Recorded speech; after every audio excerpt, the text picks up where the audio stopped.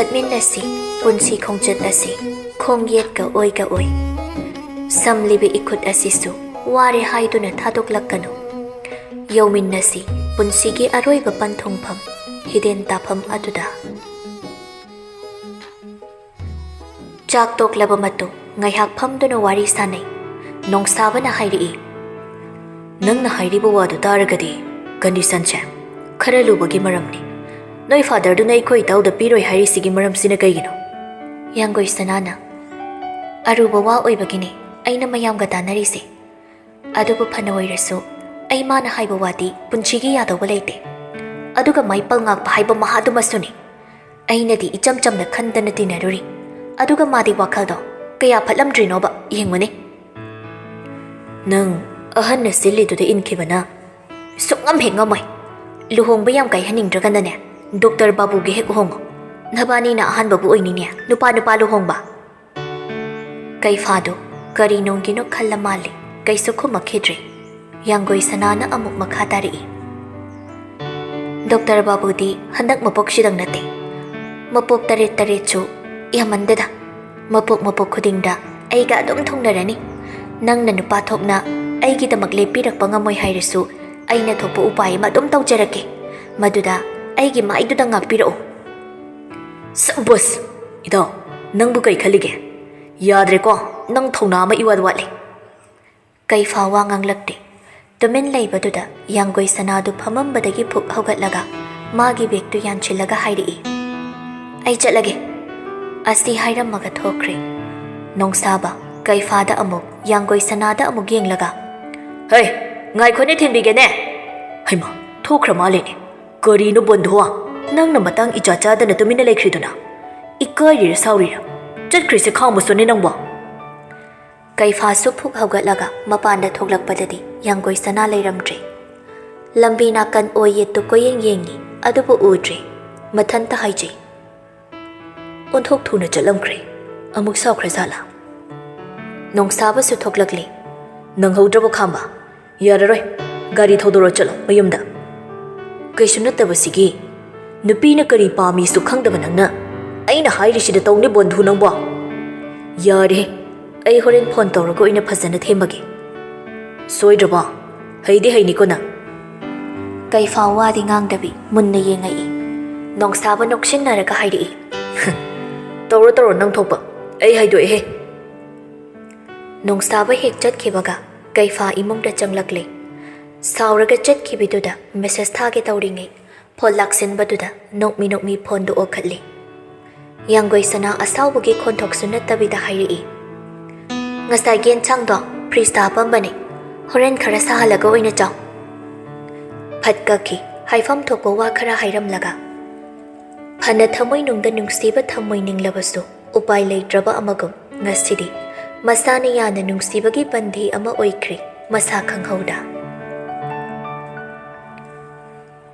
ꯌꯥꯡꯒꯣꯏ ꯁꯅꯥꯅ ꯃꯌꯨꯝ ꯍꯜꯂꯛꯄꯗꯁꯨ ꯄꯜꯉꯥꯛꯄ ꯃꯄꯥ ꯃꯆꯥꯗꯨ ꯑꯗꯨꯃꯛ ꯂꯩꯔꯝꯂꯤ ꯎꯁꯤꯟꯅꯗ ꯆꯪꯈ꯭ꯔꯒꯦ ꯍꯣꯠꯅꯕꯅꯤ ꯑꯗꯨꯕꯨ ꯀꯔꯤꯒꯤꯅꯣ ꯅꯪꯅ ꯍꯟꯗꯛ ꯑꯩ ꯎꯕꯒ ꯊꯩꯗꯅ ꯆꯠꯂꯤꯁꯦ ꯌꯥꯡꯒꯣꯏ ꯁꯅꯥ ꯃꯃꯥꯏ ꯂꯩꯊꯣꯔꯛꯏ ꯅꯪ ꯃꯔꯝꯁꯦ ꯁꯨꯈꯪ ꯈꯪꯗ꯭ꯔꯣ ꯍꯥꯏꯁꯦ ꯃꯔꯝꯁꯤꯒꯤꯗꯃꯛ ꯅꯪꯅ ꯆꯦꯜꯂꯒ ꯌꯥꯒꯗꯧꯔꯤꯕ꯭ꯔꯥ ꯅꯪꯒꯤ ꯕꯕꯥꯒ ꯑꯩꯒꯤ ꯄꯥꯕꯨꯡꯒꯅ ꯑꯣꯜꯔꯦꯗꯤ ꯗꯦꯠ ꯐꯤꯛꯁ ꯇꯧꯈ꯭ꯔꯦ ꯑꯩꯈꯣꯏꯅꯤ ꯐꯦꯕ꯭ꯔꯨꯋꯥꯔꯤ 14 ꯍꯣꯡꯕ ꯇꯥꯔꯦ ꯅꯃꯪꯗꯣ ꯍꯣꯡꯉꯣ ꯑꯩꯈꯣꯏ ꯏꯃꯨꯡꯗꯒꯤ ꯍꯣꯡꯕ ꯄꯥꯝꯃꯒꯅ ꯑꯩꯈꯣꯏ ꯒꯨꯂꯤꯕꯔꯒ ꯍꯦꯛ ꯍꯣꯡꯉꯣ ꯌꯥꯡꯒꯣꯏ ꯁꯅꯥ ꯗꯥꯄꯜ ꯉꯥꯛꯄ ꯅꯪ ꯑꯩꯒꯤ ꯋꯥꯈꯜ ꯊꯥꯗꯣꯛꯑꯣ ꯑꯩꯗꯤ ꯅꯪꯕꯨ ꯏꯕꯨꯡ ꯑꯣꯏꯅ ꯈꯟꯈꯤꯕ ꯅꯠꯇꯅ ꯑꯇꯣꯞꯄ ꯑꯍꯦꯟꯕ ꯀꯔꯤꯁꯨ ꯈꯟꯈꯤꯕ ꯂꯩꯇꯦ ꯅꯪꯕꯨ ꯑꯩ ꯅꯨꯡꯁꯤ ꯍꯥꯏꯈꯤꯕꯗꯥꯏ ꯅꯨꯡꯁꯤꯕꯁꯦ ꯃꯈꯜ ꯌꯥꯝꯃꯤ ꯅꯪꯅ ꯍꯧꯖꯤꯛ ꯑꯩꯕꯨ ꯅꯨꯡꯁꯤꯕ ꯉꯝꯗ꯭ꯔꯁꯨ ꯅꯣꯡꯃꯗꯤ ꯁꯣꯏꯗꯅ ꯅꯨꯡꯁꯤꯕ ꯉꯝꯈꯤꯅꯤ ꯂꯨꯍꯣꯡꯕꯁꯦ ꯐꯥꯒꯤ ꯅꯠꯇꯤꯌꯦ ꯗꯥꯄꯜ ꯉꯥꯛꯄ ꯄꯨꯟꯁꯤꯒꯤ ꯑꯣꯏꯕ ꯋꯥꯐꯝꯅꯤ ꯄꯜ ꯉꯥꯛꯄ ꯈꯣꯟꯖꯦꯜ ꯀꯜꯂꯞꯅ ꯅꯪꯅ ꯑꯩ ꯅꯨꯡꯁꯤꯕ ꯉꯝꯗ꯭ꯔꯤꯁꯦ ꯗꯣꯛꯇꯔ ꯁꯣꯏꯅꯥꯎꯗꯨꯒꯤꯅꯤꯅꯦ ꯅꯠꯇ꯭ꯔꯥ ꯅꯕꯥꯅꯤꯒꯤ ꯔꯤꯂꯦꯁꯟꯗꯨꯗꯤ ꯀꯌꯥꯝ ꯀꯨꯏꯅ ꯆꯠꯀꯅꯤ ꯍꯥꯏꯕ ꯉꯝꯕ꯭ꯔꯣ ꯗꯥꯄꯜ ꯉꯥꯛꯄ ꯑꯩꯅ ꯅꯉꯣꯟꯗ ꯊꯝꯂꯤꯕ ꯔꯦꯁꯄꯦꯛꯁꯦ ꯅꯁꯥꯅ ꯀꯥꯏꯍꯟꯖꯒꯦ ꯅꯤꯡꯒꯅꯨ ꯌꯥꯡꯒꯣꯏ ꯁꯅꯥꯗꯨ ꯋꯥꯍꯩ ꯈꯔꯗꯨ ꯍꯥꯏꯔꯝꯂꯒ ꯆꯪꯒꯦ ꯇꯧꯔꯝꯕꯗꯨ ꯑꯃꯨꯛ ꯆꯪꯁꯤꯜꯂꯛꯂꯒ ꯊꯕꯛ ꯈꯨꯗꯤꯡꯃꯛꯇ ꯃꯉꯣꯟꯗꯒꯤ ꯅꯪꯅ ꯂꯣꯏꯅ ꯍꯦꯜꯂꯝꯕꯗꯤ ꯌꯥꯏ ꯑꯗꯨꯕꯨ ꯑꯩꯒꯤ ꯅꯨꯡꯁꯤꯕꯗꯨꯗꯤ ꯅꯪꯅ ꯀꯩꯁꯨ ꯐꯪꯉꯔꯣꯏ aduna simadi mana nangondagi henkri.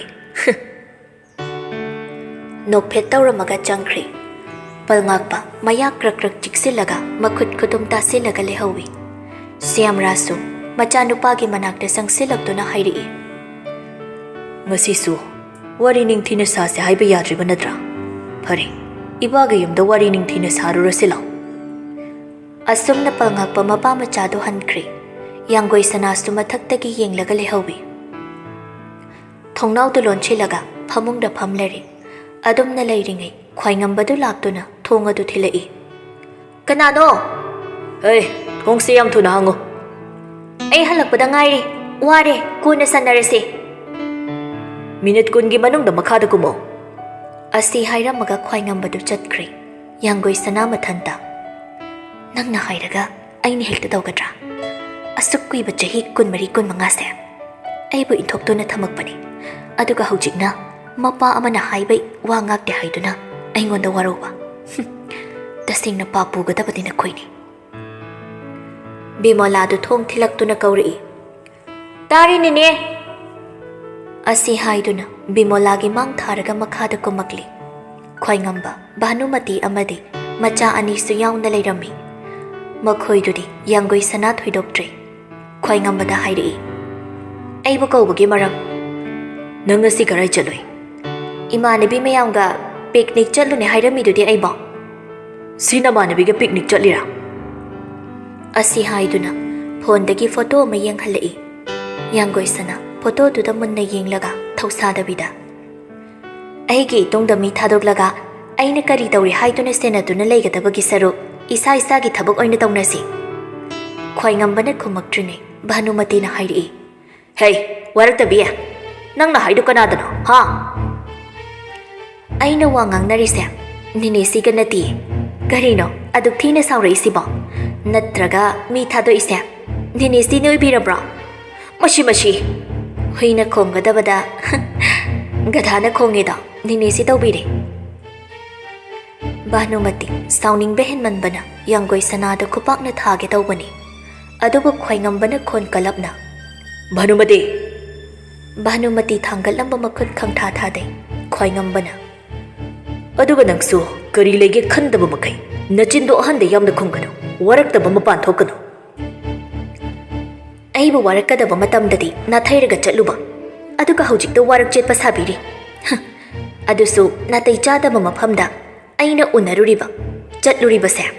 Arunba nupa unaruba natiye. Sagai gi ahalaman khangna warok pot pukhraba. Aigi ipuroibo oigadoribaduga unarubani. Siyauna aina explain to phom thoktabra haina di khanbani. Adubu nangna arunba nupa haise aingonda natro. Laidiana sauna hairakpani. Haima. Aina langthokhiba nungsingsidhi noina mana chada pala boire. Nasana na buk mangjarunuda. Angang nang nami aduga usitrisi kagino. Ahanduna property khara namingda palame haiduna aduk mukjaba sai. Kanano nangna ai nangonda wangang khiba leite. Jinglen du sauna lei. Bhanumati na hairi. Ai khoise wa mata ngangbagi hakka leitre. Machina se adom he khumdana le. Ai bu warakadabagi saruk ninisi ki ichani se oina ningthina senabiyo. Hui ngauraga hui bu thirei haiba leibani. Asi hairamaga magi kada changge tawbadu khwaingambana. Ngaikho wari sagadaba wale. Noigi leirasu aigi di leitre. Aigi leira kanda sarasi. Namak nupaga talking tawrubagi yaw wari. Ngakta potharukhige. Asi hairamaga hannaga yengamdana magi kada kakatki. Bimolado mathamoida penjarami. Ngasaidagi phondagi sanariba wari du tariba sanarimbisu momonoi. Bhanumatina. Bimola, nathau tawruba yadro. Swaida kaidawri. Laidiana. Karino mama, nang nanine do ina tainai dubo. Hey, nang nakhangponte. Bimola du kari sukhomda magi tawgadaba thabak tawnaba changkhri. Bhanumatina. Pumnamakse ahalatuna thokhan mangaktani. Kitang chaingang tawdana tawgadabasu kankhattana. Banu, yamang sumangai. Aina hairise sauningamgani. Khwaingamba wadi ngangdabi munna damak yengai. Bhanumati wa nganglambadu chap leplaga mathakta kakhatki. Laidiyasu mamagi matung inaki. Singlen chu satkhige tawbaduda khwaingambana. Chinglen nangai ko. Aiga wari khara sakisi. Satke tawramba chinglen du lepaga mamai leisilai khwaingambana. Nanggi maramda aingonda pau yamna yaurei. Masi kamdawbano. Makhoi masa masagi yanaraga tawkhiba thabakni. Adu hairaga yagadaba natene. Imung amadi haujik nanggi nathakta case tawsilakani. Nangbu manunggi mida warak halani haina aingonda pau yaurei basini. Nang amana adumna tawkhibada imung sigi ijatta kayam kaitharakani. Mudusu khallune. Haujik matamdaba garino. Sel khara piraga machin menkhibada yaroidaba kanano. Ai adugumada kok sabu pamde. Kanano thoglu oyo. Aiga wari sanasiyo. Ai kaisu seloi. Khwaingambana wa makha tage tawbadu. Chinglen khangsinada thokri. Khwaingamba yengduna lehawi. Sanarembi. Mamaga ngahak wari sanaraba matung. Thamnaraga mana laiba apikpa kaadu Lucinda sintawi. Adumna leiringai. Kagi doorbell khingakpaduda phi thupambadu lepaga. Kanano haujik pula isina. Asi haiduna thongdo hangui. Thazadana nongsaba leptuna leirambaduda. Doctor, kari. Nongsabasu maming makhangdrasu hospital amada punna thabak tawminai haibadi khangbanina adumak hairi. Nang sida leibro. Ai se mim ta hangge tawani. Nang na khangadra khangde. Laiye. Khangbri yenge kana hangge haibano. Michael haidana miga khara wangba masa khara phabani. Khudang daga te tu yam hakbani. Oh, ahan nupi amaga laibadura. Madi second floor ki room number B47 da laibani. Sina C45 ne. Ihe, ai di floor on na la aboire. Yam nungai. Kaisu kaideda. Nongsabastu amuk lipta kumkri. Sanarimbi ngayaging lamlaga magi kada changlakli. Tawramba thabakado amatta mabukning changna tawba ngamdraduna. Magi phone do pairaga. Leave ngaidabi stair da oina second floor tamda kumlakli. Mathanta magi mawang matawduda nokningbasu phawdaba natte. Apartment asida laiminariba khudingmak ayambana sak khangnarabani. Room number B45 ki mamangda leplari. Thonggi doorbell duda nammi. Manungdagi hangakpa ngaiduna lei. Thongdo hangaktuna ahan nupi amana. Haima, bema, sanarimbiya, nangoiria. Lao lao, changsi lao. Nine. Asumna manungda changakpada. Nongsabaga ahan nupidugi machanupaduga wari sanaduna phammaga leiridu ui. Sanarimbidi nongsaba ubada magi matung inara iboi ningkrani khanduna phat hairi I ahan nupiduda. Aidi doctor changkhibasida nini masa ngamdraboi ningure. Nine kaishu tawdabra? Nongsabaga khangnabro. Hoine. Nangsu PG tawri haikigo. Ai nabagi nateda. Ichanupaga high school da taminarakpani. Adugi sum lakli bazani. Oh, ngaiko. Nang lakpa yamna phari. Nine pakho namata haijagedana. Kari wano nine hekta hayo. Nine se khudche singli thupira karino. Khara naba. Ado mila ise karim pizza pithak tawkhidradi nungaiti. Nang chakita lonbigera. Nang pharak taradi kaisu kaideda. Ngasai makai sanarimbi ubu uramde. Nupidugi makhutta bel ama phabadu sanarimbi mamonoklaga. Ahoy nine yaye. Sakhum da punna changminarakle. Sanarimbi na chadu lolingai ahan nupiduna hairi. Ainadi mabu miyoinaba ningthina sembiba sungamtre. Mapa lairingaidadi chabadi mabuk thanjarambani. Adubu mapadasu laina akanba amana silaktuna. Layengnabu hotnabada lausu loina chatkre. Aikhoisi yum ikai leijadabadi oiramde. Adubu miyoibagi dasasya manam lai hainabado aikhoidasu thoki. Nungsinana masana yanaraga chela aba nupidusu masana yadana phabani haiduna yamlaba senphamama ijat tabi talakpadagi khubak mukpakpa inkoladusu amuk yonthokpada taki. Pumnamak sinamaram oiraga ichanupasi nattaba lambida khong thangba haurakli. Ngarang maktadasuni mana haiba sel pide haiduna thokhibada ibungo nongsabaga kok hek thengnara male. Aduda sida lei haira male thilak ambani aduga ngasi amuk laklibasini. Doctor nongsabase ꯑꯩꯈꯣꯏꯒꯤ ꯁꯤꯅꯤꯌꯔꯅꯤ ꯌꯥꯝ ꯐꯕꯅꯤ ꯑꯗꯨꯒ ꯅꯤꯅꯦꯒꯤ ꯏꯆꯥꯅꯨꯄꯥꯁꯤꯁꯨ ꯃꯤ ꯐꯠꯇꯕꯗꯤ ꯅꯠꯇꯦꯗ ꯍꯧꯖꯤꯛ ꯃꯇꯝ ꯌꯥꯝꯅ ꯂꯩꯔꯤ ꯑꯐꯕ ꯂꯝꯕꯤꯗ ꯂꯥꯛꯄ ꯌꯥꯔꯤ ꯅꯤꯅꯦ ꯆꯥꯁꯤ ꯂꯣꯏꯔꯦ ꯀꯔꯥꯏꯗ ꯍꯩꯅꯤ ꯁꯦ ꯁꯤ ꯀꯞꯁꯤꯗ ꯍꯩꯌꯨꯁꯦ ꯅꯕꯨꯡꯁꯤꯗꯤ ꯆꯥꯗꯤ ꯍꯩꯔꯨꯔꯅꯨ ꯊꯛꯂꯕꯅꯤ ꯅꯪꯒꯤꯁꯨ ꯑꯃ ꯍꯩꯌꯨ ꯅꯤꯅꯦ ꯑꯩꯁꯨ ꯆꯥ ꯊꯛꯇꯤꯌꯦ ꯑꯗꯨꯅ ꯑꯩꯅ ꯂꯣꯜꯂꯤꯁꯦ ꯍꯥꯎꯒꯗ꯭ꯔꯥ ꯈꯪꯗꯦ ꯍꯩꯃꯥ ꯆꯥ ꯊꯛꯇꯕ ꯏꯆꯥꯗ ꯍꯦꯛ ꯂꯣꯜꯍꯜꯂꯦꯗꯅ ꯍꯣꯏꯁꯦ ꯏꯆꯥꯗꯤ ꯁꯛ ꯐꯖꯕꯅꯤꯅ ꯃꯥꯏꯅ ꯍꯥꯎꯖꯅꯤꯁꯦ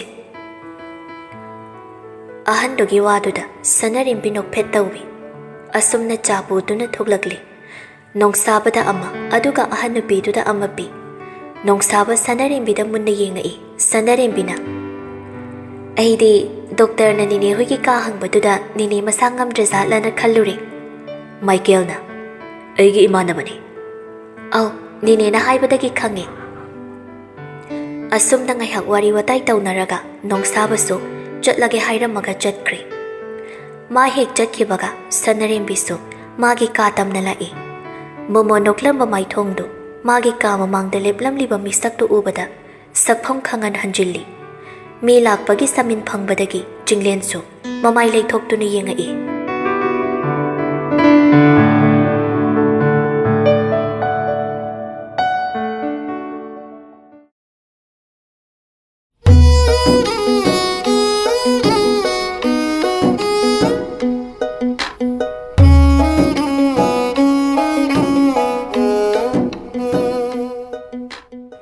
ꯁꯅꯔꯦꯝꯕꯤ ꯁꯥꯎꯅ ꯆꯪꯁꯤꯜꯂꯛꯂꯒ ꯃꯐꯝꯁꯤꯗ ꯀꯩꯗꯧꯕ ꯂꯥꯛꯏꯅꯣ ꯅꯪꯕꯨ ꯎꯅꯕ ꯃꯔꯝꯗꯤ ꯑꯩꯅ उनिंबा मी उनबा लाक्पबु मरम अमा लेगद्रो सनरेम्बी साउना ममाइदु लैथोई अदुगा अई मफमसिदा लै हाइबदि करमना खंगलिबा नथौ लैतबा अमगुम अईबु कोइथि थिदुना लैरबो ओइरे नंगे अहोय अदुमना हाइरसो अकाइबा लैते नमाइ इकाइबा खंगदबगी थबक तौनो हंदो अई चंगे सनरेम्बीना चंगे तौबदु चिंगलेना मखुता फारकपदुदा नानथोकनबा मुक्नरिङै मनिंगदगी इबंगो चिंगलेन नंगदि मफमसिदा करी तौरिबा सनरेम्बी ममागी मखोन ताबदुदा पाखलंबदु खरा मखैदि फरम्बी चिंगलेनसु मखुतु खंथा थादोकलगा सनरेम्बीदा येंगमगा चटकी बिमोला मचानुपीगी मनाक्ता संगसिलक्तुना हाइरिई करिगिनो माना सिदा लाअमिसे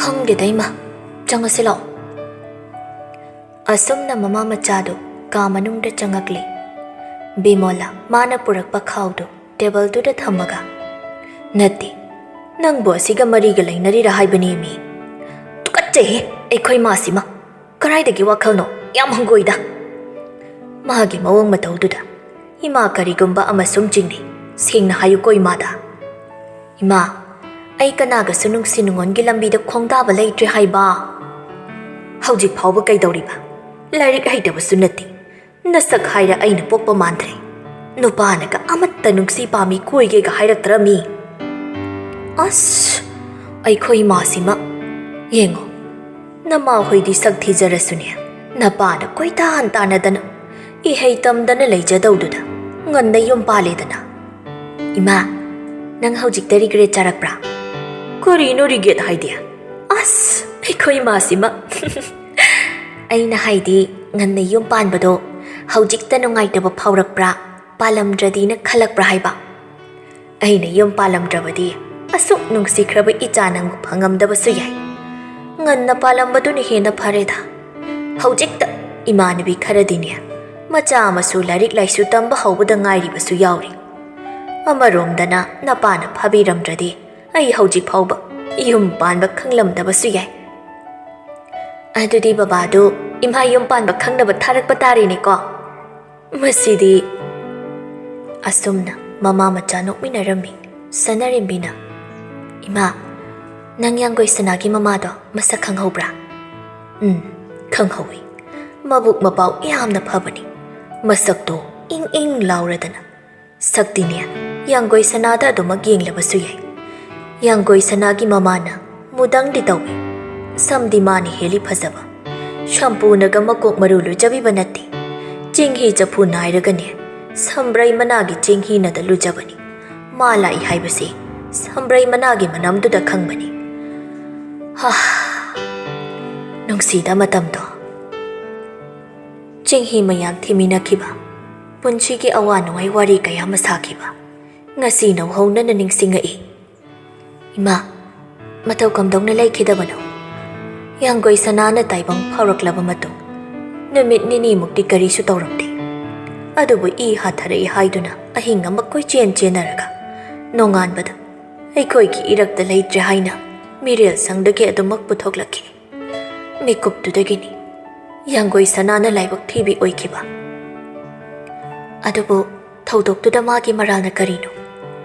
ꯃꯥꯒꯤ ꯃꯔꯥꯜ ꯍꯥꯏꯕꯕꯨ ꯃꯍꯥꯛꯄꯨ ꯇꯥꯏꯕꯪ ꯐꯥꯎꯍꯟꯅꯕ ꯍꯣꯠꯅꯕꯗ ꯃꯃꯥ ꯂꯩꯈꯤꯗꯕ. ꯃꯄꯥꯗꯨꯅ ꯈꯖꯤꯛ ꯐꯥꯎꯕ ꯅꯨꯡꯁꯤꯕ ꯐꯥꯎꯔꯝꯃꯣꯏꯗ꯭ꯔꯥ? ꯅꯨꯡꯁꯤꯕꯗꯤ ꯀꯔꯤꯒꯤ ꯐꯥꯎꯔꯣꯏ? ꯃꯥꯁꯨ ꯃꯆꯥꯅꯤ. ꯑꯗꯨꯕꯨ ꯃꯥꯅ ꯃꯆꯥꯗ ꯊꯝꯂꯤꯕ ꯅꯨꯡꯁꯤꯕꯗꯣ ꯈꯪꯗꯣꯛꯄ ꯉꯝꯗꯕ ꯈꯛꯇꯅꯤ. ꯚꯥꯅꯨꯃꯇꯤꯒꯤ ꯃꯃꯥ ꯃꯆꯥꯅꯤ. ꯃꯄꯥꯒꯤ ꯃꯤꯅꯨꯡꯁꯤ ꯐꯪꯗꯕꯒ ꯃꯔꯛꯁꯤꯗ ꯙꯧꯅ ꯍꯤꯡꯗꯨꯅ ꯂꯩꯔꯝꯕ ꯇꯥꯔꯗꯤ ꯐꯒꯗꯕꯅꯤ. ꯙꯧꯒꯤ ꯀꯦꯁꯇꯨꯗꯤ ꯑꯗꯨꯃꯛ ꯅꯝꯁꯤꯟꯈ꯭ꯔꯕ꯭ꯔꯥ? ꯀꯔꯤ ꯍꯥꯏꯅꯔꯤ ꯈꯪꯕ꯭ꯔꯥ ꯏꯃꯥ? ꯁꯦꯟꯖꯥꯎ ꯄꯥꯏꯕ ꯃꯈꯣꯏꯒꯤ ꯋꯥꯁꯦ ꯈꯪꯗꯦꯗ ꯏꯕꯦꯝꯃ. ꯑꯆꯨꯝꯕ ꯄꯥꯛꯅ ꯄꯨꯊꯣꯛꯂꯛꯀꯅꯤ ꯊꯥꯖꯗꯦ. ꯑꯩꯗꯤ ꯆꯤꯡꯂꯦꯟꯗ ꯌꯥꯝꯅ ꯆꯤꯡꯅꯩ. ꯑꯗꯨꯒ ꯙꯧꯒꯤ ꯀꯥ ꯃꯃꯥꯡꯗ ꯊꯦꯠꯄ CCTVꯗꯨꯁꯨ ꯌꯥꯗꯦ ꯍꯥꯏꯗꯣ ꯑꯩꯗꯤ ꯊꯥꯖꯗꯦ. ꯃꯣꯏ ꯃꯁꯦꯟ ꯁꯤꯟꯅꯕ ꯁꯣꯏꯗꯅ ꯑꯣꯏꯒꯅꯤ ꯈꯜꯂꯤ.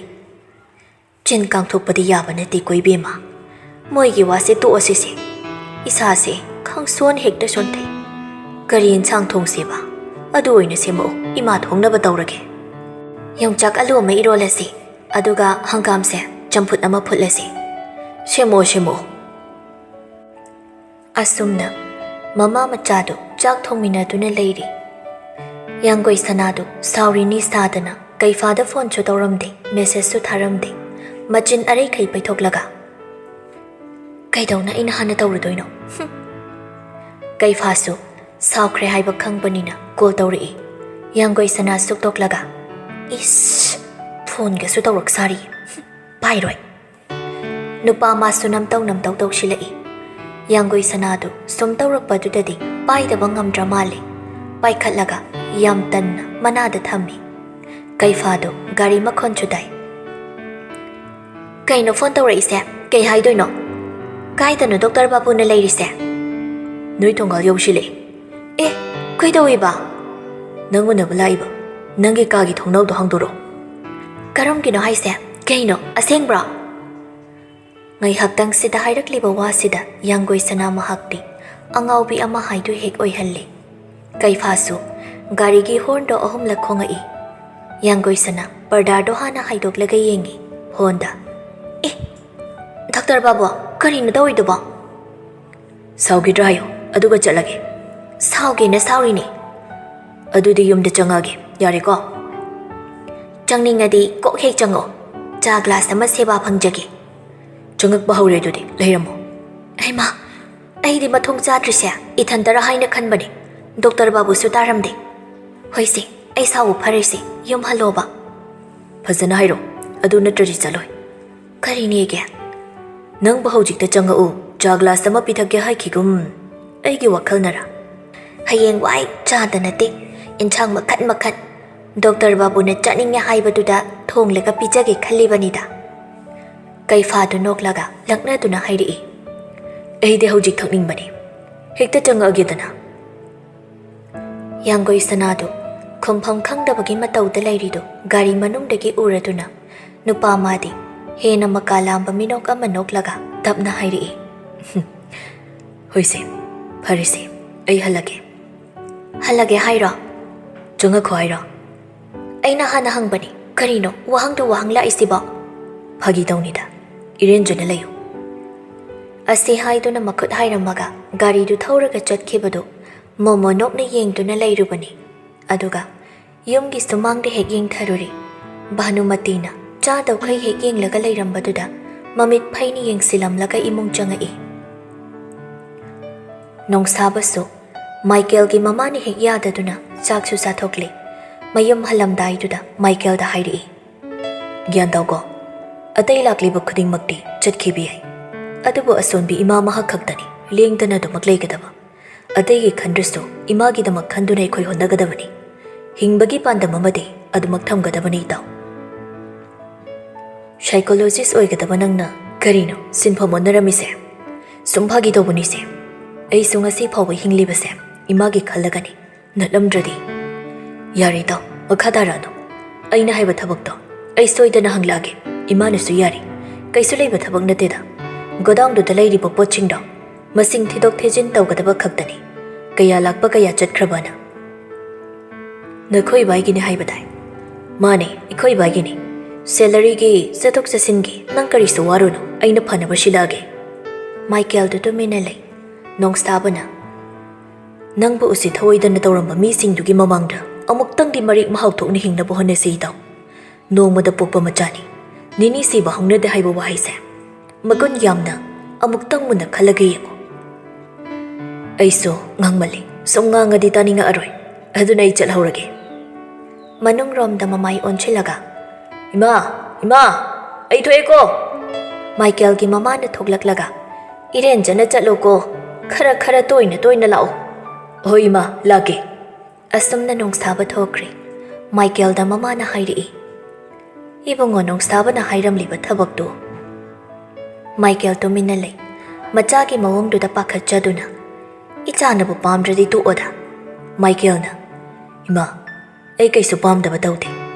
Adubu mina ai bo hinagadra. Sikhaktani khanba. Karigi hainaroidoribano. Adum na nasana nasabu aduk hanthana khanjafam thokte ko. Phare. Potharu nabatauro. Michael so amuk magi kada changkri. Mama dusu machada haifet yengi.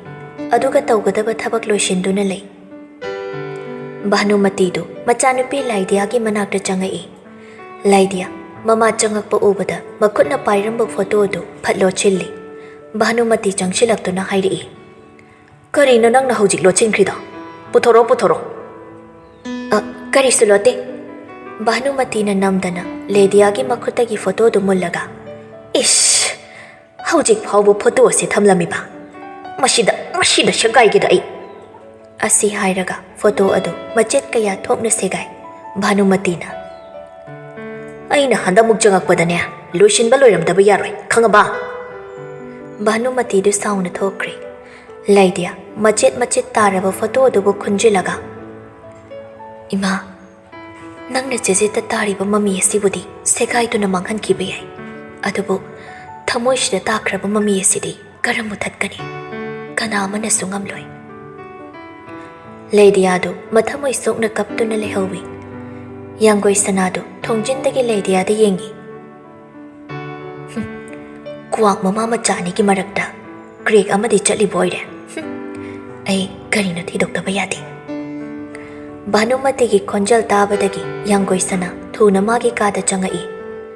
Kaifasu yanggoi sana gi manakta laklamaga mapabu unaba lai. Sumangda nongdren ga thengnei. Nongdren Kaifa da asawagi mit yengni yengai. Kaifa usinnaramda imongda changge tawbani. Nongdrena. Hoi, kaidoba laino sida. Nangdi sida kaidoba lairamino. Iyumdi kaino. Nangi wahangdugi paukumni. Yarbarada. Ai lairi kandadi lakpa yaroi. Karige. Nangbu kayoidana.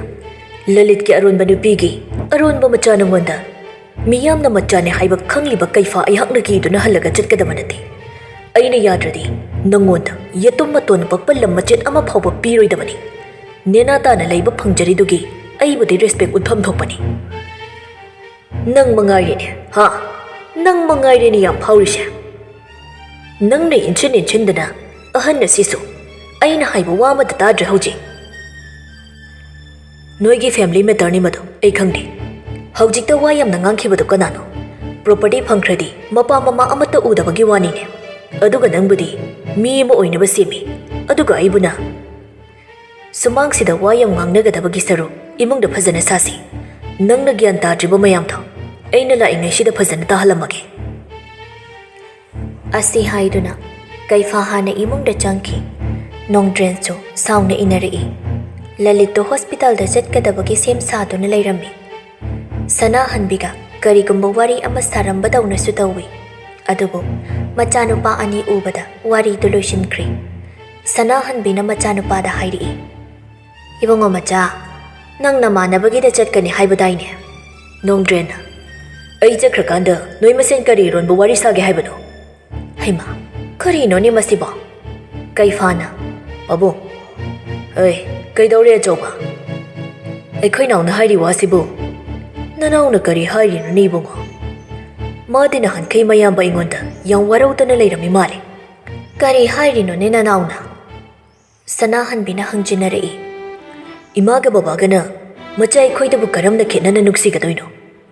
Chumme ichana haiba. Nanaw nupa angawba sina ngangba wabu. Adubu angawba ne yummai thabadasu maidi dum chai haini. Sanahanbi machanupada sauni yengi aduga kaifada. Ngangnaba saknaba yadramni masi. Kaifa sanahanbi gi wadu thawaina tadabi lalita hangai. Babong kainomda gahange. Kari wanone. Aina medical tamkiba matamda sel kayam changkhige. Haidi chawrakpa. Changdaba gumbanida. Merit da sukhanba. Adugi mathakda scholarship. Aina sel awad pa hangba matamdasu. Nongmada tharau hairakidi. Aina isana thajinba ngaktani. Kaidawragene. Nangna ngasi si hanga isina. Songkhangningdana hangbanida. Mityengdo nongdrena thami. Kaifana wa ngangdringi lalitna. Ichanupa ani leirabanina. Doctor ama, engineer ama ohengi ningkibani. Adugu engineering tamba ngamoi haidana. Hapta phadringai hekta chenthorei. Aduga second hand gari karbar taurinedana. Shalya mama job launa thadasile. Karbar gi mi su oidrabanina. Pungmang hikmangidana. Aduga so amu shell piyo haina ningai taurishinine. Nongdren chauna. Adugu aina manghangi haina manghaliro. Shingbini yaina babungi seldo. Hayeng sibada buba yabri yengo duga. Nongdren chauna magi kada jangki. Sanahanbina. Aton ba, ngai kone nangbo. Machagi matung inaduna chatki. Lalit taurisi yengo haibagi mawongda yenglaga hairi. Kari haining mano neibungo. Aise. Wa makhangning manduna lakbani. Adubu. Kari wanone. Babong. Hospital chat pathengoidra. Lambi do oina sarasi. Ngasidi ibabu hospital powder thilamu. Oi babu, thokpa yaradra. Ngai ko. Bag to amukta lawthokhige.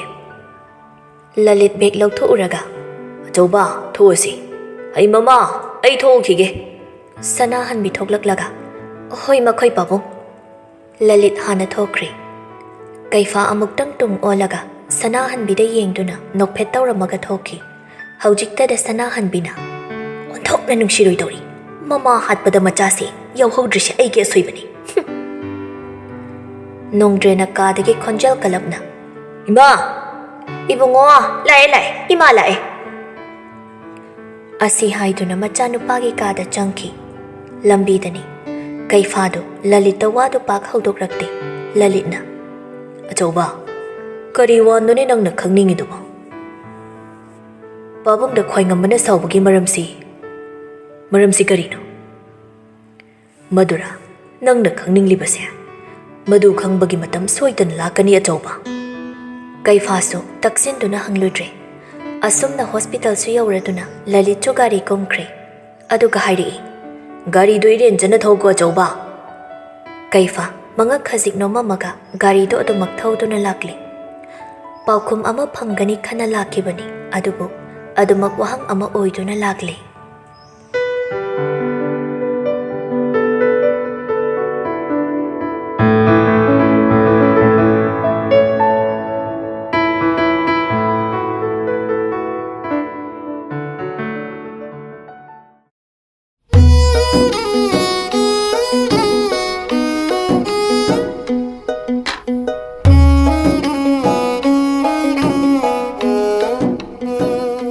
Nongdrendo, mama da sauna hairi. Ma, nang tinga bunga mine, lona bi machasida nuksina gatoba. Sanahan bina. Miyoi ba ikwedi, kay gom kanda. Isagi wai jaba pangge hairabadi, tausinaba. Sasinaba su haitaba yadi. Adu pumna magoirasu, yamna singba minima. Aduna ikhoida, ahenba property pirakani haibagi wakaldo, thadokpa na phani. Aingonda nama, nakhoigi mamangda na amang anglamidone haujiksu. Kari hairaminonia, mane icha sanada. Aina, maga iga manaba mi yengni yengde hairuba.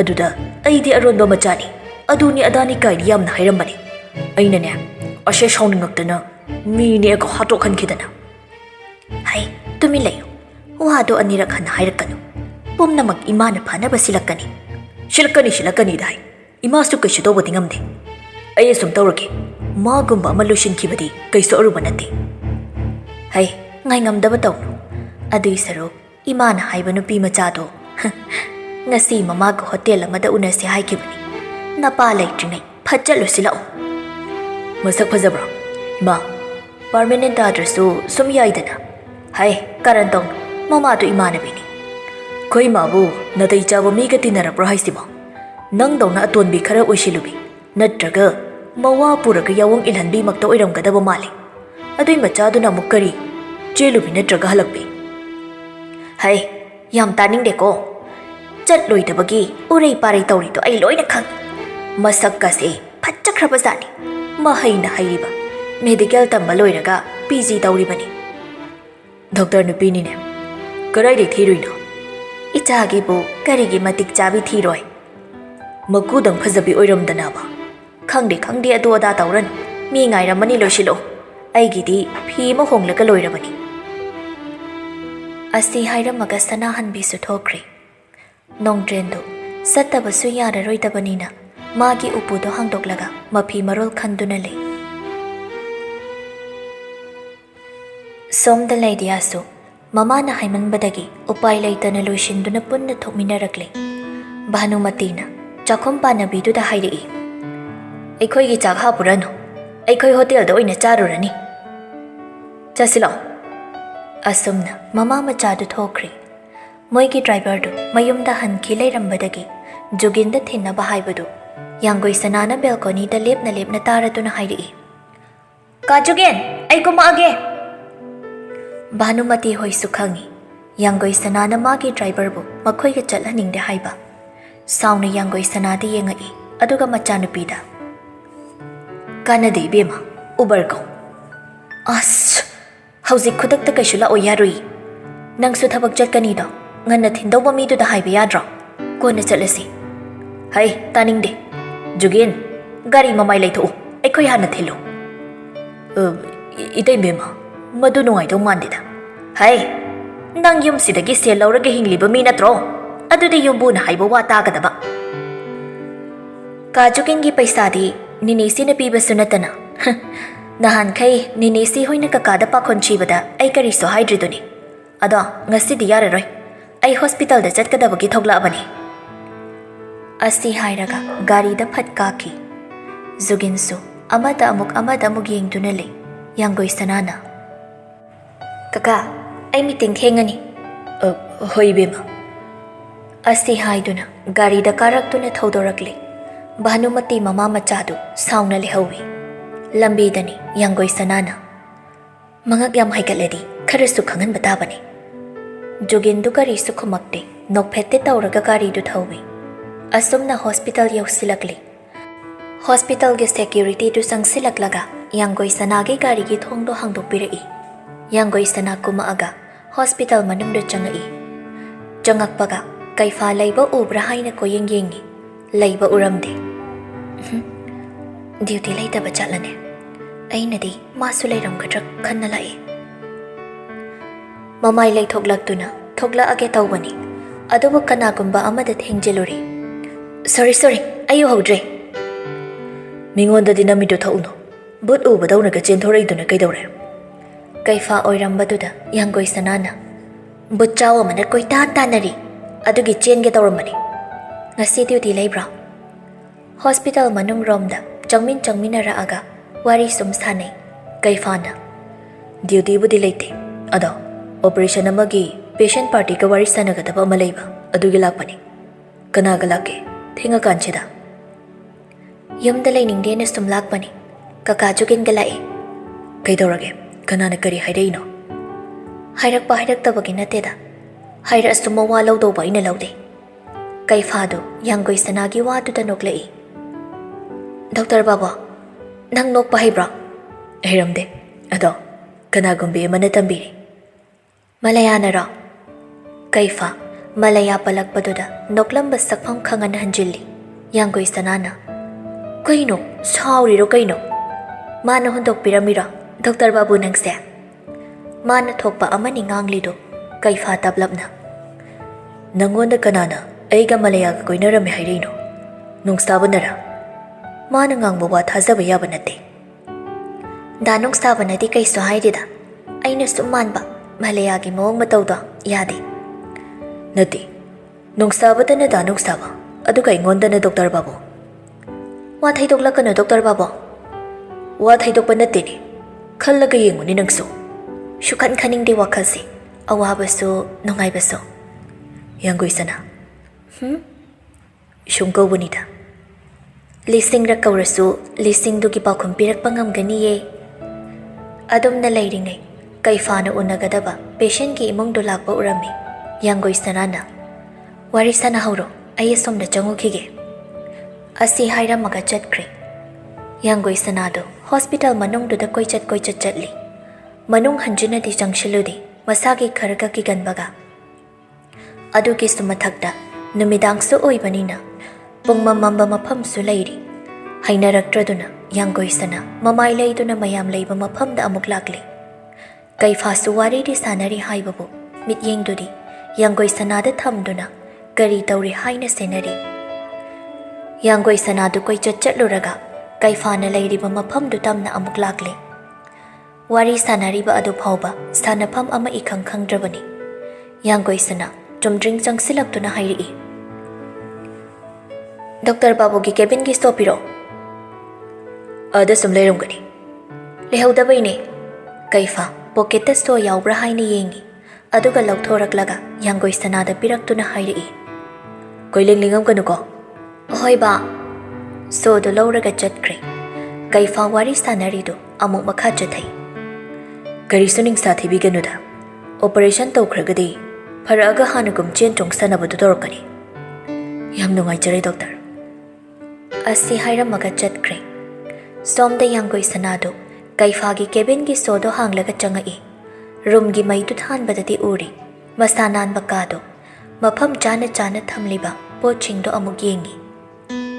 Table do layriba pochai singa duso makut na pai pai dana yengi. Frame chanbo photo do yenglaga nokphet tawi. Mayam sina nokphet loy na tawi. Aduga nangni isuk suiba. Su asunung shida, pasaida. Aigi haisya, ihavanate. Photo do amuk thanamli. Kinduna layriba telescope adugi manakta amuk jangsin duna yengloi. Karim udide magi sidi, asum thami bahai do oiramani. Koilenglengam gano hairakpagadu, kauthokpa makai ni tauribadu.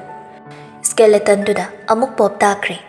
Sunglass do amuk upsen biraga, photo amuk nammi. Loiraga, yanggoi sanagi makutagi khudop do amuk lauthoklaga. Skeleton dugi makut khucha amada amuk shizilli. Pongkhai muk haujinkri. Kaifasu sangak panaidi. Somda kaifasu, magi patient singdu round chatlamaga, magi cabin tamna lai. Khangi masu, yanggoi sanada lengam gano haikiba wado, ona tainaba oina thokani haiba. Masu haining manna hairaba haiduni. Yanggoi sana, Shwebel chair duda ngayhak phamduna leiramaga, attached tawduna leiriba washroom duda amuk changlakli. Makut hamba loiraga, tissue paper ama lauraga taithoi. Mingsel aduda, masagi tariba saktamadu munna yengi. Khongrau ki pocket tagi lipstick ama lauthoraklaga, machin banda sangsilli. Aduga pocket ta lipstick to hapchilli. Hapchilluraba lipstick adu kari khalakpano, amuk phat lauthoraklaga. Mingsel aduda, heart shape ama yeksilli. Aduga amuk makhadana, chinbala duna chupsilli. Loiraga makhwanga metlaga, yamna chawba thabak ama tawba ngamabagum momonoklaga yengi. Adum na layringai, room gi thong hangakpagi makhondu taraduna, yanggoi sana thuna thoklakli. Kaifa na nganglakani khanduna, wamata hairamdabi, thuna chenthokkhibadu, kaifa su yengduna lehowi. Mamai laisilakpada, magi cabin gi oiramliba phibamdu ubada, asangba sorama hondoklaga, pochai singdu, maphamda amuk thamnaba hotne.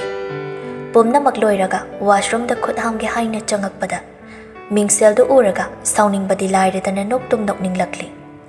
ꯄꯣꯀꯦꯠꯇꯒꯤ ꯐꯣꯟꯗꯨ ꯂꯧꯊꯣꯛꯂꯒ ꯌꯥꯡꯒꯣꯏ ꯁꯅꯥꯗ ꯇꯧꯔꯛꯏ꯫ ꯌꯥꯡꯒꯣꯏ ꯁꯅꯥꯒꯤ ꯒꯥꯔꯤꯒꯤ ꯊꯣꯡꯗꯣ ꯍꯥꯡꯒꯦ ꯇꯧꯕꯒ phone ꯂꯥꯛꯄꯗꯨꯗ ꯀꯅꯥꯅꯣ ꯍꯥꯏꯅ ꯌꯦꯡꯉꯤ꯫ ꯀꯩꯐꯥ ꯑꯣꯏꯔꯝꯕꯗꯨꯗ ꯅꯣꯛꯅꯤꯡꯕꯗꯨ ꯈꯪꯖꯤꯜꯂꯒ "ꯍꯜꯂꯣ, ꯗꯣꯛꯇꯔ ꯕꯥꯕꯨ, ꯑꯣꯟꯊꯣꯛ ꯊꯨꯅ ꯃꯤꯁ ꯇꯧꯏꯗ ꯑꯩꯕꯣ꯫ ꯌꯨꯝ ꯍꯟꯗꯧꯔꯕ꯭ꯔꯣ?"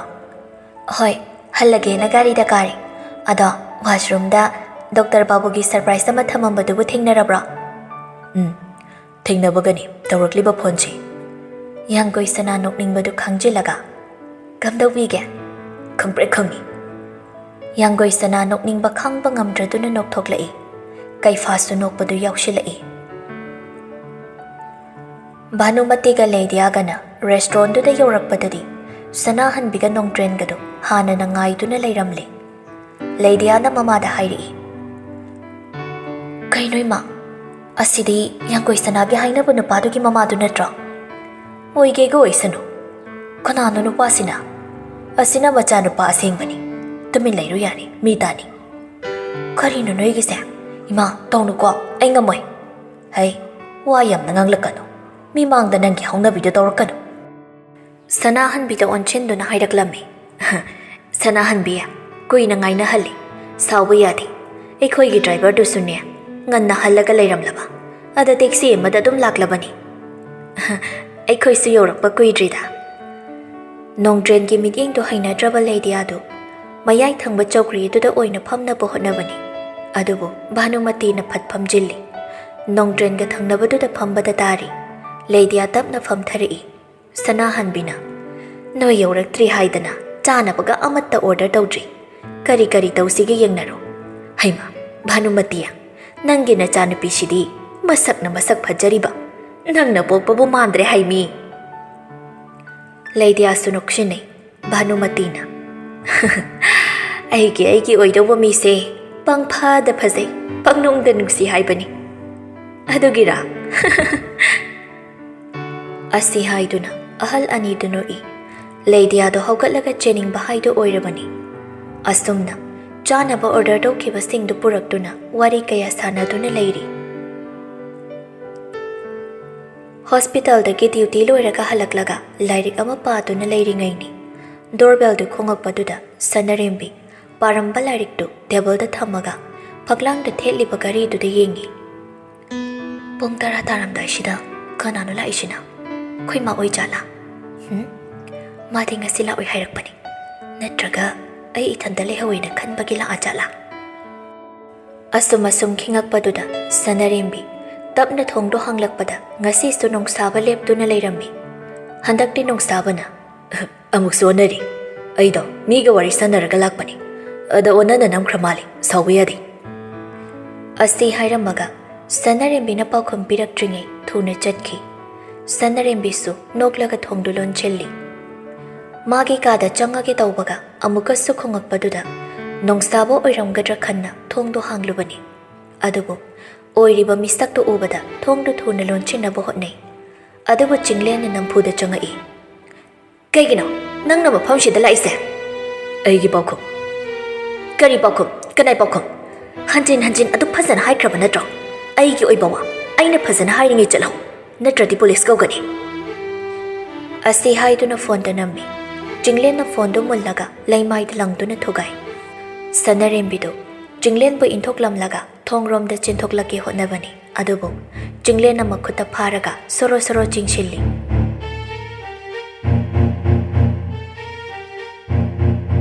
ꯆꯤꯡꯂꯦꯟꯗꯨ ꯁꯅꯔꯦꯝꯕꯤꯗ ꯍꯟꯅ ꯐꯥꯎꯕ ꯌꯦꯡꯉꯝꯗꯦ꯫ ꯀꯥꯗꯨꯗꯒꯤ ꯊꯣꯛꯈꯤ꯫ ꯁꯅꯔꯦꯝꯕꯤ ꯎꯄꯥꯏ ꯂꯩꯇ ꯀꯞꯇꯨꯅ ꯂꯩꯍꯧꯏ꯫ ꯁꯨꯝ ꯀꯞꯂꯝꯕꯗꯒꯤ ꯐꯨꯛ ꯍꯧꯒꯠꯇꯨꯅ ꯂꯥꯛꯂꯒ ꯃꯥꯒꯤ ꯀꯥꯒꯤ ꯊꯣꯡꯅꯥꯎꯗꯒꯤ ꯆꯣꯡꯊꯈꯤ꯫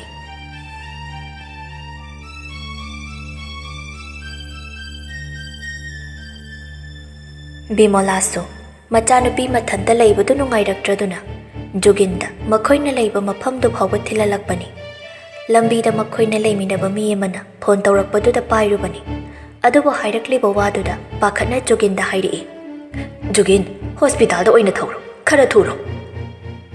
ꯑꯁꯨꯝꯅ ꯍꯣꯁꯄꯤꯇꯥꯜꯗ ꯌꯧꯔꯛꯄꯗꯗꯤ ꯃꯤꯌꯥꯝ ꯑꯃꯗꯤ ꯄꯨꯂꯤꯁꯁꯨ ꯂꯩꯔꯝꯕꯗꯨꯗ ꯕꯤꯃꯣꯂꯥ ꯑꯉꯥꯎꯕꯤ ꯑꯃꯒꯨꯝ ꯑꯃꯗ ꯑꯃꯨꯛ ꯀꯣꯏꯍꯪ ꯍꯪꯉꯤ꯫ ꯅꯨꯄꯤ ꯑꯃꯅ ꯇꯞꯅ ꯄꯥꯎꯗꯨ ꯇꯝꯕꯗꯒꯤ ꯈꯪꯂꯝꯃꯤ꯫ Police amana changsilaklaga. Rape case oigani. Kanagumba miyoy amana mi leitabagi tanja lauraga kaduda by force da changakpa ama natraga victim masana asiguma thodokse thoglakani haiba khalaudabadagi thokpa ama jingnaba miyoy di leibra natre hairaga ichanupi si BF ka saunabadagi tawba ama aigi ichanupi si khangnaba nupa thamtribi lariktada mathwa yauna honajabi ichani khangnaba nupa leite hairisi hoi mahak leisabi phari aduga mama mapada magi khangnaba leirena wari sadokta mi lei adubu aigi ichanupi gadi mama machasuni machin manau mamane bisuni pumnamak tathok tasin taunaraga phanminabani aduna aigi ichanupina walot kani hainadi khande thaudoksida chenaba yaba chingnaba midi leibra lei misakama mahak oiramba yabagi chang yamna wangna lei adumna wari sanaringai yanggoi sanasu hospital da yausilakli nine doctor na gari hairige doctor thoglaktrishana nine yamna pakatli nine si kari shudawrui ekhoi myam leirishidi adumna leiringai odigi thongdo hangakpaduda makhoi pumnamak yengai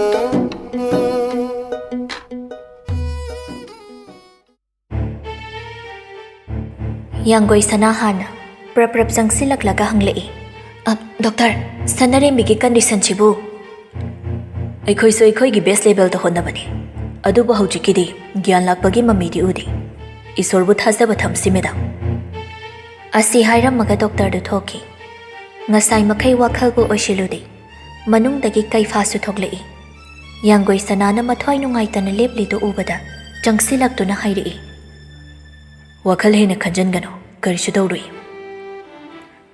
aina magi manakto oina changamadi ngasi thokliba thodokse thomdabasu yaiko aina karigino changi khalaga changamdrido bimolana bema thodokshida nangi khangnara natti mama aigi suni adubu haukradi haukri haujik aikhoina khangadabadi sanarimbi se thuna pharakpa aduga mara leiba misakto khanglaga dandi phangankhiba asi khaktani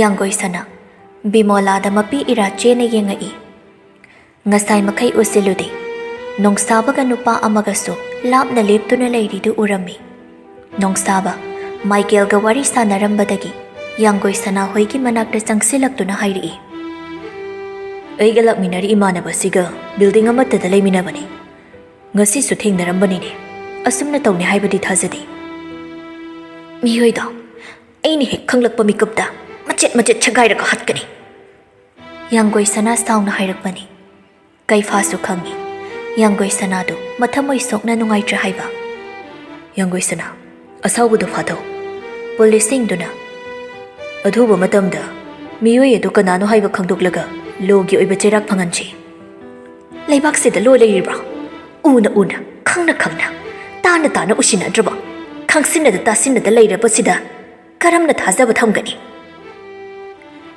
policing du khumpham khangdana leiri asumna ngaihak leiraga sanarimbidu oti room dagi ICU da punaba puthoklakpadu yanggoi sana yengba ngamdraduna mamai leithoklaga lei sanarimbidu ICU da pushinkri haujikta da bimola yanggoi sana da hairi bema natte nangbu athengbasida kanaga lake ithanta lakpani hospital dagi pau hek pirakpaga lakpani bimola gi pakhatpa matawduda yanggoi sanana hairi ai kaisu kana thorakti ni ne pongse a yauri yumda hannaba tawro nine ga puna leirasi nang yumda iren jana potharasu hayeng amuk lao nine nang ne thanda yagadra ai narsanga ngamada shinaramge hifamdu su silamage yarani da bema nine tumningba phawdi sida sum leige nine adudi isa soklani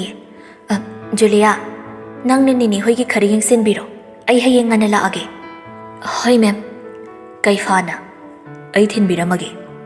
Iyani de doctor. Ay ka jugin ga halasu yani. Hawjik si pung 12 ta dawrabani. Nathanda karamai na chatke harino. Chummi. Yanggoi sana pung gi wakal tawrudre. Bimolana. Jugindo nang la kane haiba khangdadana. Mayumda hallo dana halankri. Nine na thandani khangna chatlambagi ma hayeng nungai ni. Nate. Ay na chatlo na chalhan khibani. Yanggoi sanado. Sindok pa yaba sindok lamaga. Kay faga punna thokminarakle. Ayeng banungsin na sila akando dada. Masada ayeng badu paurak pagumna. Magkot na mapambom do da paido na lay. Kay fa. Magkot na pairam ba jacket to. Yanggoi sanagi lengjum da thamai.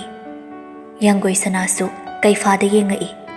Asam na kay fa gi gari da kado na. Mayum tam na thaurakle. Yanggoi sana pana oirasu. Khang da banate. Nupi na numidang amam ating da halakpa matamda. Mi na panangang na de haiba. Aduga amukso. Asum na kandoi. Mana da aran balambi da chatraga loire haina. Get mamang da kami. Gari do. Get ngakpadu yanggoi sana halaktre haiba khangbana. Ngay do na layrami. Yanggoi sana ni imong da changakpadadi. Bhanumati ga khwai ngambagado. Yumyay ka da layrami. Bhanumati na. Handi hanjali edana. Yanggoi sana kumamdabi. Mathagda kage tawbani. Adubu Bhanumati na. Amasu mangak yam haigatan na tawramdai. Hawjikti kari thuya. Yanggoi sana chatlambadu chaple paga. Mamay lekthoaga laaga hairi. Hawjik ni nisi na hairi bawada. Karigumba. Ni nisi ki ichanupi lediyada thokpa matamda. Mi mana hairadi. Ni nisi kari paune. Aduga nupi aikoi se. Nupi aikoi masenta na hantana khanbiradi. Nupasing nati kari mi yeng yengam gani. Nang na ingon da lecture bi bagi mathau tadi. Aduga oktabiduga aigi chagadi changdamnarakkan. Yanggoi sana asawa phataba ngamakraduna lairiba leigamla ama thugairaga mayak krak chiksinaraga hairi. Nasa gi naram chatudi yengdana mingonda adumne hekta haibasai. Ngasigi thodok asida imanabi sigi kari marado mayumda lecturing ai da thokpa thodok ne. Nang na kayam khangdana namanabi do ki hakan changdana nganglibano ha nupa kanana pusilo hai mayumda adudi thokhaningdaba thodok adum thokpa tabani. Nene sigi logic se ayabi ni ne mayumda chamna leijariba miduda tainari ni ne adudai lalise victim sine haibani ne.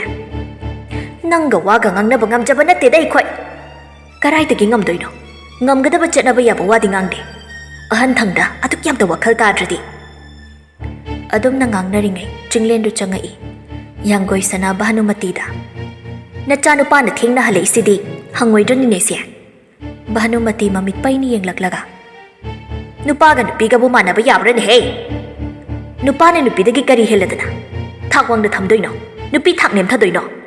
Nanggi na cha ani da manada mamit yeng da thambasu. Aingon da di dawkano. Chinglen na. Hengang. Nang na mi siyo ba sidri se gino. Namay namit khang da kai phuai bro. Khokando. Nang na lip di ba mafam si karai da no hai ba hana muna khang khu. Aduga wadu ngang. Khangaba. Yambong su tomina sumtaraga leiga tawribra. Ai khoi di lamlan bi ngaktani natro. Ai na hairi wasida kari soibi yawbage. Khudong thiba thokpa matamda kari oini. Bhanumati do tethasina duna hairi. Khwai ngambana wa ngangi tawrakpado yanggoi sanana hairi. Aina phana chumaso aranbada tahangani haibududi nakok tudagi lawtho. Asi hairamaga mathakta kage tawbi. Aduba amuk hanjilaklaga chinglen da hairi. Aduga nangso chikshin bapai. Hanna yengamdana mathakta kakhatkri. Chinglen mabukningda yanggoi sanana khangkhrasa lahaina khalami. Sanaring bibu hospital da pukhatkibadu machi marum amadagi yengduna lehawbani. Machanupagi makhut thak nikpada uraga Bhanumati na hairi. Achauba nangi kada changamo ingamani mamana waterbe puraga lake. Chinglen ikhang khangna ha ke hebano haima ngasi su yu thaklaga halai orini ne masi pumnamak phat ꯐꯠꯈꯤꯗ꯭ꯔꯕꯁꯤꯡꯁꯤꯅ ꯊꯣꯛꯍꯟꯕ ꯉꯥꯛꯇꯅꯤ ꯑꯩ ꯀꯣ ꯂꯥꯛꯑꯣ ꯑꯩ ꯁꯝꯒꯦ ꯂꯥꯛꯑꯣ ꯀꯥꯔꯁꯤ ꯃꯊꯛꯇ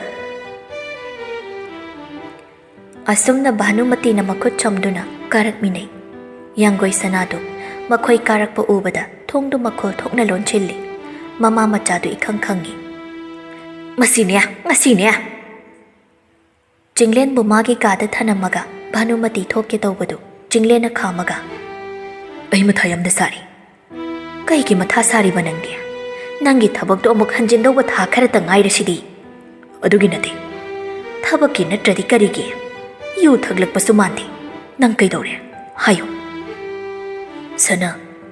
ꯁꯅꯔꯦꯝꯕꯤꯗꯣ ꯁꯅꯔꯦꯝꯕꯤ ꯀꯔꯤ ꯆꯤꯡꯂꯦꯟꯅ ꯃꯃꯥꯗ ꯋꯥꯗꯨ ꯂꯣꯏꯅ ꯍꯥꯏꯕꯗꯒꯤ ꯚꯥꯅꯨꯃꯇꯤꯁꯨ ꯈꯪꯉꯝꯃꯤ ꯚꯥꯅꯨꯃꯇꯤ ꯃꯆꯥꯅꯨꯄꯥꯗ ꯁꯦꯠ ꯁꯦꯠ ꯐꯨꯗꯨꯅ ꯍꯥꯏꯔꯛꯏ ꯅꯈꯨꯠꯇꯨꯅ ꯍꯥꯠꯇꯣꯛꯑꯒ ꯊꯝꯃꯝꯗ꯭ꯔꯤꯗꯣ ꯀꯔꯤꯒꯤꯅꯣ ꯍꯧꯖꯤꯛꯇ ꯀꯔꯤꯅꯣ ꯇꯧꯗꯣꯏꯁꯦ ꯑꯩꯅ ꯇꯧꯔꯤꯕ ꯊꯕꯛꯁꯦ ꯃꯥꯕꯨ ꯍꯥꯠꯀꯦ ꯁꯣꯛꯍꯟꯒꯦ ꯍꯥꯏꯅ ꯇꯧꯈꯤꯕ ꯅꯠꯇꯦ ꯑꯩꯒꯤ ꯅꯨꯡꯁꯤꯕꯕꯨ ꯃꯁꯛ ꯈꯪꯕꯤꯃꯟꯗꯕꯗꯒꯤ ꯁꯥꯎꯅꯤꯡꯕꯒꯤ ꯇꯧꯈꯤꯕ ꯊꯕꯛꯅꯤ ꯏꯃꯥ ꯑꯩ ꯏꯁꯥꯅ ꯁꯔꯦꯟꯗꯔ ꯇꯧꯈ꯭ꯔꯣꯔꯥ ꯅꯪ ꯉꯥꯎꯕ ꯀꯌꯥꯝ ꯀꯨꯏꯔꯦ ꯅꯨꯄꯤꯕꯨ ꯃꯊꯟꯇꯔꯣ ꯃꯤꯅꯥꯏꯒꯤ ꯃꯆꯥꯗꯨꯗ ꯅꯪꯗꯤ ꯋꯥꯈꯜꯒ ꯁꯥꯒꯠꯂꯝꯃꯤꯕꯨ ꯑꯣꯏꯔꯦ ꯑꯗꯨꯒ ꯑꯆꯨꯝꯕ ꯆꯠꯂꯤꯅꯦꯗꯅ ꯋꯥꯁꯤꯅ ꯆꯤꯟ ꯀꯥꯡꯊꯣꯛꯄ ꯌꯥꯔꯣꯏ ꯍꯧꯖꯤꯛꯇꯤ ꯑꯩꯅ ꯐꯅꯕ ꯂꯣꯏꯅ ꯁꯤꯜꯂꯛꯀꯅꯤ ꯅꯆꯟꯅꯨꯄꯤ ꯂꯨꯍꯣꯡꯗ꯭ꯔꯤꯉꯩ ꯅꯪ ꯍꯥꯟꯅ ꯂꯨꯍꯣꯡꯊꯣꯛꯄꯤꯕ ꯇꯥꯔꯦ ꯏꯃꯥ ꯑꯃ ꯑꯣꯏꯔꯁꯨ ꯑꯃ ꯇꯧꯔꯁꯨ ꯑꯩ ꯁꯅꯔꯦꯝꯕꯤ ꯅꯠꯇꯕ ꯑꯇꯣꯞꯄ ꯅꯨꯄꯤ ꯑꯃꯠꯇꯒ ꯂꯨꯍꯣꯡꯕ ꯉꯝꯃꯣꯏ ꯍꯦ ꯇꯨꯃꯤꯟ ꯂꯩꯌꯨ ꯑꯩꯅ ꯁꯤꯟꯕ ꯊꯕꯛꯇ ꯅꯪ ꯉꯝꯃꯣꯏ ꯍꯥꯏꯔꯛꯄ ꯌꯥꯔꯣꯏ ꯑꯁꯤ ꯍꯥꯏꯔꯝꯃꯒ ꯚꯥꯅꯨꯃꯇꯤ ꯊꯣꯛꯈ꯭ꯔꯦ ꯆꯤꯡꯂꯦꯟꯗꯨ ꯇꯨꯃꯤꯟ ꯂꯩꯁꯤꯟꯕꯗꯨ ꯃꯁꯥꯗꯨ ꯇꯧꯐꯝ ꯈꯪꯗ꯭ꯔꯦ ꯍꯣꯁꯄꯤꯇꯥꯜꯗ ꯅꯥꯏꯠ ꯗ꯭ꯌꯨꯇꯤ ꯇꯥꯔꯝꯕ ꯌꯥꯏ ꯈꯟꯕ ꯃꯃꯥꯟꯅꯕ ꯑꯃꯗ ꯇꯧꯔꯛꯏ ꯍꯦꯜꯂꯣ ꯆꯤꯡꯂꯦꯟ ꯅꯪ ꯅꯥꯏꯠ ꯇꯥꯕ꯭ꯔꯣ ꯑꯍꯣꯏ ꯇꯥꯏ ꯗꯣꯛꯇꯔ ꯁꯅꯔꯦꯝꯕꯤꯗꯨ ꯀꯔꯤ ꯐꯤꯕꯝꯗ ꯂꯩꯔꯒꯦ ICUꯗ ꯂꯩꯔꯤ ꯌꯥꯗꯧꯕ ꯃꯥꯟꯗꯦ ꯋꯥ ꯍꯥꯏꯅꯔꯤ ꯈꯪꯗ꯭ꯔꯦꯗ ꯇꯧꯔꯤꯁꯦ ꯆꯤꯡꯂꯦꯟꯗꯨ ꯍꯥꯏꯔꯛꯂꯤꯕ ꯋꯥꯗꯨꯗꯒꯤ ꯇꯨꯃꯤꯟ ꯃꯪꯗꯨꯅ ꯂꯩꯈ꯭ꯔꯦ ꯃꯃꯥꯟꯅꯕꯅ ꯍꯥꯏꯔꯛꯂꯤꯕ ꯋꯥꯒꯗꯣ ꯑꯃꯠꯇ ꯇꯥꯈꯤꯗ꯭ꯔꯦ ꯐꯣꯟꯗꯨ ꯂꯩꯃꯥꯏꯗ ꯈꯪꯊꯥ ꯊꯥꯗꯩ ꯍꯞꯇꯥꯃꯨꯛꯀꯤ ꯃꯇꯨꯡꯅꯤ ꯁꯅꯔꯦꯝꯕꯤꯁꯨ ꯑꯗꯨꯃꯛ ꯒ꯭ꯌꯥꯟ ꯇꯥꯕ ꯑꯣꯏꯗ꯭ꯔꯤ ꯅꯣꯡꯁꯥꯕ ꯍꯣꯁꯄꯤꯇꯥꯜꯗ ꯂꯥꯛꯄꯒꯤ ꯂꯝꯕꯤꯗꯅꯤ ꯀꯔꯤꯒꯨꯝꯕ ꯅꯨꯃꯤꯠꯇꯨꯗ ꯑꯩꯅ ꯈꯔ ꯀꯨꯏꯅ ꯂꯩꯊꯔꯝꯕ ꯇꯥꯔꯗꯤ ꯊꯧꯗꯣꯛ ꯑꯁꯦ ꯊꯣꯛꯑꯝꯗꯕꯁꯨ ꯌꯥꯏꯀꯣ ꯃꯤꯁꯛ ꯑꯗꯨꯕꯨ ꯀꯅꯥ ꯑꯣꯏꯔꯤꯕꯖꯥꯠꯅꯣ ꯑꯩꯒ ꯊꯩꯅꯕ ꯃꯤ ꯑꯃꯗꯤ ꯑꯣꯏꯒꯗꯧꯔꯤꯕꯅꯤ ꯑꯗꯨꯛ ꯆꯥꯎꯕ ꯕꯤꯜꯗꯤꯡꯗꯨꯗ CCTV ꯀꯦꯃꯦꯔꯥ ꯌꯥꯈꯤꯗ꯭ꯔꯒ ꯑꯅꯧꯕ ꯍꯥꯞꯇꯦ ꯍꯥꯏꯔꯤꯁꯦ ꯑꯩꯗꯤ ꯊꯥꯖꯧ ꯍꯥꯏꯕ ꯉꯝꯗꯦ ꯅꯠꯇ꯭ꯔꯒ ꯃꯈꯣꯏ ꯃꯁꯦꯟ ꯀꯞꯁꯤꯟꯅꯈ꯭ꯔꯕ ꯖꯥꯠꯂꯥ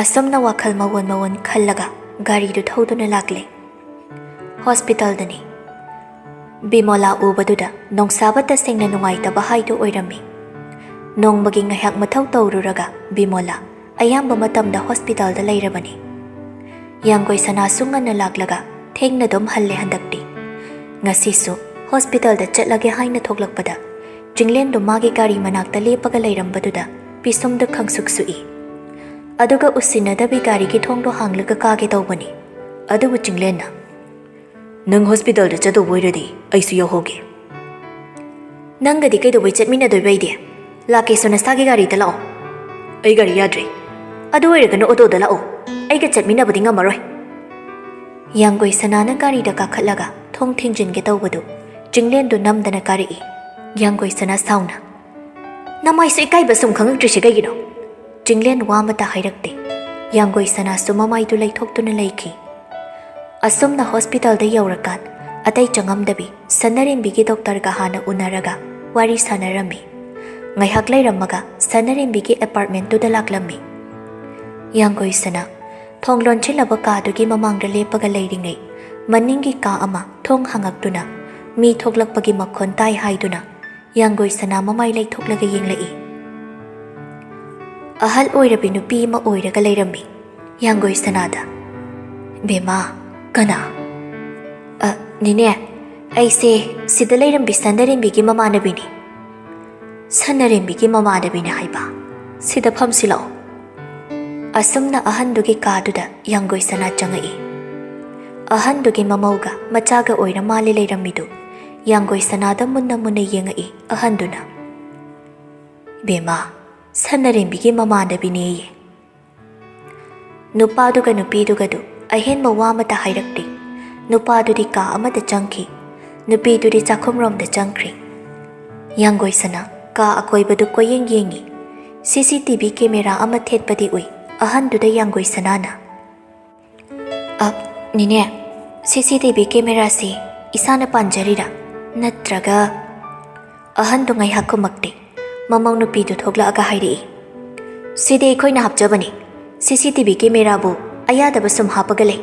Aikoina silting jaraga hapi. Kayang kuirage building sigidi yakhidaba. Aikoina lakpaga ayadaba dum hapameda. Yangoi sanadu ngaihak leiramaga chatlage haina thoglakle. Ahanduna hairi. Nungaiti ni sanarimbido. Aikoi sunumito punna mari mata amagi soratadana leithouri. Unthokna nungai khidre. Icham chamadana. Nukmi da tauraga leibani isudo. Yanggoi sanana wangange taubaga ahalduna makhoi karomda haifet yenglaga yanggoi sanada asumna hairi. Nongma aina sanarimbiga nupa amaga yam khatna hobo thengnarami. Aisu kaisu thawoina di tasilamtre.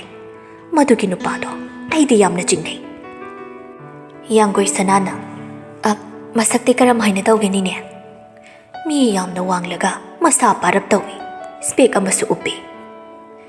Yanggoi sana phone de yawa nungsabagi photo du yenghalli maramdi chade adubu yenghalli bani ahanduna sidi nati. Yanggoi sana jinglen gi photo do amuk yenghanbada ahaladuna mani sinu pasini. Yanggoi sana makhut kutumdu sejeta silli aduga ahanduda nine ai chatlage. Thuna mafamdudagi lagli mayumda oina lagli. Bhanumatidu sofada phamduna magazine ama yengduna leirami. Yanggoi sana prap sangsilaklaga. Nachanupa karai chakhe. Nangna ngangli kanadano. Aina hangli base khakhumo. Thaksi khasi naidaba wangang tawridu karigino. Bebar to pham thoktaba mafamda bebar tawgadaba nate. Imada taina kadabagi saruk aigoina warisasi. Nangna hainingi du karino. Chinglena hairakpani. Yanggoi sana chinglen gi manakta sangsilaktuna hairi. Nangga sanarimiga kari mari leini. Sanarimbi palakpaduda chinglen maithong adu imak makshinki. Chinglen du mamada amuk yanggoi sanada amuk yengai.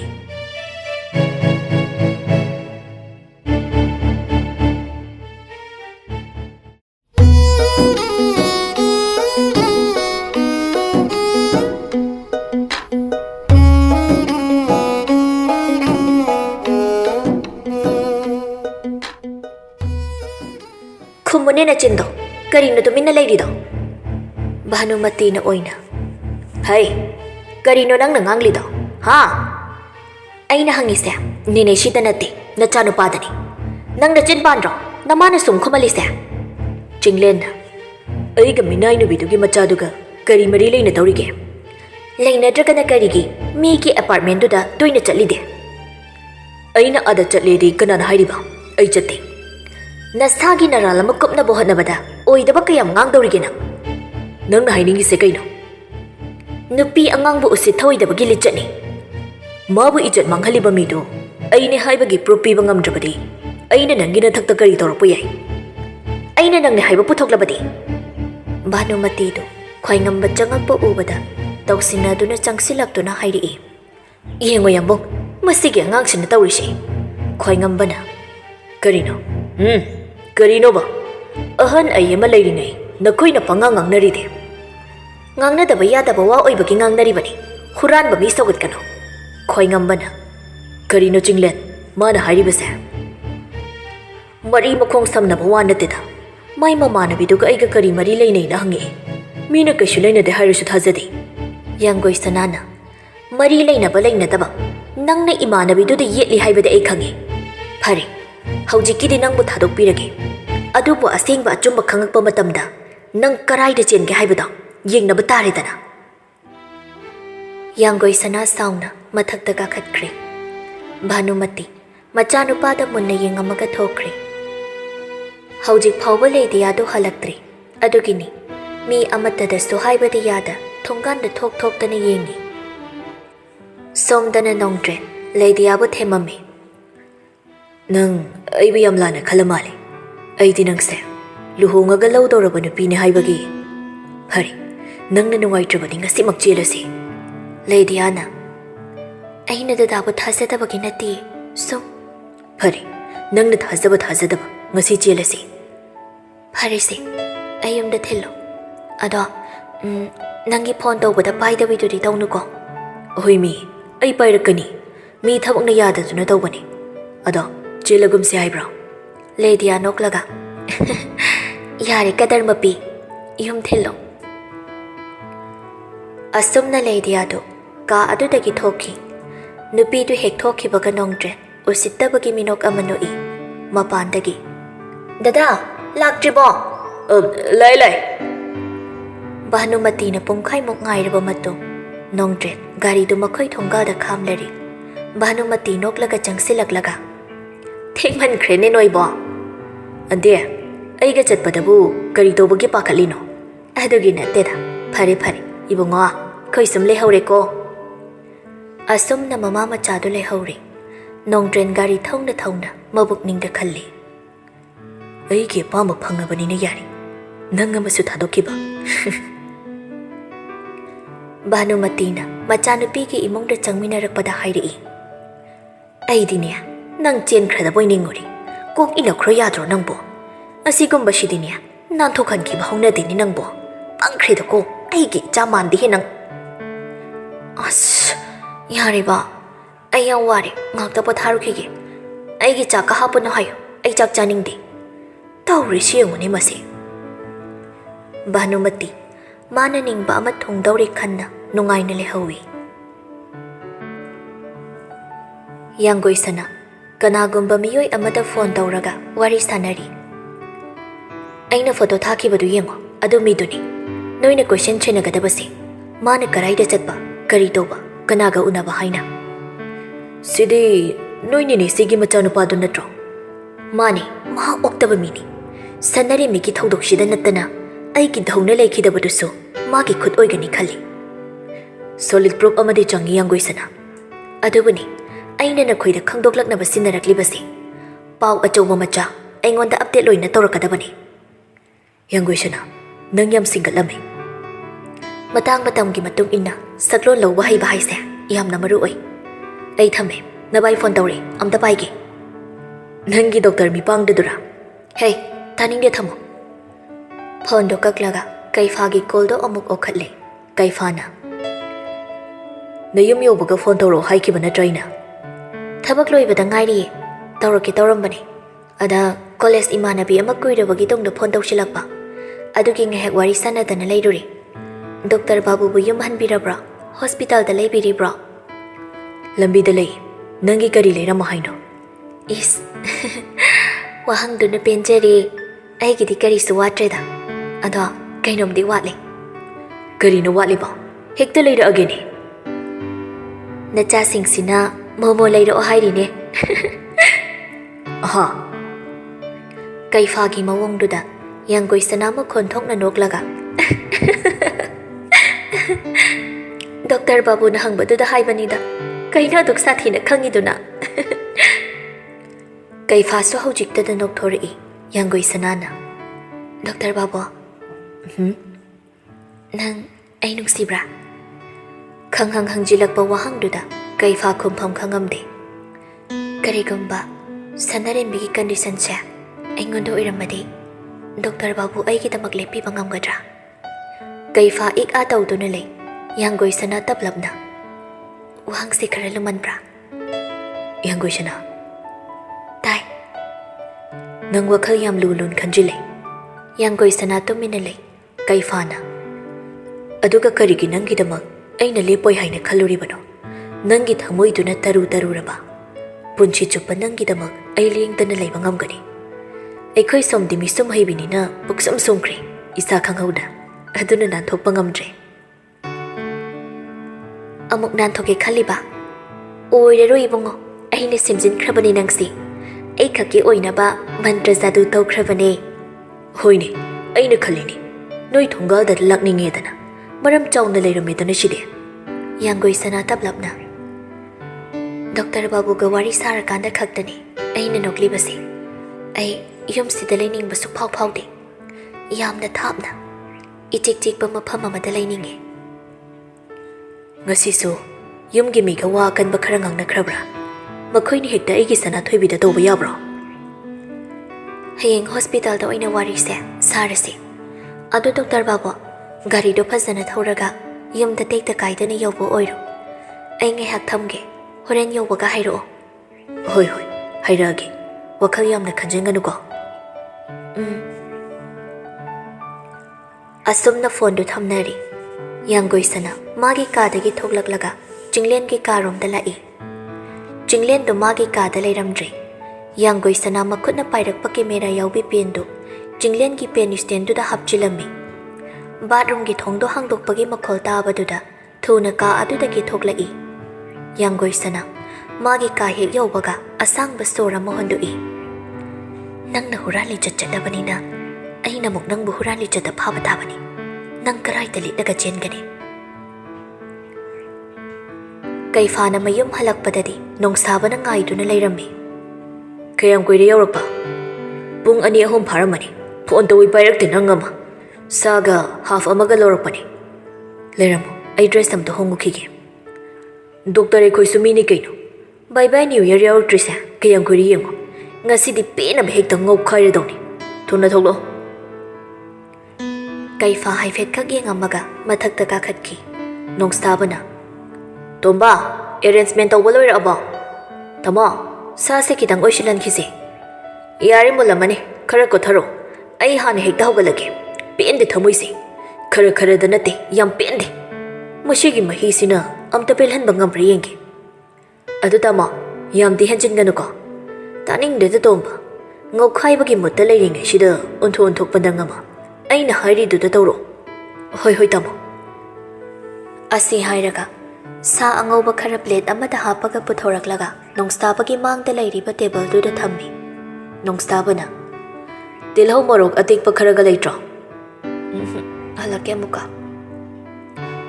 ꯇꯤꯜꯍꯧ ꯃꯣꯔꯣꯛ ꯑꯇꯦꯛꯄ ꯑꯃꯠꯇ ꯂꯩꯇ꯭ꯔꯣ ꯈꯔ ꯁꯦꯝ ꯁꯥꯔꯛꯎꯗꯅ ꯇꯣꯝꯕ ꯅꯪꯕꯣ ꯍꯣꯏ ꯁꯦꯝꯃꯛꯀꯦ ꯇꯥꯃꯣ ꯑꯩꯒꯤ ꯌꯨꯝꯁꯦ ꯕꯦꯟꯗꯔ ꯍꯦꯛꯇ ꯑꯣꯟꯊꯣꯛꯄꯒꯤ ꯋꯥꯅꯤꯅꯦ ꯅꯪꯒꯤꯁꯦ ꯀꯩꯐꯥꯅ ꯍꯥꯏꯔꯛꯄꯅꯤ ꯅꯣꯡꯁꯥꯕꯅ ꯑꯃꯨꯛ ꯐꯤꯕꯝ ꯇꯟꯖꯥꯗꯨꯒꯤ ꯃꯈꯥ ꯄꯣꯜꯂꯤ ꯍꯧꯖꯤꯟꯅꯕ ꯇꯧꯔꯁꯤ ꯂꯥꯛꯑꯣ ꯅꯪ ꯁꯨꯝꯊꯣꯛꯎ ꯑꯩꯗꯤ ꯄꯣꯠ ꯄꯥꯏꯔꯣꯏꯀꯣ ꯑꯩ ꯊꯛꯄ ꯁꯪꯗꯣꯏꯕ ꯇꯟꯈꯤꯗ꯭ꯔꯦꯗ ꯇꯨꯝꯒꯦꯒ ꯇꯨꯝꯃꯨꯔ ꯆꯠꯂꯣ ꯍꯌꯦꯡꯗꯨ ꯊꯕꯛ ꯑꯔꯨꯕ ꯂꯩꯅꯦ ꯍꯦꯡꯑꯣꯚꯔ ꯑꯣꯏꯔꯦ ꯂꯩꯕ ꯌꯥꯔꯣꯏꯅꯦ ꯑꯗꯨꯒꯤ ꯍꯥꯏꯕꯅꯤ ꯅꯪꯕꯨ ꯃꯍꯧꯁꯥꯅ ꯒ꯭ꯂꯥꯁ 1-2ꯗꯒꯤ ꯍꯦꯜꯂꯒ ꯊꯛꯈ꯭ꯔꯕ꯭ꯔꯣ ꯀꯩꯁꯨ ꯇꯧꯔꯣꯏ ꯌꯥꯝ ꯊꯛꯅꯤꯡꯉꯥꯏꯁꯨ ꯂꯩꯇꯦ ꯀꯩ ꯑꯔꯨꯕ ꯊꯕꯛꯅꯣꯅꯦ ꯀꯌꯥꯝ ꯂꯨꯖꯒꯦ ꯌꯥꯡꯒꯣꯏꯁꯅꯥꯅ ꯋꯥꯔꯤ ꯑꯔꯨꯕ ꯑꯃ ꯁꯥꯁꯦ ꯍꯥꯏꯔꯛꯄ ꯑꯗꯨꯒꯤ ꯋꯥꯅꯤ ꯐꯦꯃꯤꯂꯤ ꯄ꯭ꯂꯥꯅꯤꯡꯒꯤ ꯋꯥꯔꯤꯔꯣ ꯀꯩꯅꯣ ꯍꯩ ꯊꯛꯄ ꯐꯥꯎꯍꯧꯗ꯭ꯔꯦ ꯀꯤꯛ ꯊꯨꯅ ꯄꯥꯟꯈꯠꯂꯛꯏꯗ ꯅꯔꯦꯜꯁꯨ ꯂꯩꯇꯦ ꯅꯨꯄꯥ ꯃꯆꯥ ꯊꯣꯛꯑꯗꯤ ꯃꯕꯣꯛ ꯁꯤꯒꯦꯔꯥ ꯃꯄꯥ ꯁꯤꯒꯦꯔꯥ ꯊꯣꯛ ꯄꯨꯁꯤꯜꯂꯗꯧꯅꯤ ꯁꯤꯁꯦ ꯌꯨꯝꯁꯦ ꯕꯨꯠꯀꯤ ꯌꯨꯝ ꯃꯥꯜꯂꯤꯁꯦ ꯋꯥ ꯂꯥꯡꯉꯣꯏꯗ꯭ꯔꯁꯦ ꯅꯪ ꯑꯃ ꯑꯩꯗꯧꯅ ꯐꯪꯗꯦ ꯍꯥꯏꯕꯁꯨ ꯅꯠꯇꯦ ꯄꯥꯝꯗꯦꯗ ꯑꯩ ꯅꯪ ꯑꯣꯏꯕꯒ ꯌꯥꯔꯦ ꯈꯔ ꯉꯥꯡꯂꯗꯤ ꯗꯣꯛꯇꯔ ꯁꯟꯅꯔꯦꯝꯕꯤꯗꯨ ꯀꯟꯗꯤꯁꯟ ꯌꯥꯝ ꯂꯨꯁꯤꯜꯂꯛꯄ ꯃꯥꯜꯂꯦ ꯗꯣꯛꯇꯔ ꯏꯟꯗ꯭ꯔꯗ ꯑꯃꯨꯛ ꯔꯤꯐꯔ ꯇꯧꯋꯦ ꯍꯥꯏꯕ꯭ꯔꯥ ꯑꯃ ꯍꯥꯏ 3rd ꯐ꯭ꯂꯣꯔꯗꯒꯤ ꯆꯣꯡꯊꯔꯒꯕꯨ ꯁꯤꯕꯨ ꯁꯤꯗꯤ ꯃꯆꯦꯡ ꯈꯔꯗꯤ ꯂꯩꯕ ꯖꯥꯠꯅꯤ ꯑꯗꯨꯏ ꯅꯨꯃꯤꯠꯇꯣ ꯑꯩꯁꯨ ꯅꯪꯁꯨ ꯀꯔꯤ ꯑꯩꯁꯨ ꯃꯥꯏꯀꯦꯜ ꯎꯅꯕ ꯆꯠꯂꯤ ꯍꯣꯏ ꯅꯪ ꯃꯥꯏꯀꯦꯜꯒ ꯄꯨꯟꯅ ꯍꯣꯁꯄꯤꯇꯥꯜꯗ ꯂꯥꯛꯈꯤꯕꯅꯤ ꯊꯧꯗꯣꯛꯁꯦ ꯊꯣꯛꯀꯗꯕ ꯅꯨꯃꯤꯠ ꯈꯔꯅꯤꯒꯤ ꯃꯃꯥꯡꯗꯁꯨ ꯑꯩ ꯆꯠꯂꯤ ꯃꯥꯏꯀꯦꯜꯅ ꯂꯩꯕ ꯐ꯭ꯂꯣꯔꯗꯨ ꯅꯠꯇꯕ ꯁꯟꯅꯔꯦꯝꯕꯤꯒꯤ ꯐ꯭ꯂꯣꯔꯗ ꯑꯣꯏꯅ ꯀꯥꯔꯒ ꯃꯥꯒꯤ ꯊꯣꯡ ꯊꯤꯜꯂꯨꯕꯅꯤ ꯃꯥꯅ ꯐꯖꯅ ꯇꯥꯛꯂꯤ ꯑꯗꯨꯒ ꯆꯞ ꯃꯥꯟꯅꯅ ꯅꯨꯃꯤꯠꯇꯨꯗꯁꯨ ꯑꯃꯨꯛ ꯏꯀꯥꯎ ꯀꯥꯎꯊꯣꯛꯂꯨꯗꯨꯅ ꯃꯥꯒꯤ ꯊꯣꯡ ꯑꯃꯨꯛ ꯊꯤꯜꯂꯨꯏ ꯃꯈꯥ ꯇꯧ ꯅꯣꯡꯁꯥꯕ ꯌꯥꯝ ꯀꯨꯏꯅ ꯂꯩꯔꯝꯗ꯭ꯔꯦ ꯋꯥꯍꯩ ꯑꯃꯅꯤ ꯍꯥꯏꯅꯔꯒ ꯑꯩ ꯑꯗꯨꯃꯛ ꯂꯤꯞꯇ ꯀꯨꯝꯃꯛꯏ ꯑꯩꯒ ꯊꯩꯅꯔꯤꯔ ꯑꯃꯗꯤ ꯑꯣꯏꯒꯅꯤ ꯈꯜꯂꯤ ꯋꯥꯈꯜꯁꯦ ꯌꯥꯝ ꯅꯨꯡꯉꯥꯏꯐꯝ ꯈꯪꯗꯦ ꯏꯇꯥꯎꯏ ꯑꯩꯅ ꯈꯤꯇꯪ ꯀꯨꯏꯊꯅ ꯂꯩꯔꯝꯕ ꯊꯣꯛꯂꯕꯗꯤ ꯊꯧꯗꯣꯛꯁꯦ ꯊꯣꯛꯂꯝꯗꯕꯁꯨ ꯌꯥꯏꯀꯣ ꯌꯥꯝ ꯈꯟꯖꯤꯜꯂꯨꯔꯅꯨꯗ ꯏꯇꯥꯎ ꯈꯟꯗꯕ ꯉꯝꯗꯦꯅꯦ ꯈꯜꯂꯔꯣꯏ ꯈꯜꯂꯁꯨ ꯑꯗꯨꯝ ꯈꯟꯖꯤꯜꯂꯛꯏ ꯄꯨꯝꯅꯃꯛꯁꯦ ꯁꯨꯝꯊꯣꯛꯑꯣ ꯍꯥꯏꯅ ꯇꯝꯂꯝꯂꯕꯅꯅꯤ ꯅꯣꯡꯁꯥꯕꯗꯨ ꯏꯃꯪ ꯃꯪꯅ ꯐꯝꯈꯤꯕꯗꯨꯗ ꯀꯩꯐꯥꯅ ꯀꯔꯥꯏꯅꯣ ꯄꯤꯔꯣ ꯑꯩ ꯍꯥꯏꯔꯛꯀꯦ ꯑꯁꯨꯝꯅ ꯋꯥꯔꯤ ꯁꯥꯟꯅꯗꯨꯅ ꯂꯩꯔꯤ ꯍꯣꯁꯄꯤꯇꯥꯜꯗꯅꯤ ꯕꯤꯃꯣꯂꯥꯗꯨ ꯗꯣꯛꯇꯔꯒ ꯋꯥꯔꯤ ꯁꯥꯟꯅꯔꯤ꯫ ꯑꯣꯄꯔꯦꯁꯟꯁꯤ ꯇꯧꯗ꯭ꯔꯕꯗꯤ ꯁꯨꯛꯌꯥꯃꯛ ꯌꯥꯔꯔꯣꯏꯗ꯭ꯔꯥ ꯗꯣꯛꯇꯔ? ꯑꯣꯄꯔꯦꯁꯟ ꯑꯁꯤꯅ ꯂꯥꯁ ꯑꯣꯞꯁꯟꯅꯤ꯫ ꯁꯤ ꯇꯧꯈ꯭ꯔꯒꯗꯤ ꯏꯆꯥꯁꯤ ꯀꯩꯁꯨ ꯇꯧꯔꯔꯣꯏꯀꯣ? ꯗꯣꯛꯇꯔ ꯑꯩꯈꯣꯏ ꯂꯥꯏꯃꯛꯇꯤ ꯅꯠꯇꯦ, ꯑꯗꯨꯕꯨ ꯑꯩꯈꯣꯏꯁꯨ ꯑꯩꯈꯣꯏꯒꯤ ꯕꯦꯁ ꯂꯦꯚꯦꯜꯗ ꯍꯣꯠꯅꯖꯒꯦ꯫ ꯗꯣꯛꯇꯔ ꯁꯅꯥꯔꯦꯝꯕꯤ ꯌꯥꯝꯅ ꯍꯣꯅꯦꯁ ꯑꯣꯏꯕꯤ ꯍꯥꯔꯗ ꯋꯥꯔꯀꯤꯡ ꯁ꯭ꯇꯨꯗꯦꯟꯠꯅꯤ, ꯀꯩꯁꯨ ꯄꯥꯈꯠꯄꯤꯒꯅꯨ꯫ ꯕꯤꯃꯣꯂꯥꯁꯨ ꯊꯣꯛꯂꯛꯂꯤ꯫ ICU ꯂꯩꯔꯤꯕ ꯔꯣꯝꯗꯨꯗ ꯅꯨꯄꯥ ꯑꯃꯅ ꯃꯅꯤꯡ ꯃꯃꯥꯡ ꯀꯤꯔꯨꯛ ꯌꯦꯡꯂꯒ ꯆꯠꯈꯤꯕꯗꯨ ꯎꯕꯗ ꯕꯤꯃꯣꯂꯥ ꯃꯇꯨꯡ ꯏꯟꯅꯒꯦ ꯇꯧꯕꯅꯤ꯫ ꯑꯗꯨꯕꯨ ꯃꯊꯟꯇꯅ ꯃꯥꯌꯣꯛꯅꯕ ꯉꯝꯃꯣꯏꯗꯕꯅ ꯃꯅꯥꯛ ꯅꯛꯄꯗ ꯂꯩꯔꯝꯕ ꯁꯦꯀ꯭ꯌꯨꯔꯤꯇꯤ ꯅꯨꯄꯥ ꯑꯃꯒ ꯂꯥꯛꯃꯤꯟꯅꯩ꯫ ꯀꯥꯗꯨꯗ ꯍꯦꯛ ꯆꯪꯁꯤꯟꯕꯗꯗꯤ ꯅꯨꯄꯥ ꯑꯃꯅ ꯁꯅꯥꯔꯦꯝꯕꯤꯗ ꯎꯞꯂꯤꯕ ꯑꯣꯛꯁꯤꯖꯟ ꯃꯥꯛꯁ ꯑꯗꯨ ꯂꯧꯊꯣꯛꯅꯕ ꯇꯧꯔꯝꯕꯗꯨ ꯎꯕꯗ ꯁꯦꯀ꯭ꯌꯨꯔꯤꯇꯤ ꯅꯨꯄꯥꯗꯨꯅ ꯆꯪꯁꯤꯟꯗꯨꯅ ꯅꯨꯄꯥꯗꯨ ꯐꯥꯔꯝꯃꯤ꯫ ꯑꯁꯨꯝꯅ ꯗꯣꯛꯇꯔ ꯅꯔꯁꯁꯤꯡꯅ ꯁꯅꯥꯔꯦꯝꯕꯤꯕꯨ ꯁꯦꯟꯅꯍꯧꯔꯤ, ꯑꯗꯨꯒ ꯅꯨꯄꯥꯗꯨ ꯄꯨꯂꯤꯁ ꯀꯧꯗꯨꯅ ꯁꯤꯟꯅꯈ꯭ꯔꯤ꯫ ꯆꯤꯡꯂꯦꯟꯒ ꯚꯥꯅꯨꯃꯇꯤꯒꯗꯨ ꯚꯥꯅꯨꯃꯇꯤꯒꯤ ꯀꯥꯗ ꯇꯨꯃꯤꯟ ꯐꯝꯗꯨꯅ ꯂꯩ꯫ ꯑꯗꯨꯝꯅ ꯂꯩꯔꯤꯉꯩ ꯚꯥꯅꯨꯃꯇꯤꯒꯤ ꯐꯣꯟꯗꯨ ꯂꯥꯛꯄꯗꯨꯗ ꯑꯣꯛꯈꯠꯂꯤ꯫ ꯃꯦꯗꯥꯝ, ꯑꯩꯈꯣꯏꯒꯤ ꯄ꯭ꯂꯥꯟ ꯃꯥꯏ ꯄꯥꯛꯄ ꯉꯝꯗ꯭ꯔꯦ꯫ ꯅꯨꯄꯥꯗꯨ ꯄꯨꯂꯤꯁꯅ ꯂꯧꯈꯠꯈ꯭ꯔꯦ꯫ ꯃꯥꯒꯤ ꯃꯆꯤꯟ ꯀꯥꯡꯊꯣꯔꯛꯂꯒꯗꯤ ꯑꯩꯈꯣꯏ ꯄꯨꯝꯅꯃꯛ ꯗꯁꯥ ꯇꯥꯕ ꯇꯥꯔꯦ꯫ ꯀꯝꯗꯧꯅꯤ? ꯅꯊꯤꯕꯣꯡ ꯆꯥꯕ ꯈꯛ ꯍꯩꯕ ꯅꯈꯣꯏꯗꯤꯅꯦ ꯁꯤꯖꯈꯨꯋꯣ, ꯅꯪꯅ ꯊꯣꯛꯄ ꯉꯝꯅꯕ ꯁꯤꯟꯈꯣ꯫ ꯑꯩꯒꯤ ꯏꯆꯥꯅꯨꯄꯥ ꯑꯃꯗꯤ ꯑꯩꯒꯤ ꯃꯤꯡ ꯄꯜꯂꯛꯄ ꯌꯥꯔꯣꯏ꯫ ꯐꯅꯤ ꯃꯦꯗꯥꯝ, ꯑꯩꯅ ꯐꯅꯕ ꯁꯤꯜꯂꯒꯦ꯫ ꯑꯁꯨꯝꯅ ꯐꯣꯟꯗꯨ ꯊꯝꯅꯔꯤ꯫ ꯆꯤꯡꯂꯦꯟꯗꯨ ꯁꯧꯒꯠꯂꯛꯏ꯫ ꯑꯩꯅ ꯏꯃꯥꯗ ꯑꯍꯩ ꯑꯄꯥ ꯁꯥꯕꯤꯅꯣ ꯍꯥꯏꯕ ꯅꯠꯇ꯭ꯔꯣ? ꯄꯨꯝꯅꯃꯛꯁꯦ ꯑꯩꯅ ꯊꯣꯛꯍꯟꯕꯅꯤ꯫ ꯑꯗꯨꯅ ꯑꯩ ꯏꯁꯥꯅ ꯈꯛ ꯃꯥꯌꯣꯛꯅꯖꯔꯒꯦ, ꯅꯈꯣꯏ ꯀꯅꯥꯝ ꯌꯥꯎꯔꯛꯀꯅꯨ꯫ ꯍꯩ, ꯊꯣꯛ ꯉꯥꯡꯒꯅꯨ꯫ ꯃꯥꯕꯨ ꯌꯨꯝꯁꯤꯒꯤ ꯃꯧ ꯑꯣꯏꯅ ꯄꯨꯁꯤꯜꯂꯛꯄ ꯊꯣꯛꯂꯕꯗꯤꯅꯦ, ꯅꯃꯥ ꯑꯩ ꯍꯥꯠꯄꯒꯤ ꯄꯥꯞꯇꯣ ꯅꯪꯅ ꯄꯨꯒꯗꯕꯅꯤ꯫ ꯃꯤꯒꯤ ꯃꯆꯥ ꯑꯃ ꯃꯥꯡꯍꯜꯂꯒ ꯂꯥꯟꯖꯗꯕ ꯁꯥꯗꯨꯅ ꯂꯩꯒꯗꯕꯒꯤ ꯁꯔꯨꯛ ꯏꯃꯥ ꯍꯥꯠꯄꯒꯤ ꯄꯥꯞ ꯄꯨꯔꯁꯨ ꯄꯨꯖꯔꯒꯦ꯫ ꯅꯪ ꯉꯥꯎꯔꯤꯗꯅ, ꯑꯩꯒꯤ ꯏꯆꯥꯁꯦ ꯑꯉꯥꯎꯕ ꯑꯣꯜꯂꯦꯗꯅ꯫ ꯃꯥꯅꯦ, ꯑꯩ ꯑꯉꯥꯎꯕꯅꯤ꯫ ꯑꯉꯥꯎꯕ ꯑꯩꯅ ꯑꯉꯥꯎꯕ ꯑꯣꯏꯔꯨꯕꯒꯤꯅꯦ꯫ ꯃꯥꯒꯤ ꯅꯨꯡꯁꯤꯕꯗ ꯑꯉꯥꯎꯕ ꯑꯣꯏꯔꯨꯕꯒꯤꯅꯦ꯫ ꯅꯨꯡꯁꯤꯕꯅ ꯑꯣꯏꯕ ꯌꯥꯕ꯭ꯔꯣ ꯍꯧꯖꯤꯛ ꯃꯇꯝꯁꯤꯗ? ꯑꯗꯨ ꯄꯪꯂꯤꯕꯗꯣ ꯀꯔꯤꯒꯤꯅꯣ? ꯆꯤꯡꯂꯦꯟꯗꯨ ꯀꯥ ꯑꯗꯨꯗꯒꯤ ꯊꯣꯛꯈꯤ꯫ ꯚꯥꯅꯨꯃꯇꯤꯁꯨ ꯊꯨꯅ ꯏꯟꯅꯔꯛꯄꯅꯤ, ꯑꯗꯨꯕꯨ ꯇꯥꯟꯅꯕ ꯐꯪꯈꯤꯗ꯭ꯔꯦ꯫ ꯆꯤꯡꯂꯦꯟ ꯒꯥꯔꯤ ꯊꯧꯔꯒ ꯆꯠꯈꯤꯕꯅ ꯍꯟꯈ꯭ꯔꯤ꯫ ꯚꯥꯅꯨꯃꯇꯤ ꯂꯦꯞꯂꯒ ꯌꯦꯡꯗꯨꯅ ꯂꯩꯍꯧꯏ꯫ ꯌꯥꯡꯒꯣꯏ ꯁꯅꯥꯁꯨ ꯍꯣꯁꯄꯤꯇꯥꯜꯒꯤ ꯄꯥꯎꯗꯨ ꯍꯦꯛ ꯇꯥꯕꯒ ꯀꯩꯐꯥꯗ ꯍꯥꯟꯅ ꯐꯣꯟ ꯇꯧꯔꯛꯏ꯫ ꯑꯗꯨꯕꯨ ꯇꯨꯝꯊꯈꯤꯕꯒ ꯃꯄꯥ ꯆꯥꯅꯔꯗꯨꯅ ꯐꯣꯟꯗꯨ ꯑꯣꯛꯈꯠꯂꯛꯇꯦ꯫ ꯑꯅꯤꯔꯛ ꯑꯍꯨꯝꯂꯛ ꯅꯝꯇꯧ ꯇꯧꯁꯤꯜꯂꯛꯏ꯫ ꯅꯣꯡꯁꯥꯕꯅ ꯃꯃꯤꯠ ꯄꯥꯡꯗꯕꯤ꯫ ꯂꯥꯛꯏꯕ ꯐꯣꯟꯗꯣ ꯑꯃꯨꯛꯇꯗꯤ ꯑꯣꯛꯈꯠꯂꯨꯗꯅ ꯅꯪꯕꯣ꯫ ꯀꯝꯄꯅꯤ ꯑꯣꯏꯔꯝꯒꯅꯤ꯫ ꯀꯝꯄꯅꯤꯁꯤꯁꯨ ꯍꯟꯖꯤꯟ ꯌꯥꯝ ꯇꯧꯔꯛꯈ꯭ꯔꯦ꯫ ꯀꯔꯝꯕ ꯀꯝꯄꯅꯤꯅꯣ?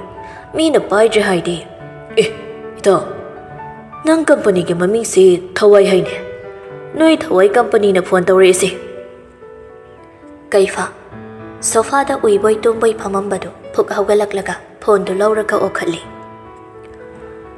ꯐꯣꯟꯗꯨ ꯄꯥꯏꯕ ꯍꯩꯇ꯭ꯔꯗꯤ ꯍꯨꯟꯗꯣꯛꯈꯨ꯫ ꯑꯩ ꯁꯤꯗꯧꯔꯦꯅ ꯐꯣꯟ ꯇꯧꯔꯛꯄ ꯑꯣꯏꯔꯝꯃꯗꯤ ꯁꯤꯕꯅ ꯍꯥꯟꯕꯒꯤ ꯐꯤꯕꯝꯅꯤ꯫ ꯑꯁ, ꯊꯋꯥꯏ, ꯀꯔꯤꯅꯣ?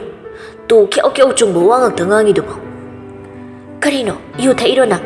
ꯂꯣꯟꯗ꯭ꯔꯤ ꯑꯃ ꯇꯧꯔꯛꯏꯁꯦ ꯑꯩꯅ ꯇꯝꯗꯧꯔꯤ ꯄꯥꯎꯁꯤꯒ꯫ ꯀꯅꯥꯅ ꯀꯩꯗꯧꯔꯛꯏꯅꯣ? ꯑꯩ ꯂꯥꯛꯀꯦ ꯍꯧꯖꯤꯛ꯫ ꯅꯣꯡꯁꯥꯕꯅ ꯂꯥꯎꯠ ꯊꯥꯎ ꯍꯥꯏꯕꯒꯤ ꯏꯪꯒꯤꯠ ꯇꯧꯔꯛꯏ꯫ ꯀꯩꯐꯥ ꯂꯥꯎꯠ ꯊꯥꯏ꯫ ꯌꯥꯡꯒꯣꯏ ꯁꯅꯥꯅ ꯍꯥꯏꯔꯛꯂꯤꯕ ꯋꯥꯗꯨꯗ ꯅꯨꯄꯥ ꯑꯅꯤꯗꯨ ꯉꯥꯎꯔꯝꯕ ꯅꯤꯁꯥꯒ ꯈꯪꯍꯟꯍꯟꯕ ꯍꯥꯏꯗꯨ ꯑꯣꯏꯈ꯭ꯔꯦ꯫ ꯅꯣꯡꯁꯥꯕꯅ, ꯅꯪ ꯂꯩꯍꯧꯈꯤꯗ꯭ꯔꯥ? ꯑꯩ ꯍꯣꯁꯄꯤꯇꯥꯜꯗ ꯆꯠꯂꯤ꯫ ꯀꯅꯥꯅꯣ? ꯗꯥ ꯅꯣꯡꯁꯥꯕꯔꯣ? ꯃꯥꯅꯦ꯫ ꯑꯩ ꯂꯧꯕ ꯂꯥꯛꯈꯤꯒꯦꯔꯣ? ꯊꯦꯡꯉꯦ꯫ ꯍꯧꯖꯤꯛꯇꯤ ꯑꯩꯈꯣꯏꯅꯤ ꯑꯗꯨꯝ ꯆꯠꯂꯒꯦ, ꯑꯗꯨꯒ ꯄꯥꯎ ꯍꯥꯏꯔꯛꯑꯒꯦ꯫ ꯑꯁꯨꯝꯅ ꯀꯩꯐꯥꯒ ꯅꯣꯡꯁꯥꯕꯒꯗꯨ ꯍꯣꯁꯄꯤꯇꯥꯜ ꯇꯝꯅ ꯄꯨꯟꯅ ꯂꯥꯛꯂꯤ꯫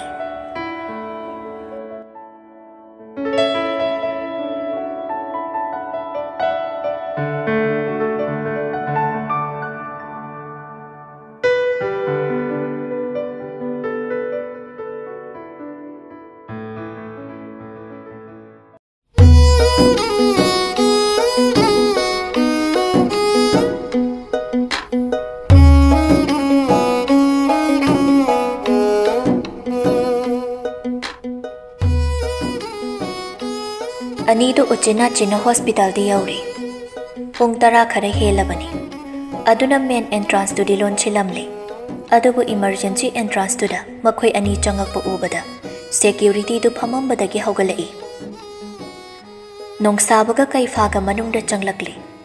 Bimola sumathwai wana leirami. Kaifana. Nine, kari hainare, kamay dore. Ay sibungo, police station da susatningi. Ado, somda kanamda lehawdabaga. Ithanda satpadu supharak amatabaga. Nongsabana. Sigidi Kaifa minus na jahurani. Nine, satchede iga chatlasi. Bimolaga Nongsabaga do, police station da lagli. Nupa ado, police na lokap da thazin kre haina hairi. Esa yamana. Hospital sida, magi family gi mi masiki hai. Adugi khara pain da balai bagini haina khumi. Adu bai khoisu, technique makal sizina duna, asing ba chumba khangdok na bohana gani.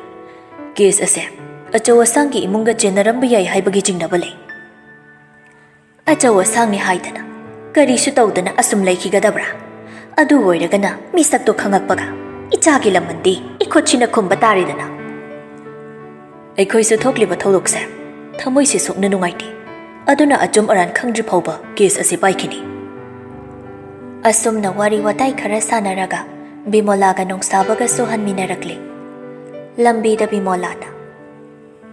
Wakalase, nungai pam sukhang khangdi. Ichana kanada kari lan kidana. Asup tamthi ba chaina se. Bibiri ba no khangdi. Penti. Ayam penti. Isor mahakso. Lairaba ikhoi gi sarupti yautra mali. Lairaba. Kana leijadraba ikhoi da chaina makal piduna punchi gi changi tobiri. Makoina maralgi chirak panghankidaba. Aina di miyoyado. Kanano haiba khanglakpa mikupda. Ikutchina. Nongsabado haipam khangdi. Karamba mamanabu thamoi sokloi. Aduga laibak asida sanarimbiga manaba case mayam amasu achumba aranba khangba ngamda namsinduna leiri. Aduna di thazaba haisi masana mangkhiduna masana achum arangi dandisi lo ngaidabi makhutna piningakpa haibasi masana tabani. Hospital da yaurakli. Bimolabu thanamaga Nongsaba Kaifagi cabin room da lai thongdu thilli. Kaifana manungdagi Chongo Nongsaba changa aga Noi thawai di phone tawraktro. Kaifa mamit paina Nongsaba da yengai. Nongsaba na Tumamadra Pawa madi ngaironggadaba mali. Thawai gi hakchang nangna amukta daw. Unthong da chagana kre Nongsaba nangsi matang sida su Nate Nang di thawai ko ba company ki phone su yam laktai. Thokra salomta Yum halashidana Lambi do oina dum tawrase phone duna. Ha kari kai thawai gi hakchang Ngai roi dori sei tawai ba. Asomna hospital dagi amuk thokminarakli. Gari da karakanda jinglen manba ama ubatuda Kaifa maning onthoklaga yengi. Adubu miyoi amatta leiramdabaduda magi wakhalna oirambe ai khalladuna gari du mamai leithoklaga thauduna lakli. Lambi da Nongsabana yangoi sanada phone tawi. Phat okhatlaga. Kari wari sanarage, kai hainarage, kanan tharakpane haige. Aina haibadu chumamaba. Yangoi sana, aine. Da Nongsaba, kari hairage. Hospital sida laikidaba yawba patient gi mine haina khume hai. Ado makhadane interrogation ama chathakini hairi. Patient ama gi miyoi oirasu kanagumba ama adumna tawnaba ithil piba ama yauri. Dr. Babo, aidi jinglen hoine sinba soidana oigani khalle. Jinglen hairaga mamanba ama hospital mapanda uina onthokpadadi amuk leiramdre. Yangoi sanana makhoi gi plan success oidabadogi lakpa oirani. Phari ai thamage hayeng ana hospital da thengnarasi. Asi haina duna phone du thamnari. Kaifa hoiga phone thamnabaga yangoi sana lakliba phone du okhatli. Kari paule Jinglen do hauji hotel amada room book tawraga jangki. Nupa amaga ngaihak hotel mamangda wari sanarambagi photo lahoba aina thakibani. Yengo. Hoi, ai yengage. Yangoi sana phone du thamlaga thara I hairiba photo du yengi. Asidi nahanmuk angang unabada laikidaba nupidu gida yaurakibani. Oh, ai khangi. Pumnamakse makhoi masen chinaba ngaktani. Noina ngambra aina ngambra yengnaba taridana. Mathangi numitni police station da nupa malai. Bimolaga wari sanakhibe SI dugi manakta changa aga hairi. Sir, aina lakjarisi aigi naunupadu wakhal gi laina leiba misakni. Aduna ꯃꯁꯥꯁꯤ normal ꯅꯠꯇꯦ ꯍꯥꯏꯕꯒꯤ ꯈꯨꯗꯝ ꯆꯥꯡꯗꯝ ꯑꯣꯏꯕ ꯀꯔꯤ ꯂꯩ? ꯌꯦꯡꯕꯤꯌꯨ sir, ꯁꯤ doctor ꯌꯦꯡꯕꯒꯤ ꯆꯦꯅꯤ꯫ ꯑꯦꯁꯥꯏ ꯑꯗꯨꯅ ꯆꯦꯗꯨ ꯂꯧꯔꯒ ꯌꯦꯡꯉꯤ ꯑꯗꯨꯒ ꯍꯥꯏꯔꯛꯏ, ꯐꯔꯦ, ꯃꯥ ꯑꯅꯥꯕ ꯂꯩ ꯍꯥꯏꯕꯁꯦ ꯑꯩ ꯌꯥꯔꯒꯦ꯫ ꯍꯣꯁꯄꯤꯇꯥꯜꯁꯤꯗ ꯅꯨꯡꯉꯥꯏꯇꯕ ꯂꯩꯕꯒꯤꯅꯦ ꯍꯥꯏꯕꯗꯨꯁꯨ ꯑꯩ ꯌꯥꯔꯒꯦ꯫ ꯑꯗꯣ ꯍꯣꯁꯄꯤꯇꯥꯜꯁꯤꯗ ꯑꯃꯥꯡ ꯑꯇꯥ ꯊꯣꯛꯍꯟꯕ ꯅꯠꯇ꯭ꯔꯒ ꯑꯇꯣꯞꯄ ꯑꯃ ꯇꯧꯗꯕ ꯃꯈꯩ ICUꯗ ꯂꯩꯔꯤꯕ ꯄꯦꯁꯦꯟ ꯑꯃꯗ ꯇꯥꯔꯒꯦꯠ ꯇꯧꯔꯤꯁꯦ ꯄꯦꯁꯦꯟꯁꯤꯒ ꯄꯔꯁꯣꯅꯦꯜ ꯅꯨꯡꯉꯥꯏꯅꯗꯕꯁꯨ ꯂꯩꯕꯒꯤ ꯑꯣꯏꯔꯝꯕ ꯌꯥꯏ꯫ ꯃꯔꯝꯗꯤ ꯄꯦꯁꯦꯟꯁꯤꯁꯨ ꯃꯁꯥ PG ꯇꯧꯔꯤꯕꯤ ꯗꯣꯛꯇꯔ ꯑꯃꯅꯤ꯫ ꯅꯠꯇ꯭ꯔꯒ ꯅꯈꯣꯏꯒꯤ ꯈꯨꯗꯣꯡꯆꯥꯕ ꯃꯤꯅ ꯂꯧꯔꯤꯕ꯭ꯔꯥ?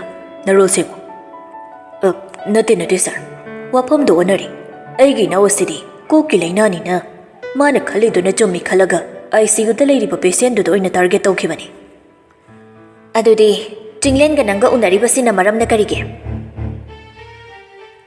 ꯅꯨꯄꯤ ꯑꯃꯒꯤ ꯈꯣꯟꯖꯦꯜꯗ ꯍꯥꯏꯔꯛꯄꯅꯤ꯫ ꯃꯈꯣꯏ ꯑꯗꯨ ꯌꯦꯡꯉꯛꯄꯗ ꯌꯥꯡꯒꯣꯏꯁꯅꯥ ꯂꯦꯞꯇꯨꯅ ꯂꯩꯔꯝꯃꯤ꯫ ꯌꯥꯡꯒꯣꯏꯁꯅꯥ ꯆꯪꯁꯤꯜꯂꯛꯂꯒ ꯃꯥꯅ ꯆꯥꯝꯊꯣꯛꯂꯒ ꯄꯨꯔꯛꯄ ꯐꯣꯇꯣꯗꯨ ꯑꯦꯁꯥꯏ ꯑꯃꯗꯤ ꯅꯨꯄꯥꯗꯨꯒꯤ ꯃꯥꯡꯗ ꯊꯝꯃꯛꯏ꯫ ꯅꯨꯄꯥꯗꯨ ꯌꯥꯡꯒꯣꯏꯁꯅꯥ ꯎꯕꯗ ꯈꯧꯇꯛ ꯆꯥꯏ꯫ ꯑꯦꯁꯥꯏꯗꯨꯅ, ꯏꯕꯦꯝꯃ, ꯅꯪꯅ ꯍꯥꯏꯅꯤꯡꯉꯤꯁꯤ?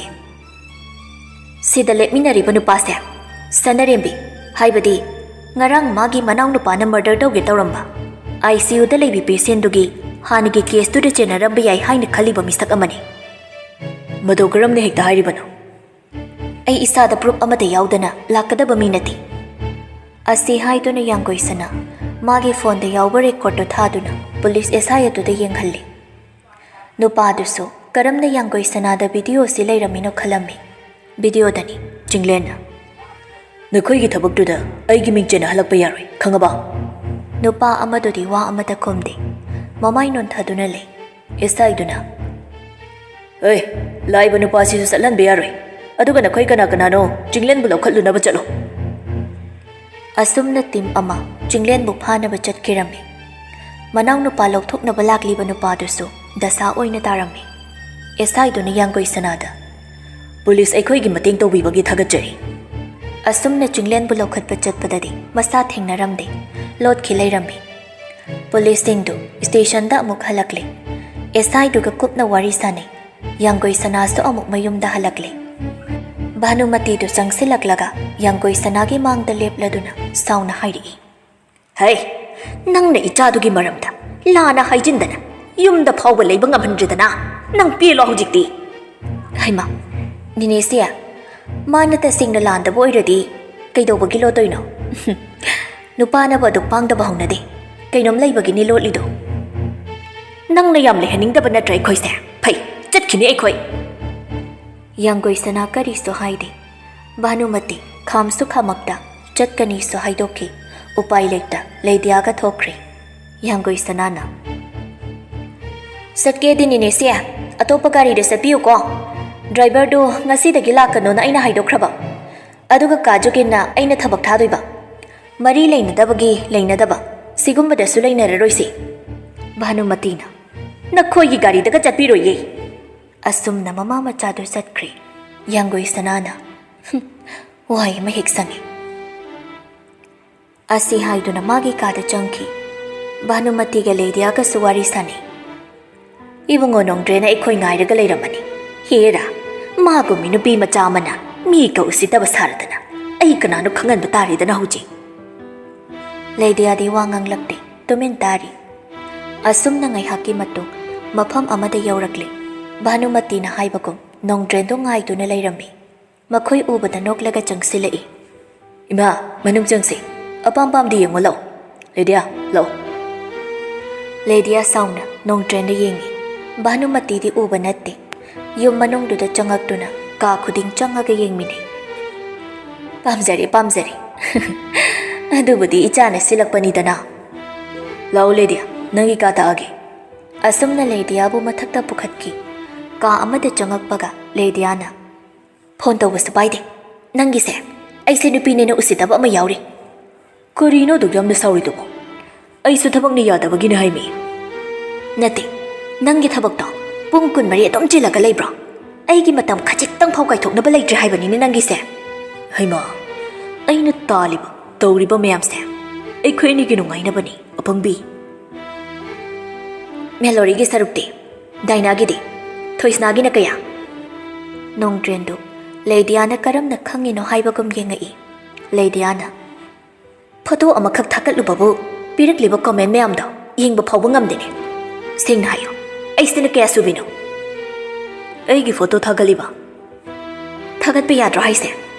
Nangse aiga haina singnaba loidana luhongdawraba nupani. ꯃꯇꯨꯡꯗꯗꯤ ꯑꯩꯉꯣꯟꯗ ꯍꯪꯗꯅ ꯄꯪꯇꯧ ꯇꯧꯕꯅꯣ Ledia hairakliba waduda karino khana yengai. Nongdren Lediage khudangda chetna pairaga. ꯑꯩꯅ ꯍꯥꯏꯔꯤ ꯋꯥꯁꯦ ꯇꯥꯗ꯭ꯔꯕ ꯅꯪꯒꯤ ꯑꯐꯕ ꯑꯣꯏꯔꯣꯏ Nongdrendu kadudagi thokri. Ledia mapi ira chena lepaga lehawi. Yanggoi sanadu thabak chatluraga halakpagi lambida magi gari maningda gari amane inaraklidu ubada Yanggoi sana kaifada phone tawri. Adubu thabak chinbanara karino pairaklamdi. Ujinna chinna traffic ta pallingai Yanggoi sana lambi amada thaidoklaga thauraga lakli. Adubu karomdagino gari amana mamangda amuk thaujilai. Yanggoi sana maning hangi tawbadasu gari amana amuk thatli. Gari singdudagi nupa khara kumaaga Yanggoi sanagi manakta sangsilakduna gari manungdagi Yanggoi sanabu namduna jingduna puthorai. Yanggoi sanadu phanakkanna nanthoknaba hotnabani adubu ngamlamde. Adumna muknaringai oi thangba galidudagi kaifaga nongsabaga du thoklakduna nupa singdubu phurammi. Aduga Yanggoi sanaga makhoi ahum punna halakminai. Nongsabana lambida ꯁꯨꯃꯥꯏꯅ ꯅꯨꯄꯤ ꯃꯊꯟꯇ ꯁꯨꯝ ꯊꯥꯗꯣꯛꯇꯧ ꯁꯔꯨꯛ ꯀꯣꯛꯅ ꯅꯥꯛꯇ ꯊꯝꯃꯒ ꯁꯤꯟꯅꯔꯣ Nanongsaba hairuna kaisu oiroi nangna ngangido mana namada taraga namada thadokini. Kaifa Yanggoi sanagi yumromda thorambadu gari mamai leiraga laklaga magi yumda oina thori. Nongsabaga Yanggoi sanaga du yengne asum thorakpada kaifagi mayum yaurakli. Kaifa gari dagi kuma aga Yanggoi sanagi thongdo hanglaga. Kumo Yanggoi sana munna thazadani yengai. Aduga gari dagi kuma aga kaifagi mayumda changakli. Nongsabana Thagai singbagi jelage hairira nangise Yanggoi sanana Ayumda dum hanjakige. Ngasi jeladabani Nasana de yaningda mina haide haiduna. Nongsabadu mastum leibadu pharak tarakani khalla male haugatlaga chatki. Yanggoi sana haujikta yam pendana waro boy kari boy hairi. Phone tawbadu su pairakte. Ngasi ai kari oiromgani. Miyoi singduna nangi natung inaduna chakhibe he ubaga nongsaba ibani na nakhoigi natungda lakpani adunani aina khudakta mafamdu yorakliba Yanggoi sana mamai leithoki. Kaifana nongsabana haiso haibani kuirabani nangsi inakto oina thambaga senarage khalaibasi aduna ngasidi yumda hankrano Yanggoi sana mapi ira chena kaifada yengai. Nongsabana mapanda Lalita phone tawduna pau piki. Lalit phone thamnaraga sana hanbida hairi. Mama ai hayeng chatnaba ahal amani hayorukige Hoi makhoi baba. Asumna Lalit thokibaga sana hanbi sauna lehawi. Mathangi namitni Lalit to ahan aniga haidokpa chatluraga yamna sauna halai. Sophada phamaga machasu amakak aduga luhongba ngamdaba imungsu nataba aduga ikhoina thokpa tawkhro haina hekta haidokpa ngamai phai karisu kaide aina loina shingani sana hanbina karino haisibo aikhoina thokpa tawkhro na hekta hairakpro haisibo. Lalit chawna leiri sana hanbina hoise aikhoina phanaba tawraga loiri ado yumda puraknaba ai ine hoiga chatlurage. Nangna phani khanbadu tawro Sana hanbi mabuk ningda sauning labasu upai lekta Yanggoi sanabu lawba nupi ani amaga chatlammi. Yanggoi sanasu haidokpa chatluba yauruba nongsabaga kaifaga wari sanaba tahobadagi loina khangabani. Tumin mathwai nungaitana phamduna leiringai kaifado changai.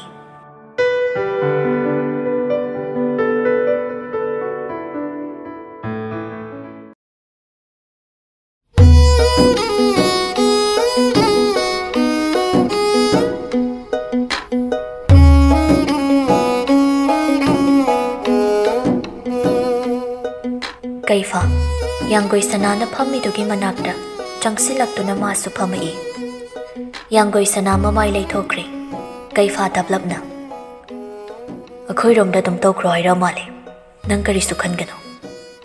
ꯑꯩꯗꯤ ꯃꯌꯥꯝꯅ ꯁꯤꯅ ꯐꯅꯤ ꯍꯥꯏꯗꯨꯗ ꯌꯥꯔꯤ. ꯇꯞꯂꯞꯅ ꯍꯥꯏꯔꯛꯂꯤꯕ ꯅꯨꯄꯤ ꯃꯥꯒꯤ ꯋꯥꯗꯨꯗ ꯀꯩꯐꯥꯁꯨ ꯌꯦꯡꯉꯛꯏ. ꯑꯗꯨꯝꯅ ꯂꯩꯔꯤꯉꯩ ꯅꯣꯡꯁꯥꯕꯅ ꯃꯄꯥꯟꯗꯒꯤ Kaifa, noi ma hoi lai. ꯀꯩꯐꯥ ꯐꯝꯃꯝꯕꯗꯒꯤ ꯍꯧꯒꯠꯂꯛꯂꯒ ꯊꯣꯡꯗꯣ ꯍꯥꯡꯂꯒ ꯊꯣꯛꯈꯤ. ꯅꯣꯡꯁꯥꯕꯁꯨ ꯌꯥꯡꯒꯣꯏ ꯁꯅꯥꯗ ꯍꯥꯏꯐꯦꯠ ꯌꯦꯡꯂꯝꯃꯒ ꯀꯩꯐꯥꯒꯤ ꯃꯇꯨꯡ ꯏꯟꯅꯈꯤ. ꯀꯩꯐꯥꯗꯨ ꯂꯥꯛꯇꯨꯅ ꯁꯅꯥꯍꯟꯕꯤꯗ ꯍꯥꯏꯔꯛꯏ. Sida sum ꯂꯩꯖꯔꯁꯅꯨ. ꯑꯗꯨ ꯌꯥꯕ ꯅꯠꯇꯦꯅꯦꯍꯦ. ꯆꯠꯅꯕꯤ ꯍꯥꯏꯕ ꯑꯃ ꯂꯩ. ꯆꯠꯅꯕꯤꯁꯦ ꯑꯩꯈꯣꯏ ꯃꯤꯑꯣꯏꯕꯅ ꯁꯦꯝꯕꯅꯤ. ꯐꯅ ꯑꯣꯏꯔꯁꯨ ꯊꯣꯛ ꯍꯦꯛ ꯑꯣꯟꯊꯣꯛꯂꯨꯕ ꯌꯥꯕ ꯅꯠꯇꯦ. ꯂꯩꯀꯥꯏꯒꯤ ꯅꯨꯄꯤ ꯑꯃꯅ ꯍꯥꯏꯔꯛꯏ. ꯍꯌꯦꯡ ꯂꯨꯍꯣꯡꯉꯀꯥꯟꯗ ꯅꯅꯥꯛꯇ ꯑꯗꯨꯝ ꯂꯩꯔꯗꯕꯅꯤ. ꯅꯣꯡꯃ ꯅꯤꯅꯤꯁꯤꯗꯤ ꯅꯤꯅꯦ ꯍꯣꯏꯗ ꯂꯩꯍꯜꯂꯁꯤ. ꯃꯤꯒꯤ ꯃꯥꯡꯗ ꯐꯖꯗꯦ. ꯀꯩꯐꯥꯗꯨ ꯀꯟꯅ ꯉꯥꯡꯅꯔꯨꯕ ꯌꯥꯗꯕꯅꯤꯅ ꯇꯨꯃꯤꯟ ꯊꯣꯛꯈ꯭ꯔꯦ. ꯁꯅꯥꯍꯟꯕꯤ ꯌꯥꯡꯒꯣꯏ ꯁꯅꯥꯒꯤ ꯃꯅꯥꯛꯇ ꯆꯪꯉꯛꯏ. ꯕꯦꯃꯥ, ꯂꯥꯛꯑꯣ ꯌꯨꯝ ꯆꯠꯂꯁꯤ. ꯍꯩꯃꯥ, ꯁꯅꯥꯍꯟꯕꯤ ꯀꯔꯤꯅꯣ? ꯃꯐꯤ ꯃꯔꯣꯜ ꯑꯃꯠꯇꯗꯤ ꯍꯣꯡꯍꯜꯂꯨꯗꯅ. ꯑꯁꯨꯃꯥꯏꯅ ꯁꯨꯝ ꯄꯨꯔꯁꯦ ꯍꯥꯏꯔꯤꯕ꯭ꯔꯣ? ꯉꯥꯏꯈꯣꯅꯦꯍꯦ, ꯅꯪꯒꯤ ꯅꯃꯧ ꯅꯨꯄꯤꯁꯤꯗꯤ ꯃꯁꯛ ꯑꯣꯟꯊꯣꯛꯅ ꯐꯖꯈ꯭ꯔꯦ ꯍꯥꯏꯃꯤ. ꯐꯖꯕꯅꯤ. ꯁꯦ, ꯁꯤ ꯍꯣꯡꯗꯣꯔꯛꯑꯣ. ꯏꯃꯥ ꯍꯣꯏ ꯃꯄꯥꯟꯗ ꯊꯣꯛꯑꯝꯃꯒꯦ. ꯌꯥꯡꯒꯣꯏ ꯁꯅꯥ ꯄꯤꯔꯛꯂꯤꯕ ꯐꯤꯗꯨ ꯂꯧꯔꯒ ꯕꯥꯠꯔꯨꯝꯗ ꯍꯣꯡꯗꯣꯛꯅꯕ ꯆꯪꯈꯤ. ꯁꯅꯥꯍꯟꯕꯤꯗꯨ ꯂꯩꯀꯥꯏꯒꯤ ꯅꯨꯄꯤꯁꯤꯡꯗꯨꯒ ꯐꯝꯐꯝ ꯀꯥꯗ ꯐꯝꯃꯒ ꯋꯥꯔꯤ ꯁꯥꯟꯅꯔꯤ. ꯅꯠꯇꯦ, ꯅꯣꯏꯕꯨ ꯃꯈꯣꯏꯒ ꯌꯦꯡꯅꯕꯗ ꯀꯌꯥꯝ ꯅꯣꯞꯄꯒꯦꯅꯦ? ꯃꯄꯥꯅꯦ ꯇꯧꯔꯤꯗꯨꯅ ꯏꯟꯊꯣꯛꯂꯛꯇꯅꯒ ꯇꯧꯔꯤꯁꯦ. ꯁꯅꯥꯍꯟꯕꯤ ꯀꯔꯤꯝ ꯈꯨꯝꯗꯦ. ꯑꯗꯨꯕꯨ ꯃꯊꯃꯣꯏꯗꯗꯤ ꯁꯥꯎꯅꯤꯡꯕ ꯐꯥꯎꯔꯤꯕꯅꯤ. ꯑꯃꯅ ꯑꯃꯨꯛ ꯍꯥꯏꯔꯛꯏ. ꯑꯗꯨꯅꯤꯅꯦ, ꯎꯁꯤꯠꯇꯕ ꯃꯥꯟꯕ ꯑꯃ ꯌꯥꯎꯔꯤ ꯃꯣꯏꯒꯤ ꯃꯑꯣꯡꯁꯤꯗꯤ. ꯍꯣꯏꯁꯦ, ꯑꯗꯨꯕꯨ ꯐꯔꯦ. ꯑꯩꯈꯣꯏꯁꯨ ꯃꯣꯏꯅ ꯇꯧꯔꯛꯀꯗꯕꯗꯨꯗꯒꯤ ꯇꯥꯗꯅ ꯇꯧꯕ ꯇꯥꯕꯅꯤ. ꯑꯁꯨꯝꯅ ꯋꯥꯔꯤ ꯁꯥꯟꯅꯔꯤꯉꯩ ꯌꯥꯡꯒꯣꯏ ꯁꯅꯥꯁꯨ ꯊꯣꯛꯂꯛꯂꯤ. ꯑꯩꯃꯥ, ꯕꯦꯃꯥ, ꯂꯣꯏꯔꯕ꯭ꯔꯣ? ꯂꯥꯛꯑꯣ, ꯆꯠꯅꯕ ꯇꯧꯔꯁꯤ. ꯏꯕꯨꯡꯉꯣꯗ ꯍꯥꯏꯔꯝꯃꯣ ꯆꯠꯂꯨꯈꯤꯒꯦꯅ. ꯍꯥꯏꯔꯝꯃꯦ. ꯁꯅꯥꯍꯟꯕꯤ ꯀꯩꯐꯥ ꯍꯣꯏꯅ ꯂꯩꯍꯧꯕ ꯃꯐꯝꯗꯨꯗ ꯂꯥꯛꯂꯒ ꯌꯨꯝꯗ ꯂꯥꯛꯂꯒꯅꯦ, ꯅꯄꯥꯒ ꯀꯔꯤꯅꯣ ꯋꯥꯔꯤ ꯁꯥꯔꯨ ꯂꯥꯎ. ꯍꯥꯏꯗ ꯌꯥꯗꯕ ꯋꯥꯍꯩ ꯈꯔꯁꯤ ꯍꯥꯏꯔꯝꯂꯒ ꯆꯠꯈ꯭ꯔꯦ. ꯅꯣꯡꯁꯥꯕꯅ ꯉꯁꯤꯗꯤ ꯌꯥꯝ ꯐꯕꯒ ꯃꯥꯜꯂꯤ ꯇꯧꯔꯤꯁꯤ. ꯉꯥꯏꯍꯥꯛ ꯍꯦꯛ ꯆꯠꯂꯨꯔꯣ. ꯑꯩꯁꯨ ꯌꯨꯝꯗ ꯉꯥꯏꯍꯥꯛ ꯆꯠꯂꯨꯈꯤꯒꯦ. ꯑꯗꯨꯒ ꯑꯃꯨꯛ ꯂꯥꯛꯑꯁꯨ ꯂꯥꯛꯀꯦ.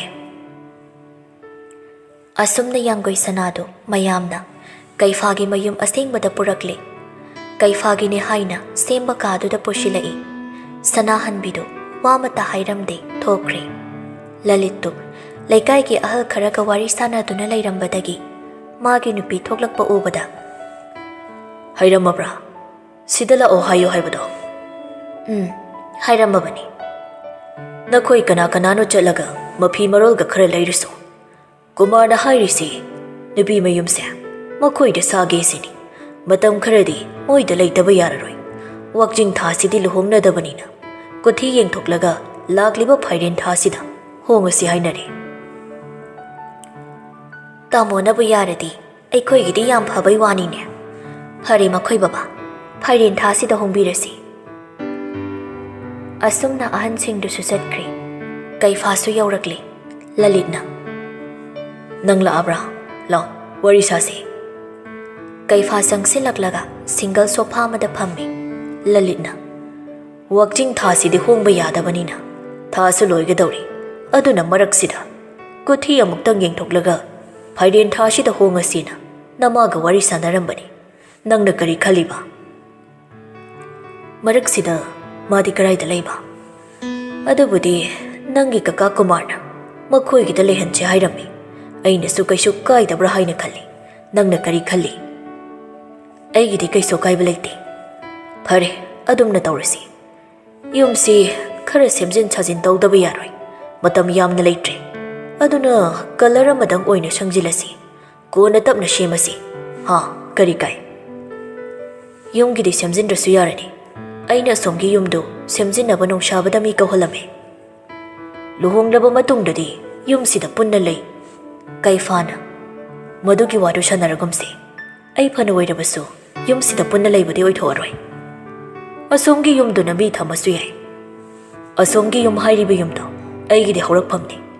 ꯑꯗꯨꯅ ꯑꯩꯅ ꯊꯥꯗꯣꯛꯄ ꯄꯥꯝꯗꯦ. ꯁꯅꯥꯍꯟꯕꯤꯗꯤ ꯌꯨꯝꯁꯤꯗ ꯀꯩꯐꯥ ꯂꯩꯍꯟꯕ ꯄꯥꯝꯗꯕꯅꯤꯅ Tapna mapa machadu themjinnaduna hairi.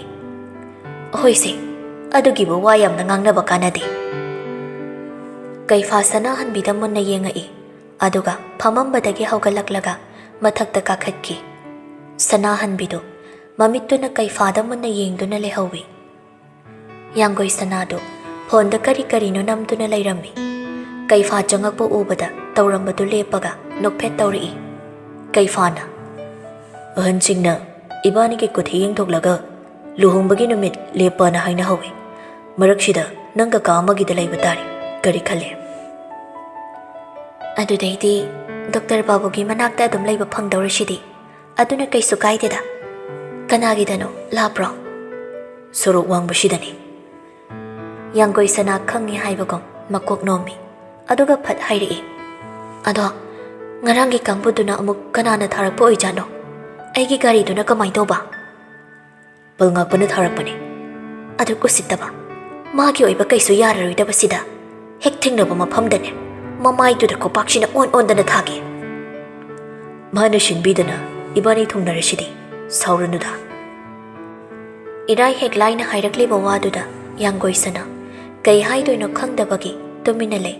Kaifana gari dubadi nungsabada laushiloro haikrabani.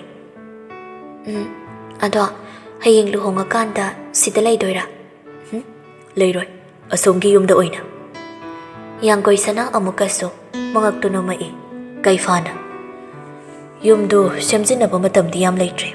Ado color gumbadang onthokpa lighting semba adugumba khara tawrasi.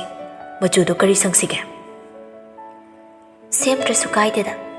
Machudo mit ingba machu ama oina sangasi. Mapandagi kaifa kaurakpaduda ngakleiramo ayamta thokige. Hoi. Kaifa amuk thokri. Yanggoi sana mathanta kaduda koyeng yengduna lehawi. Maikai amada palngakpa sauna mana yanggoi sana pharuso haina thadokhiba singduda jaiduna leiri. Nathibongdu yam chachilaga tum-tumduna leyo. Aduk phajana senkhiba plan dubu hekta kahenba. Aina noi lemna tokani khanbra. Chalo nasak singdo aigi mitmangshida uhalakana. Boss aikhoida muktanga chance piyo. Aikhoina ngamnaba phaduna puraklaga boss ta shinage. Palngakpa changsilaklaga nupadugi mamaida khupakna thai.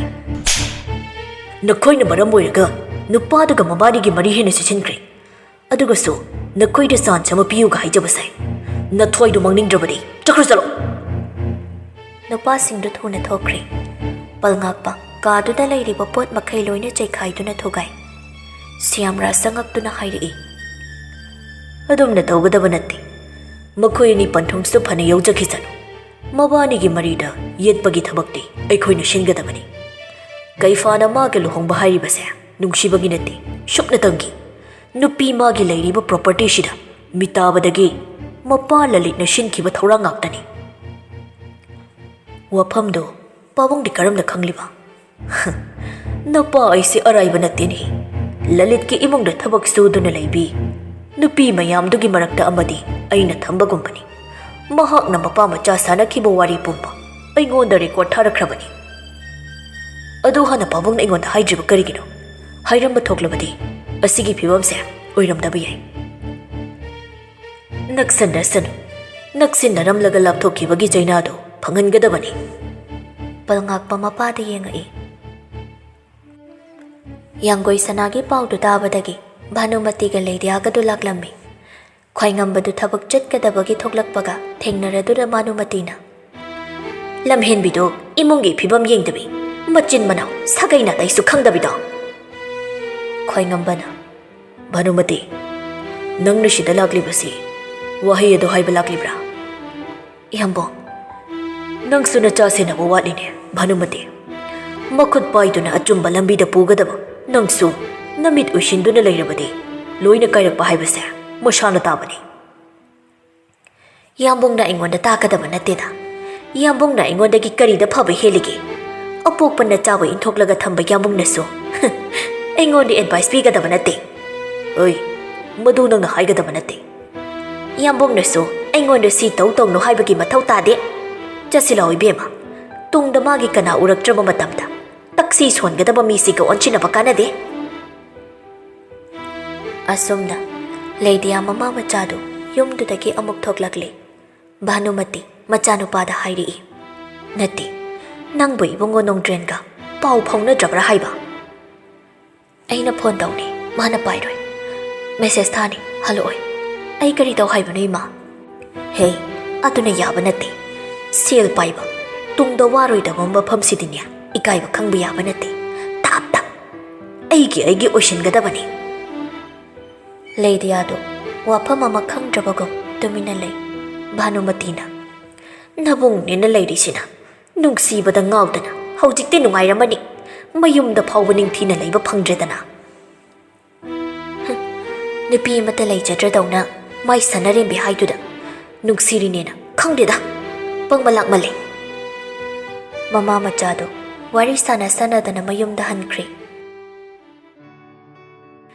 ꯌꯥꯡꯒꯣꯏ ꯁꯅꯥꯁꯨ ꯅꯨꯃꯤꯗꯥꯡ ꯋꯥꯏꯔꯝ ꯑꯗꯨꯗ ꯅꯨꯄꯤ ꯃꯌꯨꯝ ꯑꯣꯏꯒꯗꯕ ꯏꯃꯨꯡꯗꯨꯒꯤ ꯃꯤ ꯂꯥꯛꯇꯨꯅ ꯆꯠꯈ꯭ꯔꯦ꯫ ꯀꯩꯐꯥꯁꯨ ꯌꯥꯡꯒꯣꯏ ꯁꯅꯥ ꯆꯠꯈ꯭ꯔꯀꯥꯟꯗ ꯃꯌꯨꯝꯗ ꯍꯜꯂꯛꯏ꯫ ꯌꯥꯡꯒꯣꯏ ꯁꯅꯥꯒꯤ ꯒꯥꯔꯤꯗꯨꯁꯨ ꯁꯨꯃꯥꯡꯗ ꯂꯩꯔꯝꯂꯦ꯫ ꯅꯣꯡꯁꯥꯕꯅ ꯂꯧꯁꯤꯜꯂꯝꯂꯦ꯫ ꯌꯨꯝꯗ ꯆꯪꯉꯛꯄꯗ ꯅꯣꯡꯁꯥꯕꯗꯨ ꯅꯨꯄꯥ ꯈꯔꯒ ꯋꯥꯔꯤ ꯁꯥꯟꯅꯗꯨꯅ ꯂꯩꯔꯝꯃꯤ꯫ ꯅꯣꯡꯁꯥꯕꯅ, "ꯇꯨ, ꯌꯨꯝꯕꯨ ꯂꯥꯛꯑꯦ꯫ ꯅꯣꯏ ꯊꯣꯛꯄ ꯁꯥꯟꯅꯍꯧꯔꯣ ꯋꯥꯔꯤꯗꯣ꯫ ꯑꯩ ꯍꯣꯁꯄꯤꯇꯥꯜ ꯐꯥꯎꯗ ꯆꯠꯂꯨꯈꯤꯒꯦ."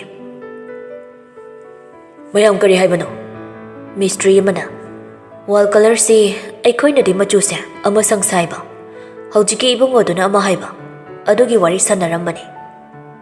ꯀꯩꯐꯥ ꯀꯂꯔꯗꯨ ꯌꯦꯡꯂꯒ, "ꯃꯄꯥꯟꯁꯤꯅ ꯁꯤꯒꯤ ꯀꯂꯔꯁꯤ ꯑꯣꯏꯅ ꯇꯧꯔꯁꯤ, ꯑꯗꯨꯒ ꯂꯤꯚꯤꯡ ꯔꯨꯝꯁꯤꯒ ꯃꯦꯟ ꯕꯦꯗꯔꯨꯝꯁꯤꯅ ꯁꯤ ꯑꯣꯏꯅ ꯇꯧꯔꯁꯤ, ꯑꯗꯨꯒ ꯑꯇꯩꯁꯤꯗꯤ ꯀꯔꯤꯝ ꯆꯦꯟꯖ ꯇꯧꯗ꯭ꯔꯁꯨ ꯋꯥꯏꯠꯁꯦ ꯑꯃꯨꯛꯀ ꯃꯊꯛꯇ ꯁꯪꯖꯤꯜꯂꯁꯤ." ꯋꯥꯐꯝꯗꯨ ꯌꯥꯅꯕꯗꯒꯤ ꯊꯕꯛ ꯁꯨꯕꯁꯤꯡꯗꯨꯁꯨ ꯊꯕꯛ ꯃꯈꯥ ꯆꯠꯊꯈ꯭ꯔꯦ꯫ ꯀꯩꯐꯥꯁꯨ ꯍꯣꯁꯄꯤꯇꯥꯜꯗꯒꯤ ꯂꯤꯞ ꯂꯧꯕ ꯆꯠꯅꯕ ꯂꯣꯏꯁꯤꯟꯗꯨꯅ ꯂꯩꯔꯤꯉꯩ ꯌꯥꯡꯒꯣꯏ ꯁꯅꯥꯗꯨ ꯐꯣꯟ ꯇꯧꯔꯛꯏ꯫ "ꯗꯣꯛꯇꯔ ꯕꯥꯕꯨ, ꯀꯩꯗꯧꯔꯤꯒꯦ?" "ꯍꯣꯁꯄꯤꯇꯥꯜꯗ ꯆꯠꯀꯦꯅ ꯂꯣꯏꯁꯤꯜꯂꯤꯌꯦ."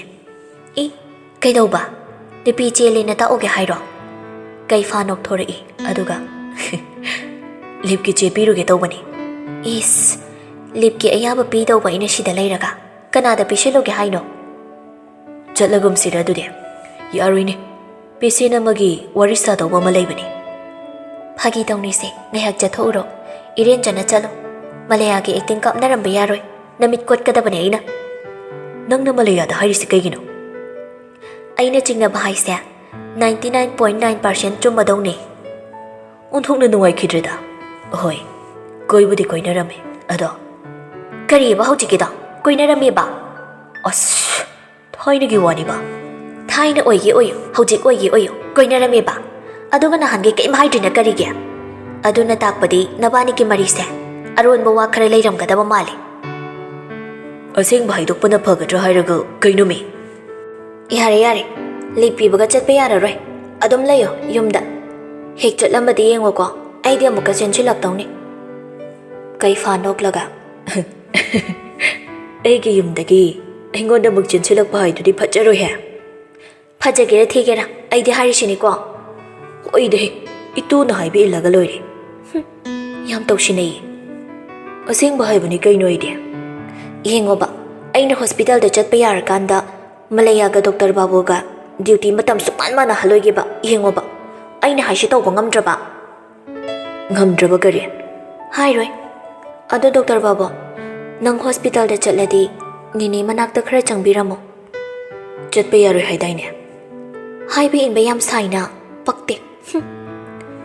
"ꯑꯩꯈꯣꯏꯗꯤ ꯍꯥꯏꯗꯣꯛꯈꯤꯕ ꯋꯥꯁꯦ ꯐꯠ ꯍꯦꯛꯇ ꯉꯥꯛꯄꯤꯅꯤ." "ꯏꯁ ꯐꯔꯦ, ꯑꯗꯣ ꯗꯣꯛꯇꯔ ꯕꯥꯕꯨ, ꯑꯩ ꯉꯥꯏꯍꯥꯛ ꯊꯝꯒꯦꯀꯣ." "ꯉꯥꯏꯈꯣ." "Kay haige?" "ꯑꯗꯨꯗ ꯂꯩꯕꯗꯨ ꯅꯨꯡꯉꯥꯏꯇ꯭ꯔꯁꯨ ꯑꯩꯉꯣꯟꯗ ꯍꯥꯏꯔꯛꯀꯗꯕ, ꯈꯪꯉꯕ? ꯇꯥꯕ꯭ꯔꯥ ꯑꯩ ꯍꯥꯏꯁꯦ?" "ꯇꯥꯏꯌꯦ." "ꯊꯝꯖꯔꯣ, ꯊꯝꯖꯔꯣ." "ꯊꯝꯃꯣ ꯍꯥꯏꯔꯣ?" "ꯊꯝꯃꯒꯦꯗꯥꯏꯅꯦ." "ꯐꯥꯒꯤ ꯇꯧꯅꯤꯗ, ꯊꯝꯃꯦ." ꯑꯁꯤ ꯍꯥꯏꯗꯨꯅ ꯐꯣꯟꯗꯨ ꯊꯝꯅꯔꯤ꯫ ꯌꯥꯡꯒꯣꯏ ꯁꯅꯥ ꯃꯆꯤꯟꯅ ꯇꯞꯅ ꯁꯣꯜꯂꯤ꯫ "ꯊꯝꯈꯤꯕ ꯌꯥꯔꯣꯏ, ꯋꯥꯔꯤ ꯁꯥꯈꯤꯁꯦ ꯍꯥꯏꯔꯛꯀꯗꯧꯕꯁꯨ ꯅꯠꯇꯕꯁꯤꯗ ꯑꯩꯁꯤ ꯁꯨꯕ." ꯐꯣꯟꯗꯨ ꯊꯅꯝꯃꯒ ꯃꯤꯒꯤ ꯃꯌꯨꯝꯅꯤꯅ ꯊꯕꯛ ꯑꯃꯠꯇ ꯌꯥꯎꯗꯕꯤꯗ ꯂꯩꯕ ꯌꯥꯗꯕꯅꯤꯅ ꯌꯥꯡꯒꯣꯏ ꯁꯅꯥ ꯀꯥꯗꯨꯗꯒꯤ ꯊꯣꯛꯂꯛꯂꯤ꯫ ꯀꯨꯃꯥꯔꯒꯤ ꯅꯨꯄꯤꯗꯨ Numidangi inchang semaga layrambaduda Yanggoi Sanana. Nine, inchang semamiro. Bema, lao. Ninega sida laysi. Yanggoi Sana changsila aga chokri amada phammi. Aduga, alu se ekhet piraki. Yarani da bema. Nine sum taurage. Nine, ai sum tumi laybudu nungai tien tawni. Sese, maroi si oina khara malu ase. Ke na mauna yoglakpani. Aduna thabak amata hairamai khanna hairakliba oiramale haina khalli Yanggoi Sana. Adubu wa oina de hairakta hairiba thabak tu tawbi. Nupiduna, Bema, Nanggi mingsibu. Yanggoi Sana kawinine. Mingsu phaze, saksu phaze. Se, nayumni khaluko, karimata koiganu. Yanggoi Sana wa oina de khumudre, nophet khak tamak tawbi.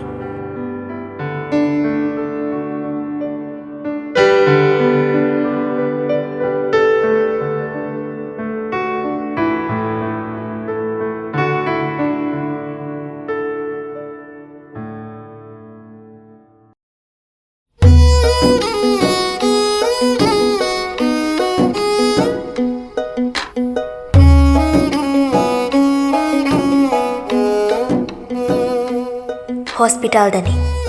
Yanggoi Sanaga kaifaga chenbagi paudu wawa lauraba oibana Malaya su khanglammi. Ayuktagi patient yengidu wakhal kaya changba ngamamde. Ituk thai imang mangni. Karamna sunungaigani aduk nungsikhibabu. Tumin file ama yenglaga lakpani. Lapna kaifa jangakpa urami. Malaya thuna changsilaktuna kaifagi mangda leplari. Kaifasu kari hairakani haina khanna yengai. Malaya tablapna. Congratulations. Aina nangbo thamoi singna hek nungsikhiba oibana. Nungaibada ohenbiyo haina isorda nizari. Wahai kharasti hairamaga Malaya kaifagi wamata daramdana chatkre. Kaifa masu nungai haude. Adubu tasingna Yanggoi Sanana makhoigi punchida laqamdaba thoklabasu mabani ki mari asi oiroidaba amadi oikhibani. Kaifa masu thamoi pandama bakti nattabana Malayana chopa ikaiba nangadabadagidi kankhibani. Adubu sanglaba chahi ahum mariyadu henjina khankhiba ngamkhidaba khaktani. Kaifa tumin magi cabin tamna chatkre. Ngasaidagi makhoi anigi waridu lona taramba singdu thoklaktuna makhoi masen wari sanai. Aina haidra ani se koinaramganina. Aya, yam thazadeko. Doctor Kaifa sisu nupa gold digger oilerami.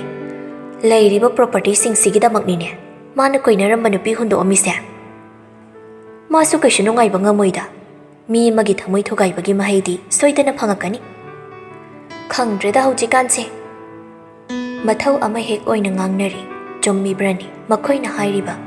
Phanggadawriba China sina karamba makhal. Khangdi khangningudi China dugi maramda.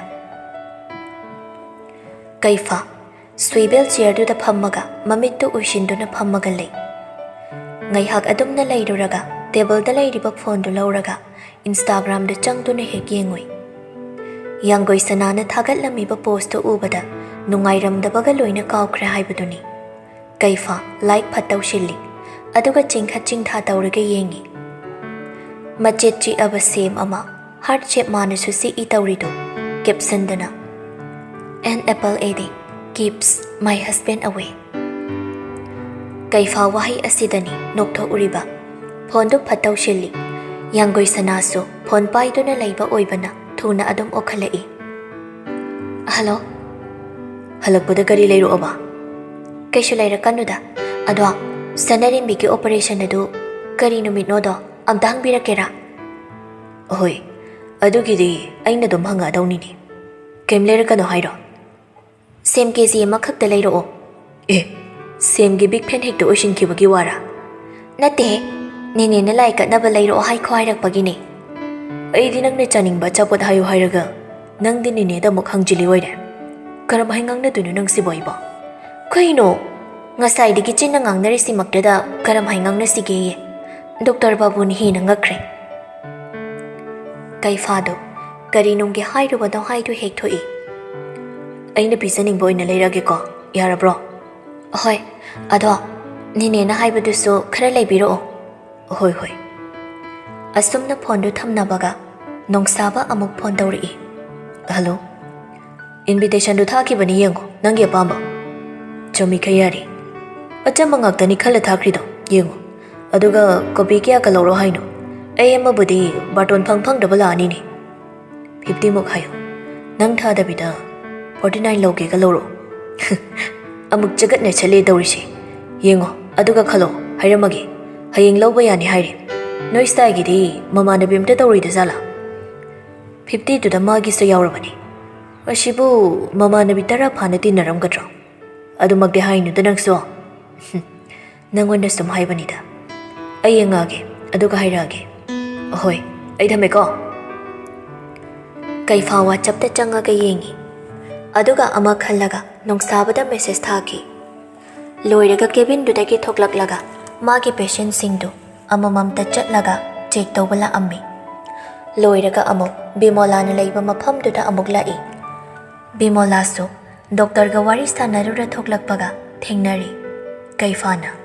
Nine operation kari numita darge. Aima ibungo. Nene di nang lakpa uhogdredana. Tang tarada tawrase na hainari. Aina pawo matari sibu. Ohoy, chuminini. Taibungo khoy ngambana khali sibu karino. Ma ngauri, mata sing na ngauri. Ngaude haiba sugya yararoi.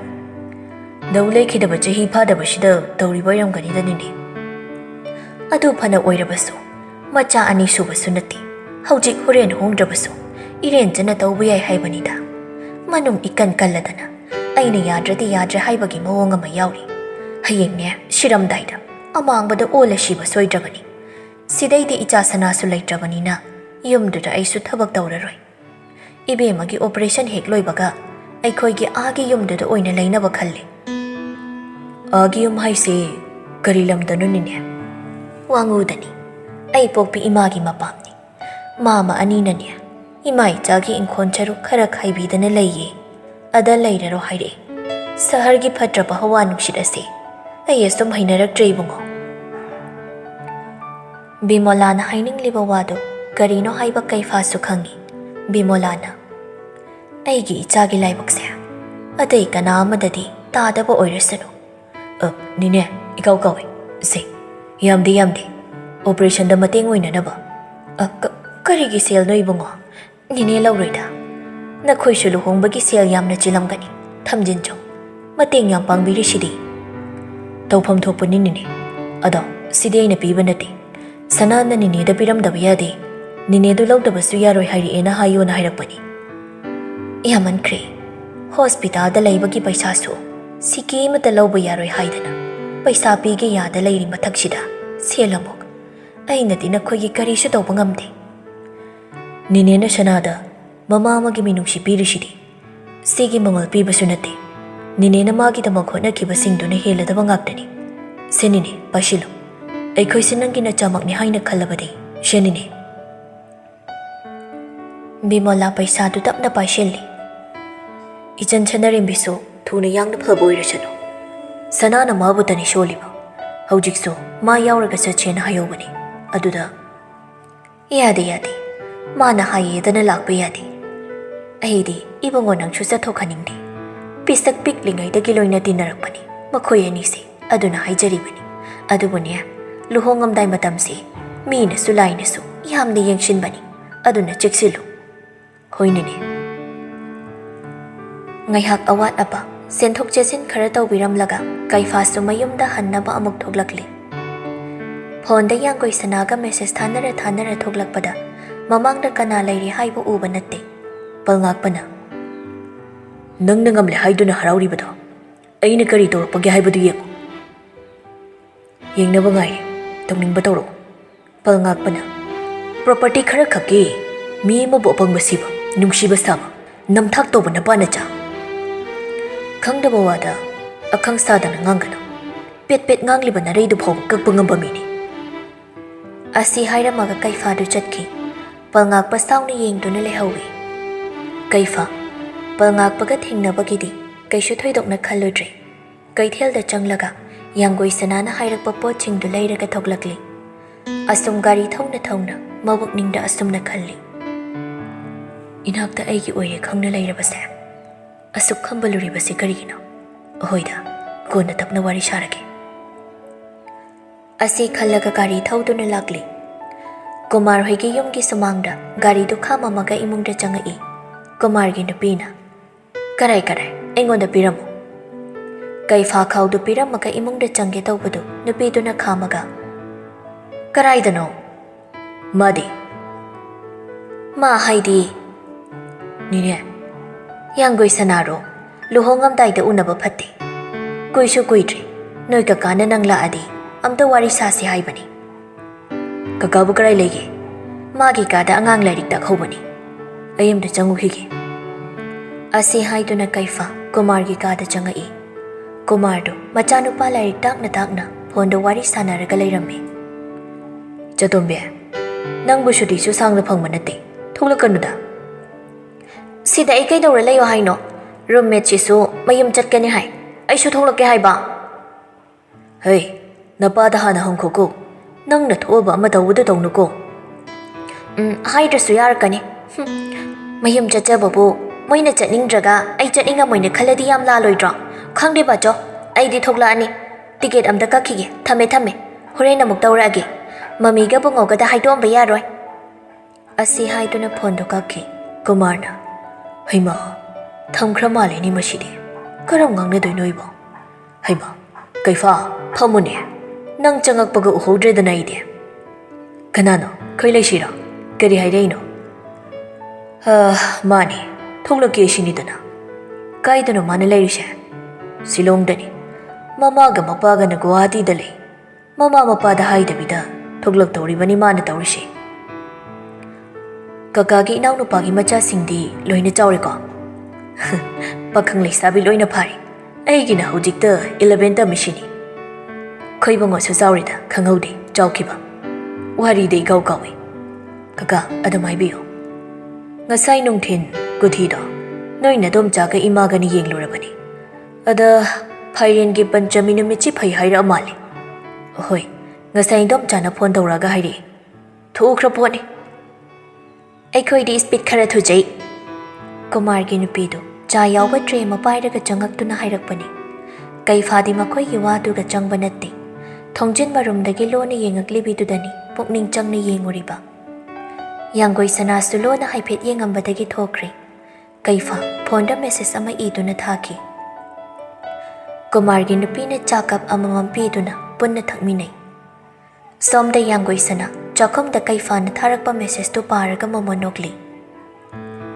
Aphongbu oiraba ibani se Amuk arot po henbiri ai khara pende Yanggoi sana noklaga message ama type tawi Iphong phongakpa matamda amuk koi chen ba matam silakini Dr. Babu Kanano chendoi she Dr. Babu Hira nap chadeda amuk tang ni thoglauda Nimit tarani se shu udabida laidoro Is nahan gaidi Nahangai ni dana Haujik na haujik Dr. Babu mandre Kananom na Dr. Babu saraga lakpaga mali Karamaina Nahangai ngang da bawa ngang yam ngangi Oza phabi magi satro oirore adunani Aidi oja ka oikhiba leite ko Kaigino du pakhariduba Dr. Babu gi se aingona sanari ni ne Nangonda laknadana aibu kanada laknaruso hairino Malayada Arimbagi hairubani Arot piyam thamba haibagi wada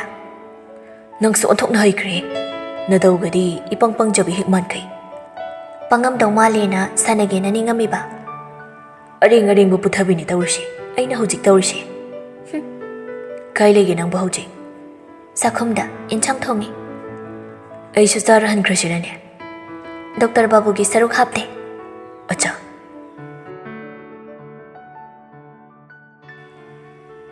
Bimolana sanarembi gi operation gi paisa thiba chatlubada kanagumba amana thirame hairakpadagi Bimola kanano khanna thoklai Chinglendo hotel do ki amamba kadu da phammaga kanagumba amada phone tawri Rajesh aina haibo adu kamai tawre Thikre Adudi aina ngondo ina kapage Nang bodo kayam kuina laidoino Khangde haiba ngamde Khangdreda ai kari haidouno Jinglen phone du kakthalaga mathanda wakhal mayam ama khalli.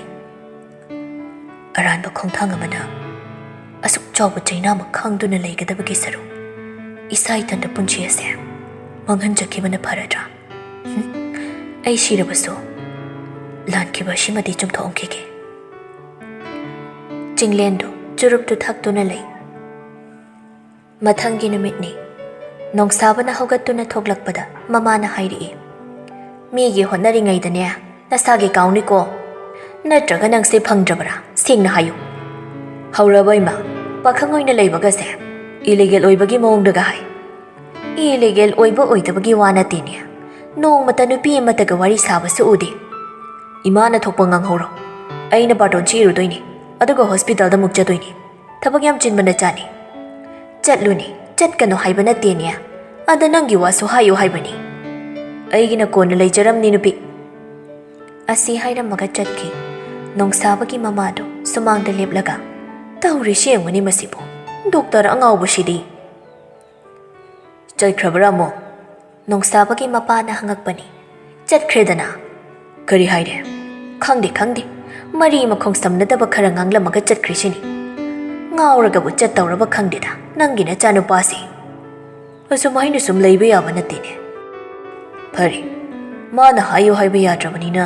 Leitre haina loba dabani. Imanabagi machanupidu. Hairu naba tawba dabani. Asi hairamaga mapado amuk chatkri. Nongsabagi mamado. Khangdreda. Noina pana chagi warisi. Asi hairamaga imungda changki.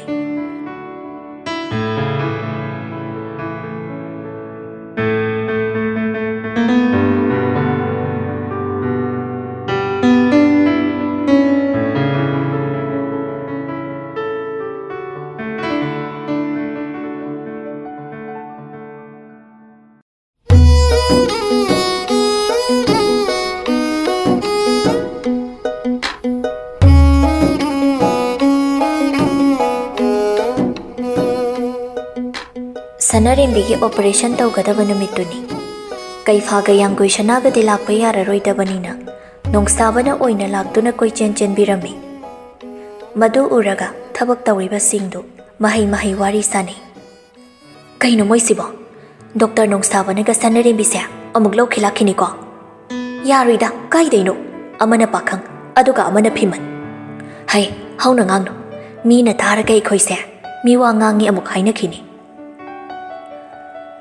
Ngangbaso ngangliba miwasida miwa ngangi haibaso amuk pamdriba haidu oira male.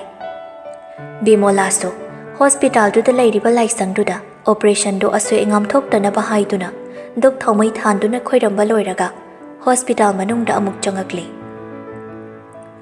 Yanggoi sanaso mana lairiba yumduda duk thomai thaduna lai khoiramba loiraga yumgi thabaktu mateng pangsinnaba kitchen room da changai. Kumarga magi nupiga wari sanaduna cha thakduna leirami. Amukne thoglagane mama mapa na ngangbini. Moiba chawbu phajana haibikhiba yadro. Hairi ni kaino iso. Ada suti lei tawpham khangde shini. Hoida thokjara sanu kayam kuina bu leini haige. Aigidi kaiso haideda mama mapa na nungai roi dawduge haibani. Haima bema lao nine cha haibirage. Asi haiduna Kumargi nupina yanggoi sanagi cha glass ama haiduna dining chair aduda thamai. Hurene piyon bilakani. Ichage pam dudu yenglaga khara lawhorasi. Furniture duna nakoi kakaga bungogana maini yengjarurani. Nange pambasu khara hayuduna. Aikhoina silishina yarabro. Luhongba haise amuktang. Yumda hongba hongdabagi wakhal karisu khalun. Haujikti nangi ima baba haido aikhoina oirabani. Mashi khana nangi apam dado naning tamna hayu koi bema. Nini ka kakagana aigini haituna shinbirisida aina pendaba nungaitaba amata leitre. Pokpadagi ipagi imagi minungsi phangaktrabasu ngasi nini ka kakaga thengnaraba matamsida ima babagumna aina khankiba koiri aina soikiba lankiba yauramasu nini hoina ngakpiyu. Haima karino ne noibo imoda dadana leibasibo haraugadaba nokadaba matamsida mama yare nang masuko ꯆꯥꯛꯉꯜꯂꯨ ꯏꯆꯥꯒꯤ ꯑꯋꯨꯟꯄꯣꯠ ꯌꯦꯡꯕ ꯆꯠꯄ ꯊꯦꯡꯈꯤꯅꯤ ꯅꯆꯥꯅꯨꯄꯥꯗꯤ ꯍꯧꯒꯠꯇ꯭ꯔꯤꯕꯔꯥ ꯃꯁꯤꯃ ꯃꯤ ꯑꯣꯏꯔꯔꯣꯏ ꯄꯨꯡ 6-7 ꯇꯥꯔꯁꯤ ꯐꯥꯎꯕ ꯍꯧꯒꯠꯇꯦ ꯍꯣꯁꯨꯝ ꯉꯥꯡꯗꯅ ꯂꯩꯇ꯭ꯔꯁꯨꯅꯦ ꯃꯈꯣꯏ ꯕꯕꯥꯅ ꯀꯣꯛ ꯍꯦꯛ ꯍꯧꯗꯣꯛꯄꯤꯔꯨꯕꯁꯨ ꯌꯥꯕꯅꯤ ꯊꯣꯛꯄꯤꯈ꯭ꯔꯣꯁꯦ ꯑꯩ ꯏꯆꯥꯅꯨꯄꯤꯒ ꯋꯥꯔꯤ ꯈꯤꯇ ꯁꯥꯍꯧꯒꯦ ꯁꯥꯍꯧꯔꯣ ꯑꯗꯨꯒꯅꯦ ꯑꯉꯥꯡꯗꯣ ꯑꯣꯏꯗ ꯄꯥꯗꯕꯗꯤ ꯇꯥꯛꯁꯤꯟꯒꯅꯨꯀꯣ ꯍꯣ ꯁꯤꯡꯅꯕ ꯇꯥꯛꯇꯧꯔꯤꯕꯅꯦ ꯅꯨꯄꯥ ꯋꯥ ꯅꯠꯇ꯭ꯔꯦ ꯊꯣꯛꯄꯤꯈ꯭ꯔꯣ ꯀꯨꯃꯥꯔ ꯃꯥꯒꯤ ꯅꯨꯄꯤꯗ ꯇꯧꯁꯥꯔꯤꯁꯦ ꯍꯥꯏꯒꯨꯝ ꯌꯦꯡꯉꯝꯃꯒ ꯊꯣꯛꯈꯤ ꯀꯨꯃꯥꯔ ꯊꯣꯛꯈꯤꯕꯒ ꯃꯥꯒꯤ ꯅꯨꯄꯤꯅ ꯍꯥꯏꯔꯛꯏ ꯌꯦꯡꯉꯣꯏ ꯅꯪꯅꯦ ꯌꯨꯝ ꯄꯥꯟꯕꯗ ꯍꯩꯅ ꯁꯤꯡꯅ ꯄꯥꯟꯗꯕ ꯌꯥꯔꯣꯏꯀꯣ ꯁꯅꯥꯍꯟꯕꯤ ꯍꯥꯏꯕꯤꯁꯦ ꯑꯔꯥꯏꯕꯤ ꯅꯨꯄꯤ ꯅꯠꯇꯦ ꯈꯪꯂꯕ꯭ꯔꯥ ꯑꯇꯣꯝꯕꯤꯒꯤ ꯍꯧꯅꯕꯤ ꯌꯥꯝꯅ ꯍꯩꯕꯅꯤ ꯀꯔꯤꯕꯣ ꯑꯇꯣꯝꯕꯤꯔꯣ ꯍꯩꯃꯥ ꯅꯪꯗꯤ ꯍꯥꯟꯅ ꯈꯪꯗ꯭ꯔꯤꯕꯣꯏꯔꯦ ꯑꯇꯣꯟꯕꯤꯅꯤ ꯑꯇꯣꯟꯕꯤ ꯀꯩꯐꯥꯒꯤ ꯃꯃꯥꯒ ꯂꯨꯅ ꯇꯤꯟꯅꯔꯒ ꯃꯤꯒꯤ ꯅꯨꯄꯥ ꯃꯨꯜꯂꯛꯄ ꯉꯝꯕꯤꯅꯤ ꯀꯩꯅꯣ ꯍꯥꯏꯁꯤꯕꯣ ꯑꯁꯦꯡꯕꯔꯅꯤꯅꯦ ꯑꯩꯅ ꯍꯥꯏꯕ ꯊꯥꯖꯗ꯭ꯔꯒꯅꯅꯦ ꯅꯪ ꯀꯀꯥꯗ ꯍꯪꯒꯦ ꯍꯪꯉꯣ ꯑꯗꯨꯗꯤ ꯗꯗꯥꯒꯤ ꯃꯃꯥ ꯑꯁꯦꯡꯕꯅ ꯀꯔꯥꯏꯗ ꯂꯩꯈ꯭ꯔꯒꯦꯅꯤꯅꯦ ꯒꯥꯔꯤ ꯑꯦꯛꯁꯤꯗꯦꯟꯗ ꯂꯩꯈꯤꯗ꯭ꯔꯤ ꯀꯨꯏꯔꯦ ꯀꯩꯐꯥꯅ ꯀ꯭ꯂꯥꯁ 4-5 ꯀꯥꯕ ꯀꯥꯟꯗꯅꯤ ꯑꯩꯁꯨ ꯃꯁꯛꯀ ꯈꯪꯍꯧꯕ ꯅꯠꯇꯦꯗ ꯅꯈꯣꯏ ꯀꯀꯥꯒꯤ ꯅꯥꯡꯒꯟꯗ ꯆꯥꯎꯔꯛꯄ ꯑꯉꯥꯡ ꯃꯌꯥꯝꯒꯤ ꯃꯔꯛꯇ ꯀꯩꯐꯥꯁꯨ ꯑꯃꯅꯤ ꯑꯩꯅ ꯂꯥꯛꯄ ꯀꯥꯟꯗꯗꯤ ꯑꯩꯈꯣꯏ ꯑꯕꯨꯡꯉꯣ ꯍꯣꯏꯒꯨꯝꯅ ꯇꯧꯔꯝꯃꯤ ꯃꯥꯁꯤ ꯃꯌꯥꯡ ꯏꯀꯪ ꯀꯪꯉꯗꯅ ꯃꯤꯠꯁꯤꯗ ꯎꯔꯤ ꯍꯧꯖꯤꯛ ꯐꯥꯎꯕ ꯃꯄꯥꯅꯦ ꯇꯧꯏꯁꯤꯁꯨꯅꯦ ꯅꯨꯄꯤ ꯑꯇꯣꯟꯕꯤꯒꯤ ꯈꯨꯕꯥꯝꯅꯨꯡꯗꯅꯤ ꯂꯩꯔꯤꯁꯤ ꯃꯆꯥꯔ ꯅꯠꯇꯕ꯭ꯔꯥ ꯈꯪꯗꯕ ꯑꯃ ꯂꯩꯔꯤꯁꯤꯒꯤ ꯍꯥꯀꯟꯗ ꯂꯩꯕꯒꯤ ꯁꯥꯎꯅꯗꯅꯅꯤ ꯀꯩꯐꯥꯅ ꯇꯣꯉꯥꯟꯅ ꯂꯩꯔꯤꯕꯁꯤ ꯍꯧꯖꯤꯛꯇꯕꯨ ꯂꯂꯤꯠ ꯑꯁꯤ ꯍꯅꯨꯔꯛꯄꯒꯤ ꯍꯜꯂꯕꯅꯤ ꯀꯨꯃꯥꯔ ꯃꯆꯥꯅꯨꯄꯥꯒ ꯆꯪꯉꯛꯏ ꯀꯨꯃꯥꯔꯅ ꯍꯩ ꯌꯥꯔꯤ ꯈꯔ ꯉꯥꯡꯂꯗꯤ ꯍꯧꯖꯤꯛ ꯐꯥꯎꯕ ꯆꯥꯛ ꯃꯩ ꯊꯥꯒꯠꯂꯝꯗ꯭ꯔꯦ ꯀꯔꯝꯍꯥꯏ ꯇꯧꯅꯤ ꯃꯃꯥ ꯅꯪꯁꯦ ꯃꯥꯏꯀ꯭ꯔꯣꯐꯣꯟꯁꯦ ꯄꯥꯏꯈ꯭ꯔꯕꯗꯤ ꯊꯥꯗꯣꯛꯀꯅꯤ ꯍꯥꯏꯕ ꯈꯪꯗ꯭ꯔꯤꯁꯤꯕꯨ ꯑꯩꯕꯨ ꯑꯍꯟꯅ ꯍꯥꯏꯅꯕꯗ ꯆꯨꯝꯗꯤ ꯆꯨꯝꯕ ꯖꯥꯠꯅꯤꯀꯣ ꯅꯨꯄꯤ ꯂꯧꯕꯗ ꯃꯃꯥ ꯌꯦꯡꯉꯣ ꯍꯥꯏꯕꯗꯣ ꯏꯆꯥꯁꯤ ꯏꯃꯧ ꯑꯁꯤ ꯁꯤꯡꯅꯕ ꯈꯪꯅꯕ ꯍꯥꯏꯗꯅ ꯇꯥꯛꯂꯤꯕ ꯍꯩ ꯑꯩꯈꯣꯏꯅ ꯇꯥꯛꯇ꯭ꯔꯕꯁꯨ ꯃꯥꯅ ꯍꯦꯟꯅ ꯈꯪꯉꯛꯀꯗꯧꯔꯕꯅꯤꯅꯦ ꯑꯗꯨꯒꯅꯦ ꯀꯩꯐꯥꯅ ꯑꯁꯣꯝꯒꯤ ꯌꯨꯝꯗ ꯂꯩꯒꯦ ꯍꯥꯏꯔꯤꯁꯤꯗꯤ ꯌꯥꯝꯅ ꯐꯩꯀꯣ ꯁꯤꯗ ꯂꯩꯔꯒ ꯅꯈꯣꯏ ꯂꯩꯐꯝ ꯆꯥꯐꯝ ꯈꯪꯉꯣꯏꯒꯦꯗꯅꯤ ꯅꯅꯦꯗ ꯋꯥꯔꯤ ꯂꯤꯍꯟꯗꯅ ꯂꯩꯔꯝꯃꯨ ꯀꯀꯥ ꯊꯕꯛ ꯑꯃ ꯆꯠꯂꯨꯈꯤꯒꯦ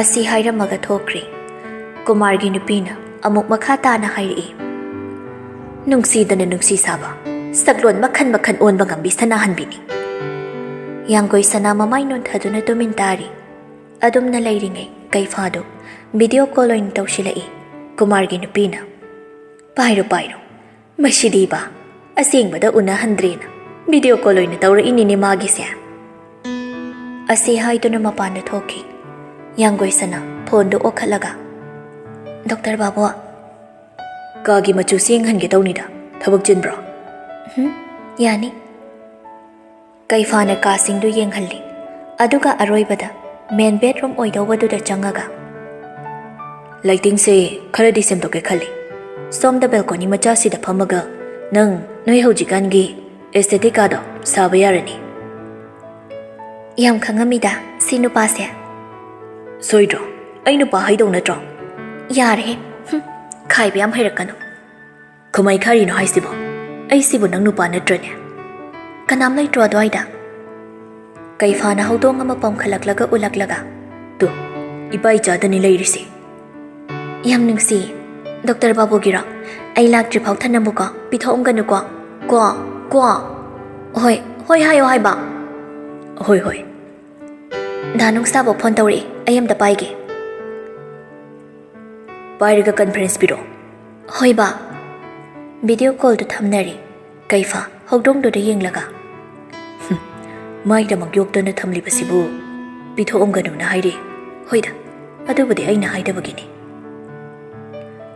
ꯀꯨꯏꯗꯦ ꯌꯥꯡꯒꯣꯏ ꯁꯅꯥꯒꯤ ꯀꯣꯜ ꯑꯃꯨꯛ ꯂꯥꯛꯏ ꯑꯣꯈꯠꯂꯒ ꯀꯩꯐꯥ ꯋꯥꯗꯤ ꯉꯥꯡꯗꯦ ꯅꯣꯡꯁꯇꯥꯕꯅ ꯊꯕꯛꯀꯤ ꯋꯥꯔꯤ ꯑꯃ ꯁꯥꯕꯁꯤꯁꯨ ꯑꯃꯨꯛ ꯈꯝꯕꯟꯗꯅ ꯇꯨꯃꯤꯟ ꯇꯥꯔꯤꯅꯤꯅꯦ ꯇꯧꯔꯤꯁꯦ ꯌꯥꯗ꯭ꯔꯦ ꯊꯥ ꯈꯔꯁꯤꯗ ꯄꯨꯡ ꯑꯣꯟꯈꯤ ꯑꯙꯥꯒ ꯅꯠꯇꯦ ꯄꯨꯔꯥꯅꯤꯀꯣ ꯉꯝꯈ꯭ꯔꯦ ꯃꯥꯏ ꯅꯨꯡꯁꯤꯕ ꯍꯥꯏꯁꯦ ꯃꯍꯥ ꯇꯣꯡꯉꯝꯕꯤꯅꯤ ꯅꯪꯒꯤꯁꯨ ꯅꯣꯡꯃꯗꯤ ꯂꯥꯛꯈꯤꯅꯤꯗ ꯙꯥ ꯅꯨꯡꯁꯥꯕ ꯀꯩꯝ ꯈꯜꯂꯨꯅꯨ ꯑꯩꯈꯣꯏ ꯗꯣꯛꯇꯔ ꯕꯥꯕꯨꯒ ꯄꯨꯟꯅ ꯂꯥꯛꯄ ꯌꯥꯔꯝꯃꯔꯣꯏ ꯑꯗꯨꯅꯅꯤ ꯀꯩꯐꯥꯗꯨ ꯃꯈꯣꯜ ꯊꯣꯛꯅ ꯅꯣꯛꯁꯤꯜꯂꯛꯏ ꯅꯣꯡꯁꯥꯕꯅ ꯌꯥꯔꯦ ꯅꯣꯏꯅ ꯇꯩꯅꯅꯧ ꯍꯥꯏꯗꯧꯕ ꯋꯥꯒ ꯂꯣꯏꯅ ꯀꯥꯎꯔꯦ Hairo hairo. Tado ki ngai. Sanari mi operation lori. Puthorakpadi puthoraktri. Kaishu khutong thiningai di oidre na Dr. Indra na hairi. Ai yam lakningi. Kamai dawne. Ai la ura. Nong sabadaki phone do Bimola na laukhraga hairi. Mema, nine ni. Nang haujik lakpa yade ko. Operation che loirabani nane. Nine su thabak khradi ko mani. Nine lake ichagi nakta. Irenjan layu ko. Haujik chathok khotok papati. Khanglabra nine na hairi se. Hoi nine. Phone du thamnari. Yanggoi sanadu nena tabagi sora mo hondokche. Aduga thabak mateng pangshinbada oina mai onchilli. Phana haibani. Khwaingamba yumduda leibadu ichik chikli. Hainaba oidre masadu. Mafam se thadoklamlaga hanigi mafamda chatlage haisui hek ngamlamde. Zoginsu yanggoi sana leitrabanina thabak lakhidre. Sumangi mi phampham aduda phamduna leiri khwaingamba. Adumna leiringai mamangda lakpu ukil ahumdu changakpadu ubada khwaingamba munna yengi. Makhoi ahumdugi marakta amana hairaklammi. Sir khwaingamba leiramba yamna phari. Aikoi che si matang piramge haidana lakpani. Khwaingamba che du lauraga karino haina yengi. Leiriba property ki 10% do donation tawkhre haibagi che oiduna leirammi. Khangni makhoi ge asoibanani. Wa mata hainada sign taw hairiba mafamduda sign tawwi. Yanggoi sanagidi hanana tawduna leiramle. Che do ukil singduda amukpi. Nupa singduso kuina pantharamde thokri. Khwaingamba imungda changaaga yumyai ka yorakpaga gyan mangna leimaida haithakibado magi driver aduna uraduna senchelakduna ising thaduna tapna gyan laklammi. Nupaduna samduna phamungda hiphalli. Aduga doctor kauraga khwaingambagi BP na chingba olaga yengammi. Doctor aduna nupaduda hairaklammi. BP se yam hai oi leirammi. Se aina iribi hidak se oina shilasi. Karino leiriba laina siga charasu yamna helabra. Masasi mayeng yamna taramisiba. Aina di phani yamna haijabani. Adubu chawtho haiba hekde yadi. Aisu kari tawdoino khangdre. Macha nupi ama laikhibadai karai chatkre. Mayum pankre. Haima khanghaudrene. Nupadu wa makha kaisu tarakti doctor duna. Macha ga leitabashida tawribo iramgani ne ahanse. Driver duna wakhalda khalli. Macha nungsiba khangdaba mapashidabo. Asumna doctor du su chatkri. Khwaingambana kaurakpadu taraga driver nupadu thuna manakta changai.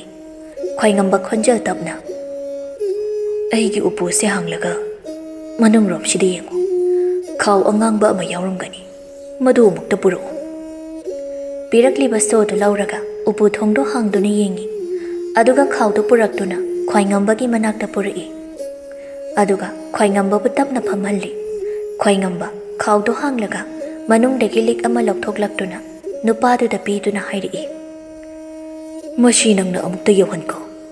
Aina pirakpani haigano. Magi luhongbada madawna pinabani haidana saduna thanambani. Jewelry dukan amadagi thilak ambaga nangna muk thilakpani haina hayo. Sir, kaino? Sir na pirakpani haigano hairibade. Aina pibani hairadi pusak ase lohau haiba yadabasu yai. Adugane aina hawe haibasisu hairamgano. Driver nupadu khangle haigo mangakno mai. Aduga khwaingamba mathanda thanamba yadabanina yumgi chakthongbi nupidu laklakanda numidang wairamdu yanggoi sana unaba laklammi. Kumargi nupina ma unaba milak hawe haiduna yanggoi sana kanano khana khana thoklakpani. Mapagi driver oiduna leirambaduda haima kaka oire nangbu karamai tawrige. Aidi yam nungaina leirida kaka. Aikhoiromdubu karamai tawna haurige. Adum panglei leina hauri. Yanggoi sana tumin tari nupaduna. Aina laise se nangi si piba lakpani. Asi haiduna liktu yanggoi sana da pirai. Yanggoi sana na kaka ai laurida kanana piraino. Idawna hana sajilaga thamkiba oiramali. Jewelry dukan amana thilaklambani. Yanggoi sana hangduna yengi khangi lik asi mamagi photo amada mamana siba ukrabani. ꯄꯤꯔꯛꯑꯝꯗꯧꯕ ꯃꯤꯁꯛꯇꯨꯁꯨ ꯌꯥꯡꯒꯣꯏꯁꯅꯥ ꯈꯪꯉꯤ, ꯑꯗꯨꯕꯨ ꯀꯔꯤꯁꯨ ꯍꯥꯏꯔꯛꯈꯤꯗ꯭ꯔꯦ꯫ ꯀꯨꯃꯥꯔꯒꯤ ꯅꯨꯄꯤꯅ ꯆꯥ ꯄꯨꯊꯣꯛꯂꯛꯇꯨꯅ ꯄꯨꯟꯅ ꯊꯛꯃꯤꯟꯅꯩ꯫ ꯅꯨꯄꯥꯗꯨꯅ, ꯂꯨꯍꯣꯡꯕꯗꯤ ꯀꯔꯤ ꯅꯨꯃꯤꯠꯇ ꯇꯥꯔꯦ? ꯀꯨꯃꯥꯔꯒꯤ ꯅꯨꯄꯤꯅ, ꯗꯦꯠ 23 ꯁꯤꯗ ꯇꯥꯔꯤ꯫ ꯅꯨꯄꯥꯗꯨꯅ ꯌꯥꯡꯒꯣꯏꯁꯅꯥꯗ, ꯏꯆꯥꯁꯤꯗꯤꯅꯦ ꯅꯀꯣꯛ ꯐꯥꯎꯕ ꯆꯤꯛꯇꯅ ꯑꯍꯜ ꯂꯃꯟꯅ ꯄꯨꯔꯣꯏꯕꯒꯤ ꯁꯦꯕꯥ ꯃꯄꯨꯡ ꯐꯥꯅ ꯇꯧꯕ ꯉꯝꯕ ꯑꯣꯏꯖꯔꯣ꯫ ꯌꯥꯡꯒꯣꯏꯁꯅꯥ ꯃꯊ꯭ꯋꯥꯏ ꯑꯗꯨ ꯈꯪꯅꯨꯡ ꯅꯨꯡꯉꯥꯏꯈꯤꯗ꯭ꯔꯦ꯫ ꯃꯄꯤ ꯏꯔꯥ ꯆꯦꯜꯂꯒ ꯇꯨꯃꯤꯟ ꯐꯝꯗꯨꯅ ꯂꯩ꯫ ꯅꯨꯄꯥ ꯑꯗꯨꯁꯨ ꯆꯠꯈ꯭ꯔꯦ꯫ ꯌꯥꯡꯒꯣꯏꯁꯅꯥ ꯂꯤꯛ ꯑꯗꯨ ꯃꯥꯅ ꯂꯩꯕ ꯀꯥꯗꯨꯗ ꯆꯪꯉꯛꯇꯨꯅ ꯃꯐꯝ ꯆꯥꯅ ꯊꯝꯖꯤꯟꯈ꯭ꯔꯦ꯫ ꯈ꯭ꯋꯥꯏꯉꯝꯕꯒꯤ ꯗ꯭ꯔꯥꯏꯚꯔꯗꯨ ꯈ꯭ꯋꯥꯏꯉꯝꯕꯒꯤ ꯃꯅꯥꯛꯇ ꯆꯪꯉꯛꯇꯨꯅ ꯂꯨꯍꯣꯡꯕꯒꯤ ꯇꯥꯔꯤꯛꯅꯆꯤꯡꯕ ꯍꯥꯏꯕꯤꯔꯝꯃꯤ꯫ ꯑꯗꯨꯒ ꯃꯌꯨꯝꯗ ꯉꯥꯏꯍꯥꯛ ꯆꯠꯂꯨꯒꯦꯅ ꯆꯥꯛꯊꯣꯡꯕꯤ ꯅꯨꯄꯤꯗꯨꯗ ꯁꯤꯟꯅꯔꯝꯃꯒ ꯆꯠꯈ꯭ꯔꯦ꯫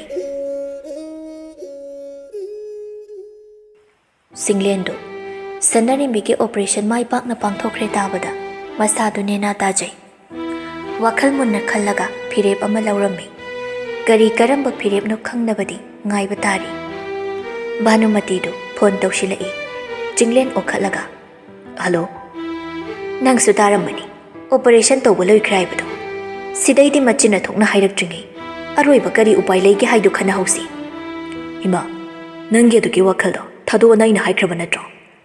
ꯑꯗꯨꯒꯨꯝꯕ ꯋꯥ ꯍꯥꯏꯔꯛꯇꯧꯕ ꯑꯣꯏꯔꯕꯗꯤ ꯐꯣꯟ ꯇꯧꯔꯛꯀꯅꯨ꯫ ꯑꯁꯤ ꯍꯥꯏꯗꯨꯅ ꯐꯣꯟꯗꯨ ꯀꯛꯊꯠꯈꯤ꯫ ꯚꯥꯅꯨꯃꯇꯤ ꯁꯥꯎꯅ, ꯃꯤꯒꯤ ꯃꯆꯥ ꯂꯥꯏꯔꯤ, ꯏꯆꯥꯁꯤ ꯉꯥꯎꯔꯤ, ꯑꯃꯨꯛꯇ ꯂꯥꯌꯦꯡꯗꯕ ꯌꯥꯔꯔꯣꯏ꯫ ꯍꯩ, ꯀꯔꯤꯅꯣ ꯅꯪꯅ ꯃꯪꯗꯅ ꯑꯃꯨꯛ ꯂꯩꯔꯤꯁꯤꯅ?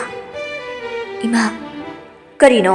ꯀꯧꯗ꯭ꯔꯁꯨ ꯍꯥꯏꯌꯨꯗꯅ꯫ ꯂꯦꯗꯤꯌꯥ ꯏꯁꯨꯛ ꯁꯨꯛꯊꯔꯒ, ꯑꯩ ꯍꯟꯗꯛꯀꯤ, ꯀꯔꯤꯅꯣ? ꯅꯔꯣꯜꯗꯣ ꯁꯦꯡꯅ ꯁꯦꯡꯅ ꯍꯥꯏꯌꯨ꯫ ꯅꯈꯣꯏ ꯅꯆꯤꯟ ꯅꯅꯥꯎꯁꯦ ꯀꯔꯤꯅꯣꯃ ꯇꯧꯔꯦ꯫ ꯂꯦꯗꯤꯌꯥꯅ ꯍꯥꯏꯔꯛꯂꯤꯕ ꯋꯥꯗꯨꯗ ꯚꯥꯅꯨꯃꯇꯤꯅ, ꯅꯨꯄꯥ ꯃꯥꯗꯤ ꯀꯔꯤ ꯍꯥꯏꯔꯤ? ꯄꯥꯎ ꯐꯥꯎꯅꯗ꯭ꯔꯣ? ꯐꯣꯟꯁꯤꯁꯨ ꯆꯠꯈꯤꯗ꯭ꯔꯦ, ꯅꯝꯕꯔ ꯁꯤꯟꯈ꯭ꯔꯕ꯭ꯔꯥ ꯈꯪꯗꯦ꯫ ꯏꯃꯥ, ꯅꯪꯅ ꯃꯃꯥꯗ ꯑꯃꯨꯛꯇ ꯄꯥꯎ ꯐꯥꯎꯕꯤꯌꯨ꯫ ꯚꯥꯅꯨꯃꯇꯤ ꯃꯆꯥꯒꯤ ꯅꯥꯡꯒꯟꯗ ꯁꯦꯠ ꯁꯦꯠ ꯊꯥꯔꯒ, ꯀꯔꯤꯒꯤꯅꯣ ꯅꯪꯅ ꯑꯁꯨꯛ ꯌꯥꯝ ꯆꯦꯛꯁꯤꯟꯗ꯭ꯔꯤꯕꯣ?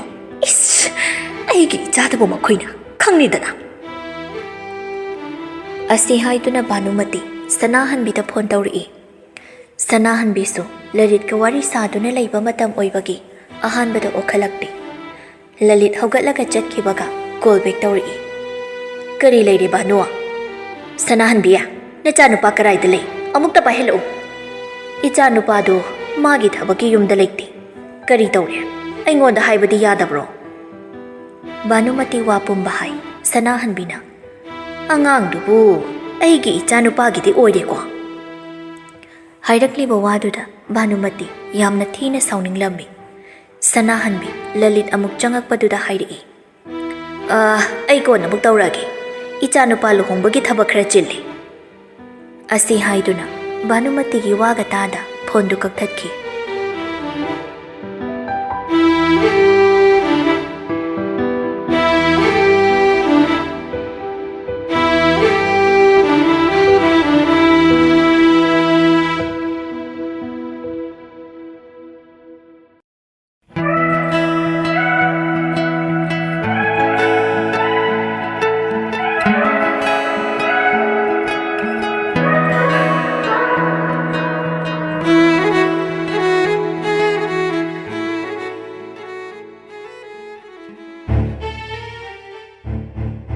ꯚꯥꯅꯨꯃꯇꯤ ꯁꯥꯎꯅ ꯂꯦꯗꯤꯌꯥꯒꯤ ꯃꯃꯥꯏꯗ ꯈꯨꯞ ꯐꯥꯛꯅ ꯊꯥꯏ꯫ ꯑꯗꯨꯒ, ꯅꯪꯅ ꯑꯗꯨꯛ ꯌꯥꯝꯅ ꯄꯪꯉꯤꯁꯤ ꯀꯩꯒꯤꯅꯣ? ꯍꯥ? ꯑꯗꯨꯒꯨꯝꯕ ꯑꯃ ꯂꯩꯔꯦ ꯍꯥꯏꯔꯕꯗꯤ ꯃꯇꯨꯡ ꯏꯟꯗꯨꯅ ꯆꯠꯈꯤꯕ ꯌꯥꯗ꯭ꯔꯣ? ꯏꯃꯥ, ꯁꯤꯕꯨ ꯑꯩꯒꯤ ꯀꯔꯤ ꯏꯔꯥꯜꯅꯣ? ꯑꯗꯨꯛ ꯄꯪꯕ ꯅꯪꯗꯤ ꯁꯤꯖꯈ꯭ꯔꯣ꯫ ꯃꯤꯌꯥꯝ ꯃꯥꯡꯁꯤꯗ ꯏꯃꯥꯏꯁꯦ ꯀꯔꯝꯅ ꯊꯥꯡꯒꯠꯇꯨꯅ ꯆꯠꯀꯅꯤ? ꯉꯥꯡꯕ ꯌꯥꯕ ꯈꯔ ꯉꯥꯡꯂꯝꯃꯒ ꯚꯥꯅꯨꯃꯇꯤ ꯊꯣꯛꯈ꯭ꯔꯦ꯫ ꯂꯦꯗꯤꯌꯥ ꯐꯣꯟꯗꯨ ꯍꯟꯖꯤꯟ ꯍꯟꯖꯤꯟ ꯅꯣꯡꯗ꯭ꯔꯦꯟꯒꯤ ꯅꯝꯕꯔꯗꯨꯗ ꯇꯧꯗꯨꯅ ꯌꯦꯡꯉꯤ꯫ ꯆꯠꯂꯁꯨ ꯄꯥꯏꯈꯠꯂꯛꯇꯦ꯫ ꯂꯦꯗꯤꯌꯥ ꯐꯣꯟ ꯅꯝꯕꯔ ꯑꯅꯧꯕ ꯑꯃꯗꯒꯤ ꯑꯃꯨꯛ ꯇꯧꯗꯨꯅ ꯌꯦꯡꯉꯤ꯫ ꯀꯣꯟꯅ ꯊꯪꯗ ꯅꯣꯡꯗ꯭ꯔꯦꯟꯗꯨ ꯄꯥꯏꯈꯠꯂꯛꯏ꯫ ꯍꯜꯂꯣ? ꯅꯣꯡꯗ꯭ꯔꯦꯟ, ꯀꯩꯅꯣ ꯅꯪ ꯈꯜꯂꯤꯁꯦ?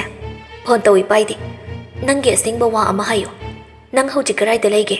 ꯑꯩ ꯂꯧꯕ ꯂꯥꯛꯑꯣ꯫ ꯀꯅꯥꯅꯣ ꯇꯧꯔꯤꯁꯦ? ꯇꯧꯔꯛꯅꯕ ꯃꯤꯁꯦ ꯌꯥꯝ ꯂꯩꯈ꯭ꯔꯕꯒꯤ ꯃꯑꯣꯡꯅꯤꯅꯦ꯫ ꯂꯦꯗꯤꯌꯥꯔꯣ? ꯑꯣꯍꯣ, ꯅꯤꯡꯕꯗꯤ ꯅꯤꯡꯁꯤꯡꯉꯝꯃꯤꯗꯅ꯫ ꯀꯩꯗꯧꯕꯒꯤ ꯅꯤꯡꯁꯤꯡꯉꯣꯏꯗꯣꯏꯅꯣ? ꯑꯗꯣ ꯍꯧꯖꯤꯛꯁꯦ ꯑꯩ ꯃꯅꯤꯄꯨꯔꯗ ꯂꯩꯇꯕ ꯁꯤꯗꯅꯤꯅꯦ꯫ ꯑꯩ ꯍꯦꯛ ꯊꯣꯛꯂꯛꯄꯒ ꯊꯦꯡꯅꯔꯁꯤ꯫ Nang karam kan thoklakani. Thoklaga haidabhi amuk tawdoira. Phagi nate. Hojik aigi condition se yamna lurabani da Nongtren. Nongtren somda khajik sauningba phawri. Adubu phatharaga themduna hairi. Adu phana oirasu aigi thabakse hundo amaga lakpadu yaroine ledia. Ai laakanda phajana khanarasi. Thamage ko. Ngasina wahaido hairamaga hayeng nestigi number sina tawba phone chu amuk pairo oida boiramgani. Aina loina khangabani.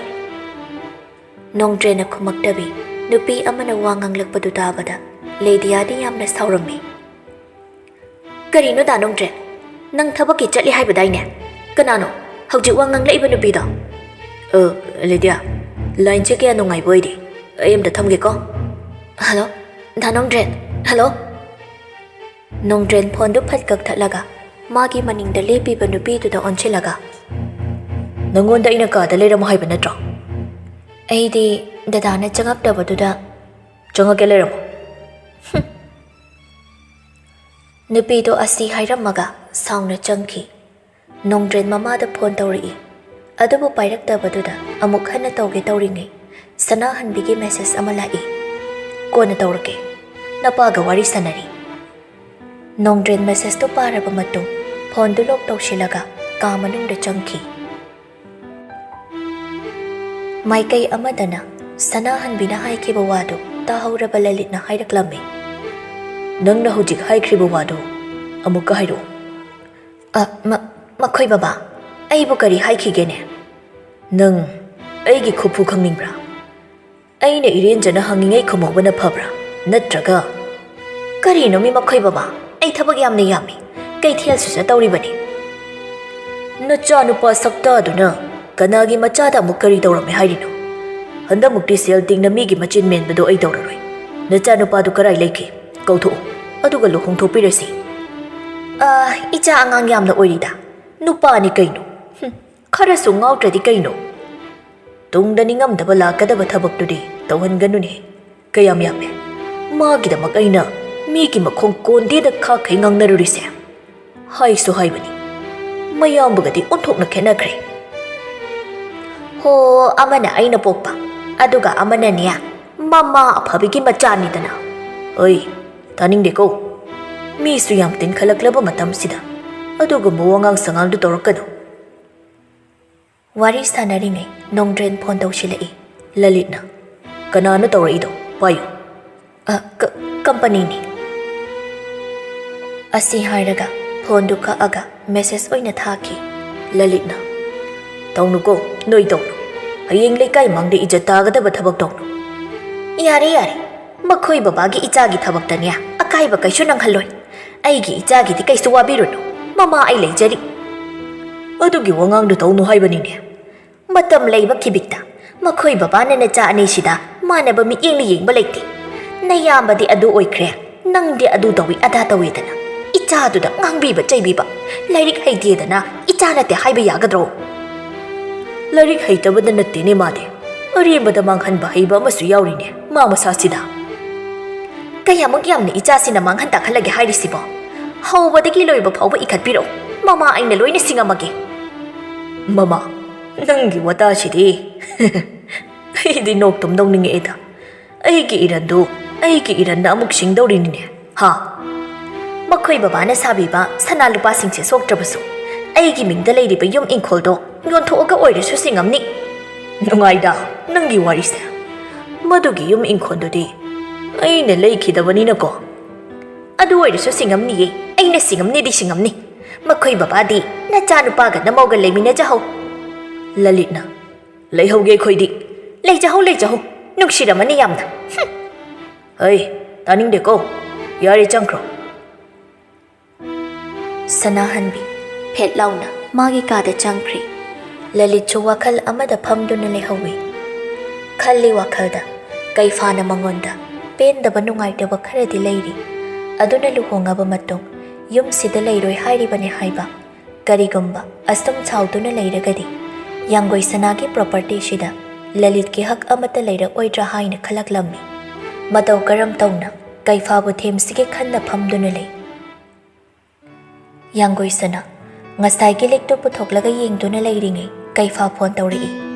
ꯌꯥꯡꯒꯣꯏꯁꯅꯥ ꯑꯣꯛꯈꯠꯂꯒ ꯇꯞꯂꯞꯅ ꯍꯜꯂꯣ doctor ꯕꯥꯕꯨ ꯈꯣꯟꯖꯦꯜ ꯑꯗꯨꯗ ꯀꯞꯂꯨꯔꯦ ꯈꯪꯂꯕ ꯀꯩꯐꯥꯅ ꯍꯥꯏꯔꯛꯏ ꯀꯅꯥꯅ ꯀꯩꯗꯧꯔꯦ ꯁꯅꯥ ꯑꯩꯉꯣꯟꯗ ꯍꯥꯏꯌꯨ ꯑꯩ ꯂꯥꯛꯎꯔꯥ ꯍꯧꯖꯤꯛ ꯀꯅꯥꯝ ꯀꯩꯝ ꯍꯥꯏꯗꯤꯌꯦ ꯑꯗꯨꯒ ꯅꯪꯅ ꯀꯞꯄꯤꯅ ꯀꯩꯒꯤ ꯅꯔꯣꯜ ꯁꯦꯡꯉꯨ ꯀꯅꯥꯅ ꯀꯔꯤ ꯍꯥꯏꯔꯛꯀꯦ ꯍꯥꯏꯌꯨ ꯗꯣꯛꯇꯔ ꯕꯥꯕꯨ ꯃꯄꯥ ꯑꯃꯅ ꯃꯆꯥ ꯅꯨꯡꯁꯤꯗꯕ ꯍꯥꯏꯁꯦ ꯌꯨꯝꯒꯤ ꯋꯥꯈꯜ ꯈꯜꯂꯛꯏꯔꯣ ꯌꯥꯝ ꯍꯦꯟꯅ ꯈꯟꯖꯤꯜꯂꯨꯅꯨꯗ ꯅꯪꯒꯤ ꯃꯃꯥꯅ ꯅꯪꯕꯨ ꯅꯨꯡꯁꯤꯔꯤꯗꯨꯒꯤ ꯃꯔꯝꯗꯣ ꯅꯪ ꯑꯣꯏꯔꯤꯗꯨ ꯑꯣꯏꯐꯝ ꯊꯣꯛꯇꯦꯗ ꯑꯗꯨꯒ ꯃꯆꯥ ꯑꯃ ꯇꯥꯏꯕꯪ ꯐꯥꯎꯍꯟꯕ ꯃꯇꯝꯗ ꯃꯃꯥ ꯂꯩꯈꯤꯗꯕꯁꯦ ꯅꯪ ꯈꯛꯁꯨ ꯅꯠꯇꯦ ꯑꯗꯨꯒ ꯃꯃꯥ ꯂꯩꯈꯤꯗꯕꯗꯣ ꯑꯉꯥꯡꯗꯨꯅ ꯃꯔꯝ ꯑꯣꯏꯅꯤ ꯍꯥꯏꯕꯁꯨ ꯂꯩꯇꯦ ꯇꯥꯏꯕꯪ ꯐꯥꯎꯔꯛꯄꯗ ꯉꯥꯏꯔꯤꯕ ꯁꯪꯁꯥꯔꯒꯤ ꯑꯋꯥ ꯅꯨꯡꯉꯥꯏ ꯃꯁꯛ ꯈꯪꯖꯗ꯭ꯔꯤꯕ ꯇꯔꯨ ꯇꯔꯨꯔꯕ ꯊꯋꯥꯏ ꯑꯗꯨꯗ ꯃꯤꯍꯠꯄ ꯅꯠꯇ꯭ꯔꯒ ꯃꯤꯍꯠꯄꯤ ꯃꯤꯡꯊꯣꯟ ꯄꯤꯕꯗꯨꯗꯤ ꯌꯥꯝꯅ ꯂꯥꯟꯒꯅꯤ ꯑꯗꯨ ꯁꯅꯥ ꯅꯪꯒꯤ ꯅꯨꯡꯉꯥꯏꯇꯕ ꯑꯃ ꯂꯩꯕ ꯃꯇꯝꯗ ꯅꯪꯒꯤ ꯋꯥ ꯍꯥꯏꯐꯝ ꯋꯥꯔꯤ ꯇꯝꯊꯣꯛꯐꯝꯗꯣ ꯑꯩ ꯑꯣꯏꯒꯦ ꯅꯨꯡꯉꯥꯏꯇꯕ ꯋꯥꯗꯣ ꯍꯥꯏꯔꯛꯑꯣ ꯑꯩ ꯇꯥꯔꯒꯦ ꯃꯤꯅ ꯉꯥꯏꯍꯥꯛꯇꯪ ꯊꯋꯥꯏ ꯅꯨꯡꯉꯥꯏꯔꯣꯏꯒꯦ ꯇꯧꯕꯁꯤꯗ ꯋꯥꯔꯤꯒꯤ ꯗꯥꯏꯂꯣꯛ ꯃꯥꯟꯕ ꯈꯔ ꯇꯧꯁꯤꯜꯂꯛꯑꯦ ꯑꯗꯨ ꯃꯔꯝꯗꯣ ꯀꯔꯤꯒꯤꯅꯣꯕ ꯅꯪꯅ ꯁꯦꯠ ꯌꯥꯝ ꯑꯣꯏꯅꯤꯡꯉꯤꯁꯦ ꯑꯇꯩꯒꯤ ꯅꯠꯇꯦꯗ ꯉꯁꯥꯏ ꯀꯩꯗꯧꯔꯕ ꯉꯁꯥꯏ ꯃꯥꯒꯤ ꯗ꯭ꯔꯥꯏꯚꯔ ꯊꯥꯔꯛꯑꯝꯃꯦ ꯃꯥ ꯍꯥꯏꯗꯤ ꯀꯅꯥ ꯌꯥꯡꯒꯣꯏꯁꯅꯥ ꯌꯥꯝ ꯋꯥꯅ ꯈꯣꯏ ꯄꯥꯕꯨꯡꯒꯤ ꯀꯔꯤ ꯍꯥꯏꯕ ꯂꯥꯛꯑꯝꯃꯤꯕ ꯑꯗꯨꯒꯤꯔꯣ ꯅꯪꯅ ꯀꯞꯂꯤꯕꯗꯣ ꯑꯩ ꯐꯥꯒꯤꯗꯒꯤ ꯁꯥꯎꯔꯛꯇꯅꯅꯦ ꯆꯠꯂꯒ ꯑꯍꯟ ꯋꯥꯔꯧꯅꯤ ꯉꯁꯤ ꯂꯦꯛ ꯑꯃ ꯊꯤꯜꯂꯛꯑꯝꯕ ꯂꯦꯛꯇꯣ ꯑꯩꯅ ꯑꯩꯒꯤ ꯏꯃꯥꯅ ꯁꯤꯕ ꯐꯣꯇꯣ ꯑꯃꯗ ꯎꯈꯤꯕ ꯑꯗꯨꯗ ꯁꯨꯝ ꯄꯨꯛꯅꯤꯡ ꯅꯨꯡꯁꯤꯗꯅ ꯀꯞꯄꯅꯤ ꯀꯩꯐꯥ ꯀꯔꯤꯒꯨꯝꯕ ꯋꯥꯈꯜ ꯑꯃ ꯈꯟꯗꯨꯅ ꯂꯩ ꯌꯥꯡꯒꯣꯏꯁꯅꯥꯅ ꯗꯣꯛꯇꯔ ꯕꯥꯕꯨ ꯄꯥꯏꯔꯤꯕꯣ ꯀꯩꯗꯧꯔꯒꯦ ꯄꯥꯏꯔꯤꯌꯦ ꯑꯩꯗꯤ ꯅꯪ ꯑꯃꯨꯛ ꯀꯞꯈ꯭ꯔꯕꯣꯏ ꯅꯤꯡꯉꯨꯔꯦ ꯑꯗꯣ ꯍꯪꯆꯤꯠ ꯏꯃꯥꯟꯅꯕꯤ ꯈꯔ ꯁꯤꯗ ꯂꯥꯛꯀꯅꯤ ꯍꯥꯏꯔꯛꯑꯦ ꯑꯩ ꯂꯨꯍꯣꯡꯉꯝꯗꯥꯏꯒꯤ ꯆꯥꯛ ꯆꯥꯅꯁꯦꯌꯦ ꯕ꯭ꯔꯥꯏꯠ ꯇꯨ ꯕꯤ ꯀꯥꯏꯗꯣ ꯈꯪꯈ꯭ꯔꯄꯣꯠꯅꯤ ꯌꯥꯝ ꯈꯪꯕ ꯅꯠꯇꯦꯗ ꯈꯤꯇꯪ ꯈꯪꯕꯅꯦ ꯆꯥꯅꯧ ꯀꯩꯗꯧꯒꯦ ꯀꯔꯤ ꯏꯟꯁꯥꯡ ꯆꯥꯟꯅꯗꯣꯏꯕ ꯑꯩꯗꯤ ꯌꯦꯟ ꯅꯠꯇꯅ ꯆꯥꯗꯦꯗ ꯑꯗꯨꯅ ꯌꯦꯟ ꯑꯗꯨꯝ ꯇꯧꯔꯅꯤ ꯀꯩꯐꯥ ꯉꯁꯤ ꯑꯃꯨꯛ ꯌꯥꯡꯒꯣꯏꯁꯅꯥꯒꯤ ꯃꯔꯝꯗ ꯑꯅꯧꯕ ꯋꯥ ꯑꯃꯃꯨꯛ ꯈꯪꯖꯤꯜꯍꯧꯔꯤ ꯑꯁꯨꯝꯅ ꯉꯥꯏꯍꯥꯛ ꯋꯥꯔꯤ ꯁꯥꯟꯅꯔꯒ ꯐꯣꯟꯗꯣ ꯑꯃꯨꯛ ꯊꯝꯅꯔꯤ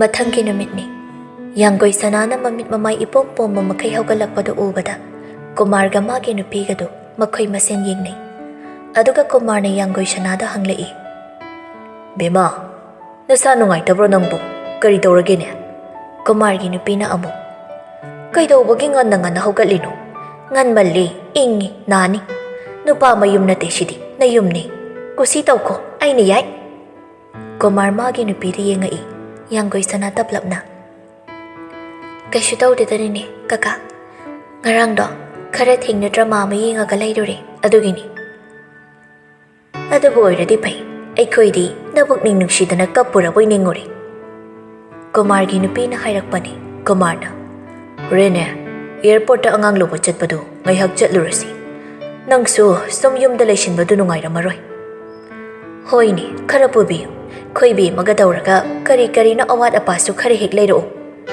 ꯌꯥꯅꯤꯗ ꯀꯀꯥ ꯑꯩ ꯆꯠꯇ꯭ꯔꯁꯨ ꯍꯩꯃꯥ ꯀꯣꯛ ꯆꯠꯂꯨꯁꯨ ꯀꯩꯗꯧꯒꯦ ꯍꯣꯏꯁꯦ ꯅꯪꯅ ꯆꯠꯅꯤꯡꯗ꯭ꯔꯗꯤ ꯀꯩꯁꯨ ꯀꯥꯏꯗꯦꯁꯦ ꯌꯥꯡꯒꯣꯏꯁꯅꯥ ꯃꯥꯒꯤ ꯀꯥꯗ ꯆꯪꯉꯒ ꯀꯩꯐꯥꯗ ꯐꯣꯟ ꯇꯧꯔꯛꯏ ꯁꯣꯝꯗ ꯅꯨꯄꯥꯁꯤꯁꯨ ꯄꯦꯁꯦꯟ ꯑꯃꯒꯤ ꯐꯥꯏꯜ ꯌꯦꯡꯗꯨꯅ ꯂꯩꯔꯤꯉꯩꯅꯤ ꯐꯥꯏꯜꯗꯨ ꯈꯨꯝꯖꯤꯜꯂꯒ ꯂꯥꯛꯂꯤꯕ ꯐꯣꯟꯗꯨ ꯀꯅꯥꯒꯤꯅꯣ ꯍꯥꯏꯅ ꯌꯦꯡꯉꯤ ꯌꯥꯡꯒꯣꯏꯁꯅꯥ ꯑꯣꯏꯔꯝꯕꯗꯨꯗ ꯐꯠ ꯑꯣꯈꯠꯂꯒ ꯍꯜꯂꯣ ꯁꯅꯥ ꯒꯨꯗ ꯃꯣꯔꯅꯤꯡ ꯍꯜꯂꯣ ꯗꯣꯛꯇꯔ ꯕꯥꯕꯨ ꯊꯕꯛ ꯆꯤꯟꯕ꯭ꯔꯣ ꯅꯪꯉꯣꯟꯗꯒꯤ ꯂꯨꯕ ꯑꯇꯩ ꯊꯕꯛ ꯂꯩꯇꯦꯗ ꯑꯃꯨꯛ ꯍꯧꯔꯛꯑꯦ ꯑꯗꯣ ꯍꯥꯏꯌꯨꯅꯤ ꯀꯀꯥꯅ ꯍꯣꯔꯦꯟ ꯑꯦꯌꯔꯄꯣꯔꯠꯇ ꯆꯠꯁꯦ ꯍꯥꯏ ꯆꯠꯂꯨꯁꯣꯔꯥ ꯆꯠꯂꯨꯁꯨ ꯀꯩꯗꯧꯒꯦ ꯑꯗꯨꯔꯣ ꯅꯪꯅ ꯍꯥꯏꯒꯦ ꯍꯥꯏꯁꯦ ꯍꯣꯏ ꯗꯣꯛꯇꯔꯗ ꯍꯪꯉꯝꯗ꯭ꯔꯗꯤ ꯅꯨꯡꯉꯥꯏꯇꯦꯅ ꯇꯧꯅꯤ ꯃꯔꯝ ꯑꯣꯟꯊꯣꯛꯅ ꯃꯣꯛꯈ꯭ꯔꯦꯗꯀꯣ ꯑꯩ ꯅꯨꯄꯤꯁꯦ ꯍꯥꯟꯅ ꯈꯪꯗ꯭ꯔꯣ ꯍꯥꯏꯁꯤꯕꯣ ꯈꯪꯉꯤꯗ ꯁꯨꯃꯥꯏꯅ ꯍꯦꯟꯅ ꯃꯣꯛꯑꯝꯅꯤ ꯍꯥꯏꯗꯤ ꯈꯪꯗꯕ ꯉꯁꯤꯗꯒꯤ ꯈꯪꯖꯤꯜꯂꯣ ꯌꯥꯡꯒꯣꯏꯁꯅꯥ ꯐꯣꯟꯗꯨ ꯊꯝꯅꯔꯀꯥꯟꯗ ꯍꯔꯥꯎ ꯊꯣꯛꯂꯛꯑꯒ ꯀꯨꯃꯥꯔꯒ ꯃꯥꯒꯤ ꯅꯨꯄꯤꯒꯗ ꯍꯥꯏꯔꯛꯏ ꯅꯤꯅꯦ ꯀꯀꯥ ꯑꯦꯌꯔꯄꯣꯔꯠ ꯆꯠꯄꯗꯣ ꯑꯩ ꯌꯥꯎꯔꯒꯦ ꯀꯨꯃꯥꯔꯅ ꯆꯠꯁꯤ ꯌꯥꯡꯒꯣꯏꯁꯅꯥꯗꯣ ꯑꯃꯨꯛ ꯆꯠꯈ꯭ꯔꯦ ꯀꯨꯃꯥꯔꯒꯤ ꯅꯨꯄꯤꯅ ꯑꯩꯗꯤꯅꯦ ꯀꯦꯅ ꯃꯧꯅ ꯊꯝꯕꯅꯤꯅ ꯊꯕꯛ ꯑꯃꯠꯇ ꯍꯩꯔꯝꯃꯔꯣꯏꯗ꯭ꯔꯥ ꯍꯥꯏꯅ ꯈꯜꯂꯨꯔꯤꯅꯤ ꯑꯗꯨꯒꯗꯤꯅꯦ ꯊꯕꯛ ꯑꯃ ꯇꯧꯕꯗ ꯏꯆꯨ ꯌꯥꯝꯅ ꯇꯥꯅ ꯇꯧꯔꯛꯏ ꯊꯛꯅꯤꯡꯉꯥꯏ ꯂꯩꯇꯦ ꯀꯨꯃꯥꯔꯗꯨ ꯋꯥ ꯑꯃꯠꯇ ꯍꯥꯏꯗ ꯅꯣꯛꯇꯨꯅ ꯇꯥꯔꯤ ꯉꯥꯏꯍꯥꯛꯀꯤ ꯃꯇꯨꯡ ꯌꯥꯡꯒꯣꯏ ꯁꯅꯥꯁꯨ ꯌꯥꯎꯅ ꯑꯦꯌꯔꯄꯣꯔꯠꯇ ꯂꯥꯛꯂꯤ ꯀꯨꯃꯥꯔꯒꯤ ꯅꯨꯄꯤꯗꯨ ꯆꯠꯂꯣꯏꯅ ꯇꯧꯔꯝꯕꯅꯤ ꯑꯗꯨꯕꯨ ꯃꯥꯁꯨ ꯌꯥꯎꯅ ꯄꯨꯟꯅ ꯂꯥꯛꯃꯤꯟꯅꯔꯤ ꯃꯤꯅꯠ 10ꯃꯨꯛ ꯉꯥꯏꯔꯀꯥꯟꯗ ꯉꯥꯏꯔꯤꯕ ꯐ꯭ꯂꯥꯏꯠꯇꯨ ꯂꯦꯟꯗꯤꯡ ꯇꯧꯔꯔꯤ ꯀꯨꯏꯅ ꯉꯥꯏꯅꯗꯦ ꯂꯩꯁꯤꯗꯨ ꯃꯌꯥ ꯏꯍꯤ ꯍꯤꯒꯠꯂꯒ ꯂꯒꯦꯖ ꯑꯃ ꯄꯥꯏꯗꯨꯅ ꯊꯣꯛꯂꯛꯏ ꯀꯨꯃꯥꯔꯅ ꯂꯒꯦꯖꯇꯨ ꯂꯧꯕꯤꯔꯒ ꯆꯇꯣꯝꯕꯤ ꯅꯪꯗꯤ ꯑꯥꯗ ꯌꯥꯝ ꯅꯨꯡꯉꯥꯏꯔ ꯃꯥꯜꯂꯦꯗ ꯕꯥꯆꯣ ꯅꯪꯅ ꯏꯟꯗꯥꯏꯔꯦꯛꯇ ꯍꯥꯏꯔꯤꯅꯦ ꯇꯧꯏꯗꯣ ꯑꯩ ꯂꯣꯏ ꯈꯪꯉꯤ ꯁꯤꯡꯈ꯭ꯔꯄꯣꯠꯅꯦ ꯑꯩ ꯏꯆꯥꯁꯤ ꯑꯗꯣ ꯕꯥꯆꯣ ꯀꯅꯥꯅꯣ ꯅꯨꯄꯤ ꯑꯃꯁꯤꯕꯣ ꯅꯣꯏꯗ ꯀꯩ ꯐꯒꯤ ꯑꯗꯨꯏ ꯃꯤꯗꯣ ꯂꯨꯍꯣꯡꯉꯕꯣ ꯃꯥꯅꯦ ꯑꯩꯅ ꯅꯍꯥꯟ ꯂꯨꯍꯣꯡꯕ ꯑꯃ ꯍꯥꯏꯕꯗꯣ ꯐꯔꯦꯗ ꯑꯩ ꯂꯨꯍꯣꯡꯕꯁꯨ ꯌꯥꯎ ꯐꯪꯒꯅꯤ ꯑꯁꯨꯝꯅ ꯃꯈꯣꯏ ꯄꯨꯟꯅ ꯍꯜꯂꯛꯃꯤꯟꯅꯔꯤ ꯍꯜꯂꯛꯄꯗ ꯕꯖꯥꯔꯗ ꯆꯪꯂꯒ ꯄꯣꯠꯆꯩ ꯈꯔ ꯂꯩꯔꯝꯃꯤ ꯌꯥꯡꯒꯣꯏ ꯁꯅꯥ ꯂꯥꯛꯄꯗꯨ ꯄꯜꯉꯥꯛꯄꯅ ꯎꯔꯗꯨꯅ ꯃꯇꯨꯡꯗ ꯏꯟꯅꯔꯛꯏ ꯃꯣꯏꯒꯤ ꯃꯇꯨꯡꯗ ꯀꯣꯏꯅ ꯏꯟꯅꯕꯗꯨ ꯌꯥꯡꯒꯣꯏ ꯁꯅꯥꯅ ꯎꯗ꯭ꯔꯁꯨ ꯂꯩꯁꯤꯅ ꯎꯔꯗꯨꯅ ꯌꯥꯡꯒꯣꯏ ꯁꯅꯥꯗ ꯍꯥꯏꯔꯛꯏ ꯆꯦ ꯑꯁꯤ ꯑꯩꯈꯣꯏ ꯃꯅꯤꯡꯗ ꯂꯥꯛꯏ ꯅꯨꯄꯥꯁꯦ ꯃꯁꯛ ꯈꯪꯕ꯭ꯔꯣ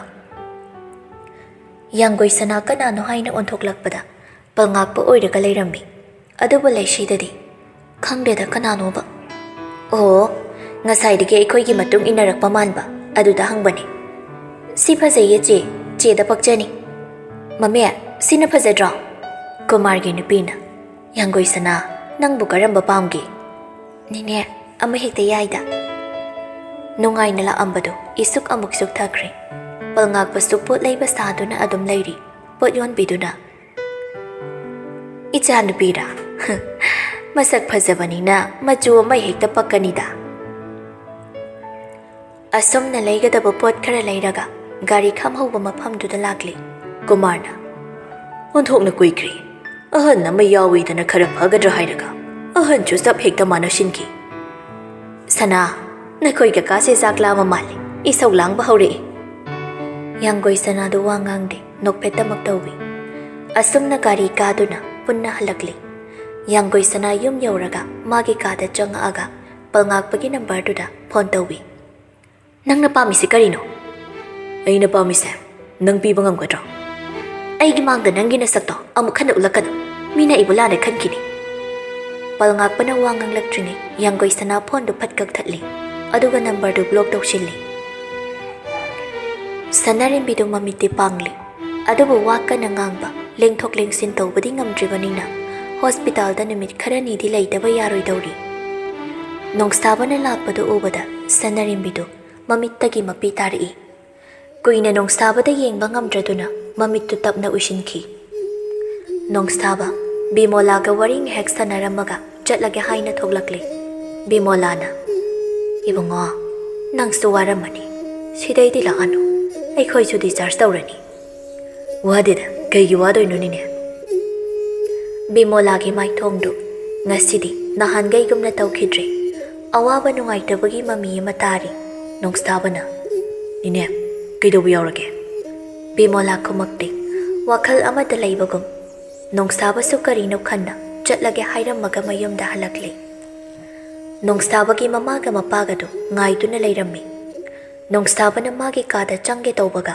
ꯃꯄꯥꯅ ꯍꯣꯏ ꯅꯪ ꯉꯥꯏꯈꯣ ꯋꯥꯔꯤ ꯁꯥꯈꯤꯁꯤ ꯅꯣꯡꯁꯥꯕꯗꯨ ꯀꯔꯤꯅꯣ ꯈꯟꯅ ꯆꯪꯁꯤꯜꯂꯛꯂꯒ ꯁꯣꯐꯥꯗꯨꯗ ꯐꯝꯃꯛꯏ ꯃꯄꯥꯅ ꯑꯩꯈꯣꯏꯁꯨ ꯑꯍꯜ ꯑꯣꯏꯁꯤꯜꯂꯛꯂꯤ ꯑꯗꯨꯒ ꯅꯪꯁꯨ ꯍꯧꯖꯤꯛꯇꯤ ꯂꯥꯏꯔꯤꯛ ꯂꯥꯏꯁꯨ ꯇꯝꯕ ꯂꯣꯏꯔꯤ ꯑꯗꯨꯅ ꯂꯨꯍꯣꯡ ꯈꯣꯡꯗꯣꯡꯅꯕ ꯄꯥꯕꯨꯡ ꯃꯗꯨꯒꯤ ꯋꯥꯗꯨ ꯀꯣꯟꯅ ꯇꯞꯅ ꯈꯟꯅꯁꯤ ꯀꯣꯟꯊꯕ ꯌꯥꯔꯣꯏꯅꯦ ꯅꯪꯅ ꯈꯜꯂꯤꯕꯗꯨ ꯑꯩ ꯂꯣꯏꯅ ꯈꯪꯏ ꯑꯣꯏꯔꯣꯏꯗꯕꯗꯗꯤ ꯃꯇꯝ ꯃꯥꯡꯍꯟꯒꯅꯨ ꯅꯣꯡꯁꯥꯕ ꯃꯄꯥꯅ ꯍꯥꯏꯔꯛꯂꯤꯕ ꯋꯥꯗꯨ ꯀꯔꯤꯅꯣ ꯈꯟꯅ ꯃꯨꯟꯅ ꯌꯦꯡꯉꯛꯏ